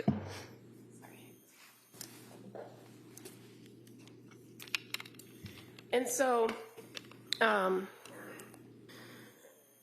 determining that she was in fact postpartum with a baby at home, did you ask her any questions or did you learn any information about how the experience was earlier in the postpartum, right after birth? I did. She said she did really well for the first 12 weeks. She was excited, really happy. And then when Patrick went back to work, she said she started to struggle with some anxiety. And you knew Patrick to be her husband, Patrick Clancy? Correct. And do you recall her indicating that she was having difficulty leaving the baby, that she was feeling overwhelmed and having racing thoughts? Yes. And so in your training and experience, are those things that you would hear from new moms? It was very typical of what I'd hear. Did you learn from her whether she had engaged with any other treatment prior to contacting or prior to you having this conversation with her? She did say that she had met with a psychiatrist. She didn't give the name. And then she had also said that she had been in the emergency room a few days prior to. Okay, and were you able to determine that was actually the South Shore emergency room? Yes, it was. And that would have been on November 16th of 2022? Correct. Now, in addition to seeing a psychiatrist, did she identify to you some medications that she had been taking up to that point? She did. She said she had trialed Zoloft for 1 week. She also said that she'd been trialing Ativan and Benadryl, which worked the best to help her sleep. She identified she had questions about Buspar, didn't say specifically whether she had been prescribed that or not, but that she had questions about Buspar. Okay. And did she mention anything about that combination of Ativan and Benadryl in her treatment history that was of concern to her? Just that she had been taking it for 2 weeks. It worked really well, but then she was getting concerned about dependence, so she self-weaned herself off of that. And were you aware, did she tell you that she had been prescribed trazodone after that? Yes, after she went to the emergency room, she was prescribed trazodone. Did she indicate whether the trazodone gave her any relief to her sleep issues? She said she was able to fall asleep, but it was having difficulty staying asleep. Did she also indicate to you that one of her goals was not to be on long-term medications? Yes, she did. And based on this initial phone conversation, did you recommend that she come in for an intake appointment? I did. How about the immediate need for sleep? Did you address that with her in the phone call? I just encouraged her to take the medication that she already had on hand, that if the Benadryl and the Ativan were working, she should take that to help her sleep that night. And we talked the next morning about different options. And also in this initial phone call, did you have a conversation with her about options and risks of various types of SSRIs or continued use of benzodiazepines? Yes, we reviewed that being on SSRI most of the time is preferable than being on benzodiazepines for long periods of time, especially to address her concern about addiction or dependency on the medication. Okay. And is this kind of a normal conversation you would have with somebody to screen them and determine whether the clinic, the South Shore Perinatal Clinic, was an appropriate fit? Yes, it's more to establish rapport and get a basic understanding and make sure that she was safe. Okay. And she did indicate that she was safe. And so that's kind of my follow-up to that. So in the course of that phone call, you were able to communicate with her, correct? Correct. And what she was telling you about her reported history, did that seem to make sense to you? Yes, it did. And did you identify, or were you addressing or assessing during the whole course of this conversation whether there was any immediate safety risk or need for her? Yes, I was. And did you find that there was any? There was no immediate need. Now, as a result of this conversation, did you determine whether she was having any suicidal ideations? Yes, I asked her specifically if she felt like she wanted to harm herself or her children, and she said no. And how about asking her about homicidal ideations? Yes. And did she indicate whether she had any? She did not. Did you also ask her whether she had experienced any auditory hallucinations? I did. And did she experience any? Not at the time, no. And did she indicate to you whether she'd ever experienced any? No. How about visual hallucinations? Did you ask her about those? I did. And did she indicate that she had experienced any? No. And delusions, did you ask her whether she had any delusions? I didn't ask specifically about delusions, I believe. Okay. And in the course of talking with an individual, do you kind of constantly keep that in mind with what they're telling you, whether they're having any ideas of delusion? Yes, I do. In the conversation you had with her on November 20th, did you identify, based on your conversation with her, whether she was experiencing delusions? No, I did not. And fair to say, a standard set of questions that you also ask have to do with drug use or tobacco or alcohol. Did you ask those questions as well? I don't recall.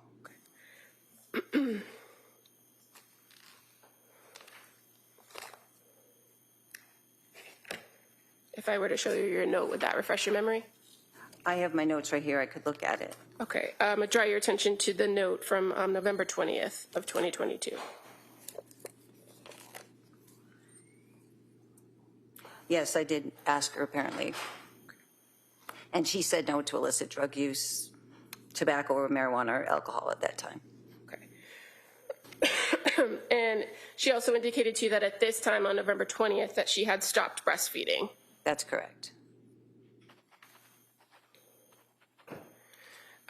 Now, did she schedule or did you schedule with her an intake for the next day, November 21st? We did. And at the clinic, what generally is the practice for whether a person appears in person or on a telehealth visit or virtually? Generally speaking, we like to do the intake in person as long as it's feasible. And for her, it was. Okay. And just kind of while we're on that topic, going forward with a patient who's being seen at the clinic, what are the criteria to determine an in-person visit or a telehealth visit? They're given the option about what works best for them. And are there instances where you as a provider might insist a person comes in person? If somebody needs to do like a urine drug screen or laboratory work, we'll have them come in. Or if they seem to be not making sense or having more difficulties, we'll have them come in person. And if a person is scheduled for an in-person visit and there are no observed issues on your end, can they opt to change it to a virtual appointment at any point? Yes. And that's just the normal course of business at the clinic? Correct.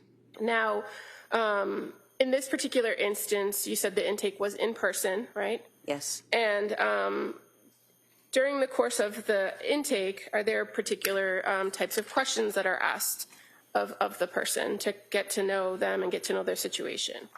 Yes, generally we do a full intake. The first thing they do is meet with the nurse who does all the screenings. And one of the things that is asked of an individual when they come in is to tell you why they are there, right? Correct. What their complaint is.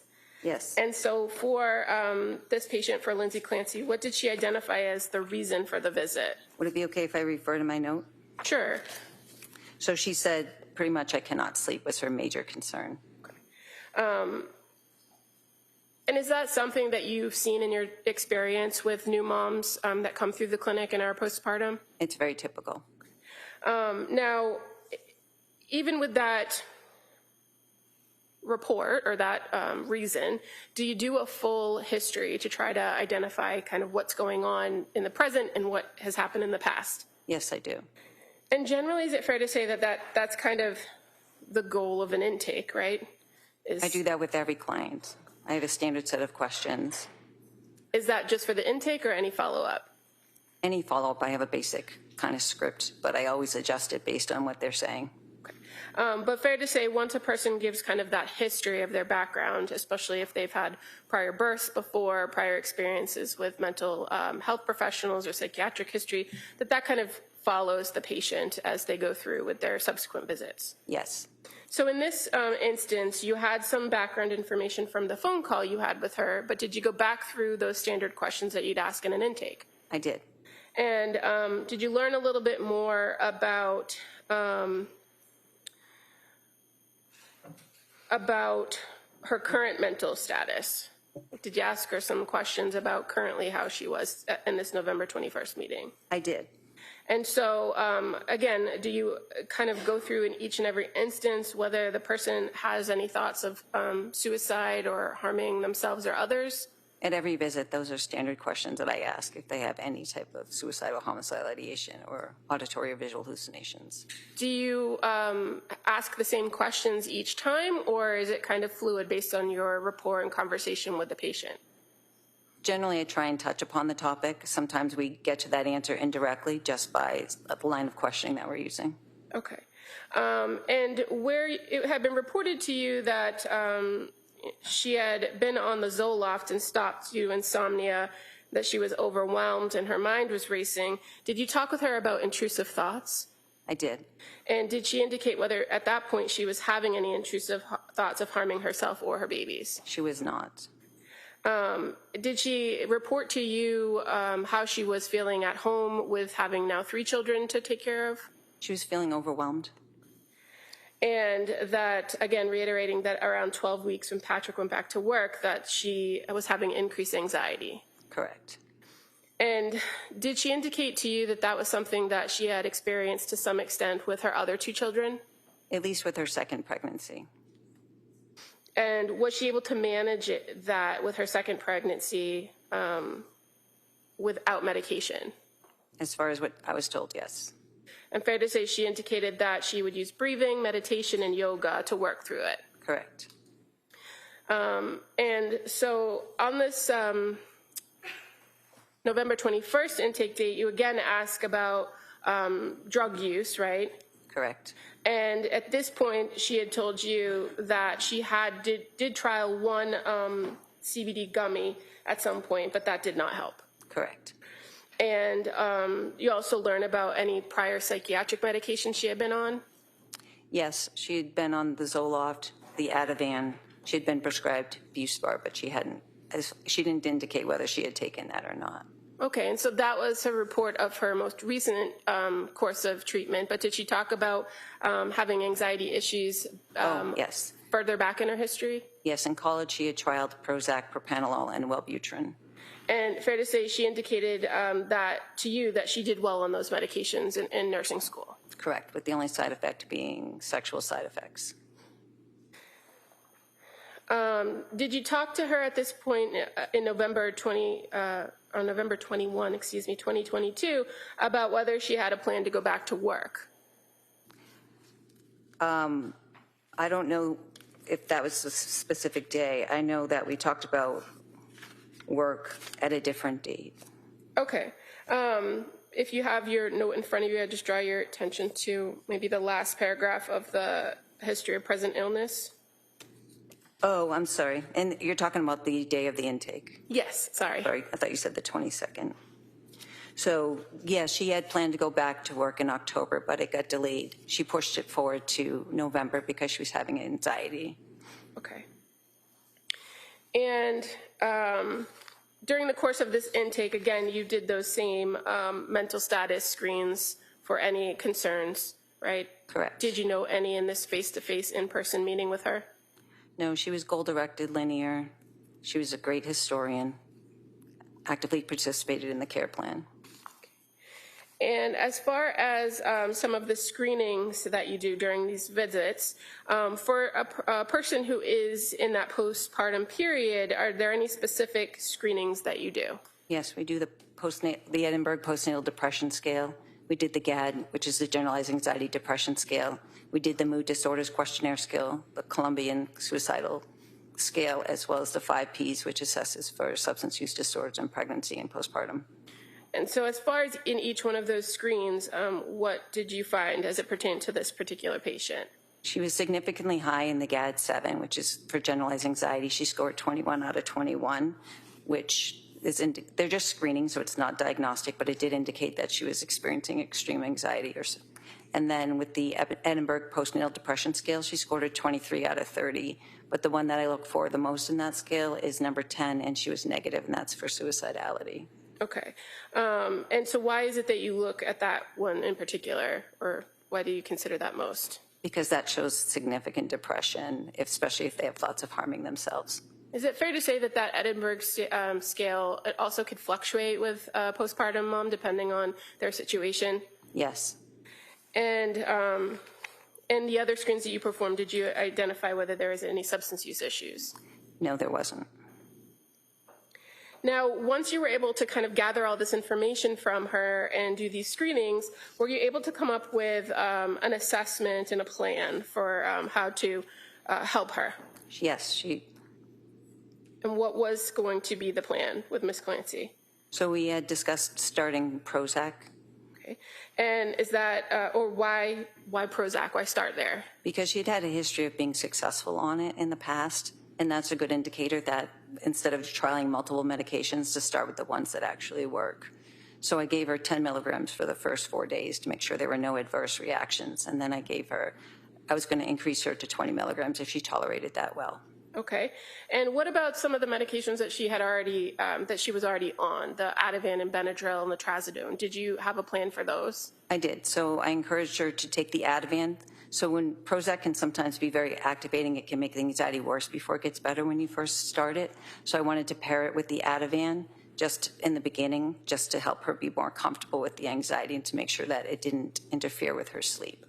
And as far as Prozac goes, what class of medication is it? It's an SSRI, a selective serotonin reuptake inhibitor. Is it commonly prescribed to treat people with depression? Yes, it is a first-line treatment. You said first-line treatment? Correct. And the idea of pairing a particular medication like an SSRI with another medication, is that a fairly common practice with psychiatric medications? Yes. As far as you mentioned that sometimes symptoms could get worse before they get better. Is that also common with SSRIs? Yes, it is. Does it take a while for a medication to get into a person's system and stabilize them? Generally, side effects are the first week or two, but to get to a therapeutic level, it's about 4 to 6 weeks. And was this something that you discussed with her about the timetable it would take to reach a therapeutic level? Yes. And when we say therapeutic level, what's the goal of reaching therapeutic level? Is remission in symptoms. People start to feel better then, right? Correct. Now, even though you were advising that she continue with the Ativan and she had told you that she had concerns about continuing with the benzodiazepine, did you indicate that there would be a plan to taper that or reduce that? Yes, once the activating symptoms went away, then we would look at reducing that and moving away from the Ativan and moving more towards like a Buspar. Okay. And as far as talking about that plan and what the risks and benefits of that plan were, did she appear to understand and engage in conversation with you about that? Yes, she verbally understood and said that she understood the instructions. Did she ask the appropriate questions or follow up? Yes, she did. And as far as kind of overall what the plan was moving forward, was medication the only recommendation that you were making, or did you have other recommendations for her? No, I set her up with talk therapy with Letitia Dukes as well. Sorry, when you say talk therapy, what do you mean by that? So coming in and actually doing cognitive behavioral therapy with a clinician, someone who is trained in this. Okay. And so you mentioned Letitia Dukes. Correct. She was the clinician in our program at the time. And when you make this recommendation and this intake visit, do you work with the patient to schedule something before they leave, or is it up to them to schedule the time with the social worker? It was set up with her before she left, I believe. Okay. And you're aware that the first scheduled appointment with Letitia was for December 2nd? Correct. I believe because it was a holiday week that week. Okay. Now, this time that you were with Ms. Clancy during this initial intake, fair to say it was approximately 60 minutes? Yeah, she spent 30 minutes with my nurse and 60 minutes with myself. So she was there for an hour and a half. And is that normal time period that you allot for people coming in for intakes? Yes. And as far as follow-up with you as a clinician and prescriber, was there a plan set for when she was going to return? Yes, we had established a return in 2 weeks. Now, at this point, because you had made that initial contact with her and you had done this intake, was she going to be assigned to you as a patient? This was going to be a short-term arrangement. I was already in the process of leaving the program at the time. Had that been communicated to her? I don't recall. Okay. As far as what your plan was, how long were you remaining at the practice? I was at the practice until mid-December. So this was like a pre-planned... I was moving back to New Hampshire, yes. But as far as the preliminary care, did you continue on with Lindsay as a patient? No, I transferred her care on November 30th. And I communicated with that to Lindsay. Okay. So as far as after the intake, she was provided with that December 2nd intake or meeting with Letitia Dukes, the social worker. And then the next scheduled event would have been December 7th, right? For a follow-up? She had I don't recall the actual, what her next follow-up with me was. I don't recall that date, but she did have a follow-up with Rebecca Gelada. Okay. Prior to you communicating on November 30th that you were transferring her care, did you have further contact with Lindsay Clancy? Yeah, we had a few phone calls and MyChart messages going back and forth. Can you just explain to the jury what the MyChart messaging system is in your practice? It's kind of a chat feature between the client. They can reach out directly to the provider. It goes right to our inbox, and we can talk back and forth between visits. And do you encourage patients when they come in and that first meeting to utilize the MyChart messaging system? I do. Often it's the quickest way to get a hold of me if they're experiencing any major issues. And fair to say it's just an easy way in between visits to communicate particular points of information or concerns or symptoms? Yes. Do you, in your practice, often use MyChart messages if you're not available to meet with the patient to make changes to their treatment plan? Occasionally, yes. Now, prior to your first MyChart message with Lindsay Clancy, did you get a text message from her on your personal phone? I don't recall. Okay. Do you recall whether Sue Clancy provided your number to Lindsay? I know I did. So she had my number because I called her from my personal phone call because it was on a Sunday when I reached out to her initially. So that November 20th phone conversation was a communication between you and her on your personal phone? Correct. And so do you recall on November 22nd getting a message from her saying, "Hi, Julie, this is Lindsay Clancy. I'm sorry to contact you like this, but when you have a minute, can you please call?" I can't recall whether that was a MyChart message or if that was on my personal phone. I apologize. That's okay. As a result of some way her contacting you, did you then have or send her a message or have a conversation with her on November 23rd? I know we communicated on the 22nd. I sent a message saying that was the day she was getting nervous about starting the Prozac, so we encouraged her to go ahead and start the Prozac. I know we communicated on the 23rd, either by phone or by MyChart message, that indicated that she had taken the medication. She had started it on the 22nd. Okay. And were you aware at this time period that she was currently already a patient in the South Shore Health System Network with a primary care physician named Margaret Anastasia? Yes. And she's a nurse practitioner, right? Correct. Now, as far as these concerns that she relayed to you about starting the Prozac, do you know whether she did start the Prozac? Yes, she stated that she started the Prozac on the 22nd of November. Okay. And by November 25th of 2022, did you start having some MyChart communications with Lindsay Clancy? I did. And so just referring first to November 25th of 2022, fair to say that you gave her or sent her a MyChart message encouraging to kind of stick with the plan, right? Correct. Prior to that, yes. At that point, had you prescribed her something to help her sleep outside what you had previously provided or outside what she had? Before November 25th, I did not. Okay, so on November 25th, did you prescribe her some additional medications? I did. So she wasn't tolerating the Prozac, so we had a conversation about stopping the Prozac. I gave her, she was really having a hard time sleeping, so I gave her a one-time dose of Ambien. And then I also prescribed mirtazapine, which is another antidepressant, but it works really good for sedation and anxiety. So started that at 7.5 milligrams, told her to stop the Prozac. And I also paired it with Klonopin, but I told her explicitly not to take the Ativan, just to take the Klonopin to help. It's longer acting benzodiazepine to help her with sleep and longer acting anxiety support while we got this new medication up and running.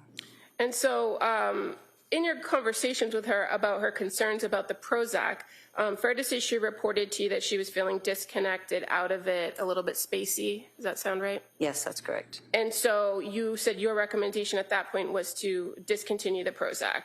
Correct. And as far as the Prozac went, she hadn't taken it for very long, had she? She took it for 3 days. 3 days? Correct. And again, you had that conversation with her about kind of waiting it out for the 4 to 6 weeks. But based on what she was reporting to you, did you have any concerns about her stopping the Prozac after only 3 days? When a client doesn't have buy-in to the medication, it's awful. It doesn't work as well. So I was working with Lindsay to try and find a medication that would make her feel more comfortable. She was feeling very uncomfortable, very anxious, and the Prozac, she just wasn't tolerating the activation from the Prozac. So mirtazapine is a little bit more calming, which I thought she would resonate with better. Okay.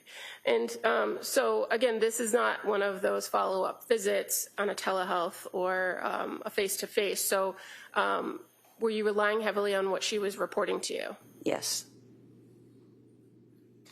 And again, in that MyChart message, you did indicate to stop the Prozac, Benadryl, and Ativan, and don't take while taking Klonopin, right? Correct. And in your practice as a psychiatric nurse practitioner who prescribes medication, is it common that you have to kind of trial different medications to find the right one to work for any given patient? Yes, it's pretty common practice in psychiatry. And fair to say, there's no way to anticipate how a particular patient is going to respond to any particular treatment, medication treatment. Correct. So after prescribing the Klonopin, the mirtazapine, and giving her that single dose of Ambien, did you do anything or set anything up to follow up with her after changing those prescriptions? I just told her to she can MyChart message me over the weekend. It was the holiday weekend. So I made sure she knew I was available to answer her questions. And fair to say she did, in fact, MyChart. You sent you MyChart messages over the course of that weekend, correct? She did, yes. And so starting at 7:51 on November 26th, she reported to you kind of how that night went, didn't she? Yes. Where she said, I did better last night. I took 7.5 mirtazapine and 0.5 Klonopin at bedtime, slept fairly well on and off until 3:45. And then she asked, do you think increasing the mirtazapine will help me stay asleep longer? I can survive like this, but would be helpful to get to sleep until at least 5. Thoughts? Thank you, Lindsay. Yes. Did you respond to that message? I did. And what did you advise her to do when she asked about increasing the mirtazapine and wanting to stay asleep longer? I said she could trial the 15 milligrams. And again, is that something that is common for you to do in prescribing, that maybe you have to adjust the dosage? Yes. Did you have any concerns that increasing the mirtazapine up to 15 would have had any issues or problems? No. And then again, on November 27th, you had a correspondence with her starting at 9:59 a.m. where she again reports to you how she did that night. Is that something you encourage her to do, to just give you a nightly or like a follow-up the next day, check in to let you know how she was or what she was experiencing by way of symptoms? I do that with a lot of clients that are really anxious. I like to make myself available to them so that they have that reassurance. Okay. So this wasn't kind of unexpected. It wasn't out of the ordinary for me. And so on the 27th, she indicated she slept well, taking the 15 mirtazapine and the 0.5 Klonopin, feel rested but super disconnected with myself and reality, and describes it as a scary feeling, thinking of stopping Klonopin tonight and just taking the mirtazapine. Do you recall that I do. Communication? And she acknowledges that I've only taken it 2 nights, so that should be right, okay? Or, sorry, I've only taken it 2 nights, so that should be okay, right? Do you recall her asking that? She's referring to the Klonopin, and yes, she did. She was really anxious about being dependent on benzodiazepines, so I think her goal was to not be on them. And if she was going to, the disorientation might have been because of all the sedation from the mirtazapine, which is a common side effect, which is why we chose that, and she knew that. And adding the Klonopin, maybe removing that, might have helped with some of the sedative factors for it. So did you find there to be any issues with stopping the Klonopin or her deciding not to take it after 2 days? No, I did not. And in fact, you indicated and told her that should help with the disorientation, right? Yes, it might. Okay. And so that was on November 27th. And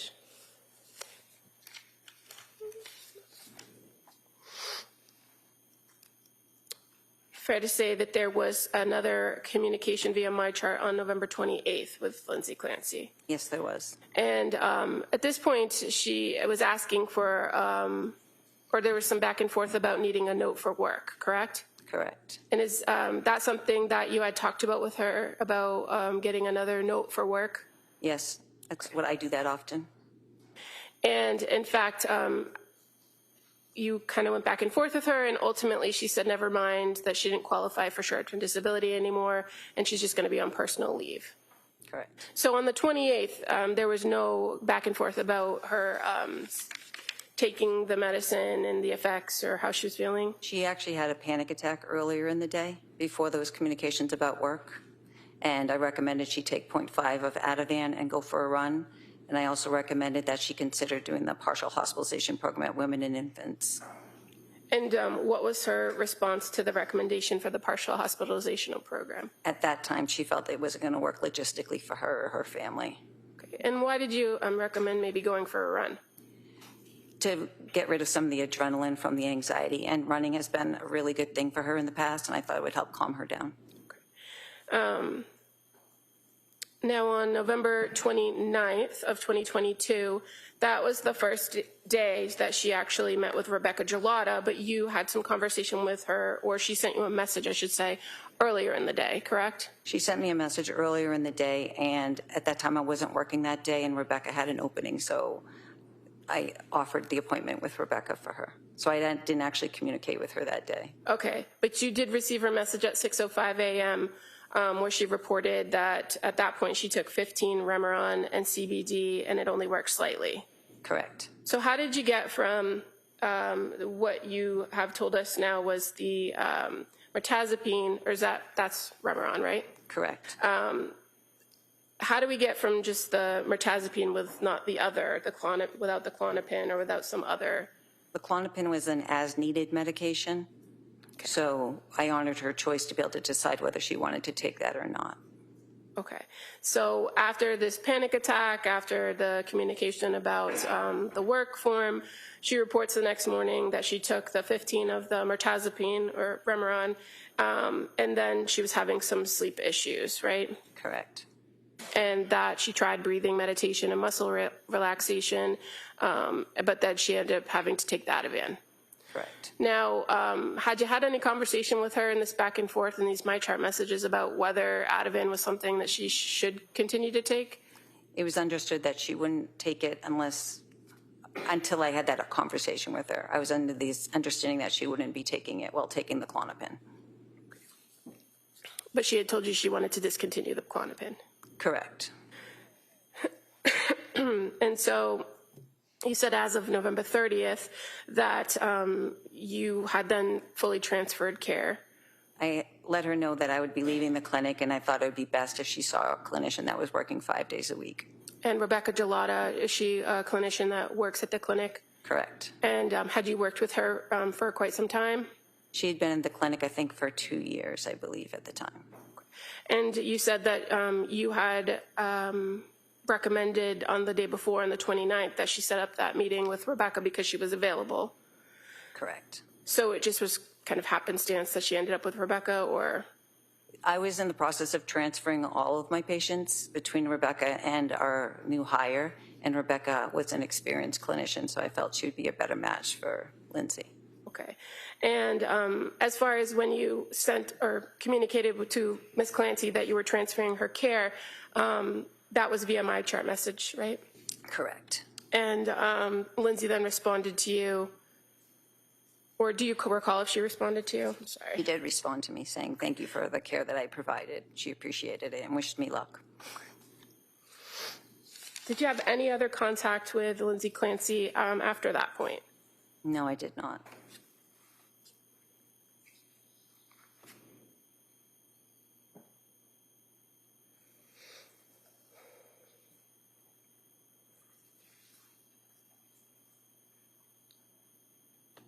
And just to be clear, so when we were talking about moving from November 28th to the 29th in time, did you have a phone call with her outside the MyChart messages about that panic attack? Or do you recall having entering a progress note about that? I do remember entering a progress note about that. Okay. And that's when I told her to go for the run. I made the recommendation for the PHP.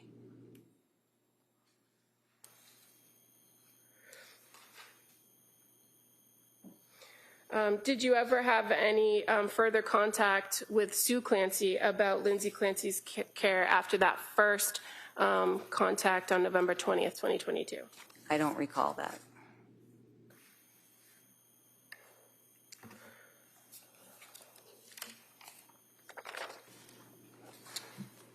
I have no further questions at this time. Counsel, can I see it? Sidebar.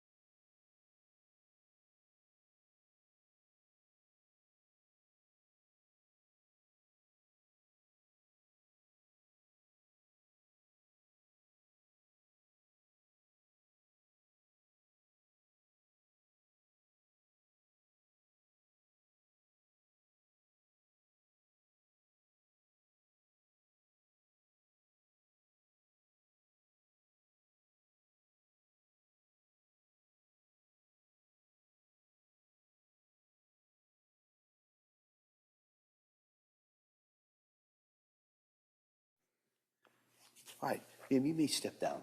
Thank you.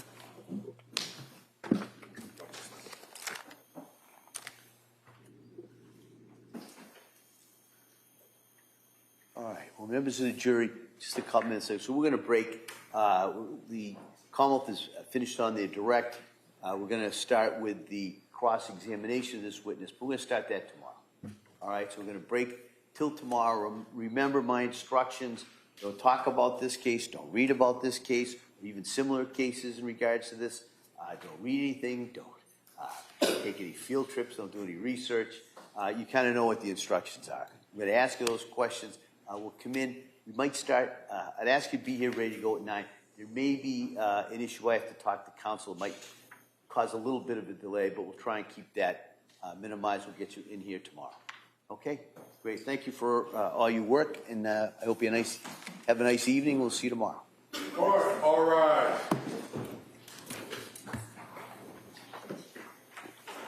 Good. So you know what's follow me.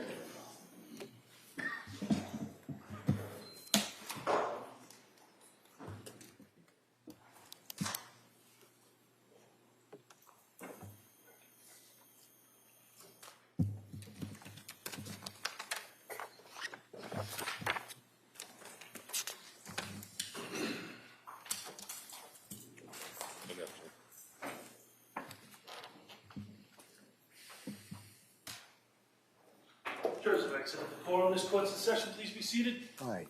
Anything else we need to address the court? All right. Thank you. So the plan will be to start tomorrow. Before we bring the jury back in, my plan would be to address the defendant's motion for that additional witness. We could maybe do that first thing, and then after we argue that, go right back into the presentation evidence. All right.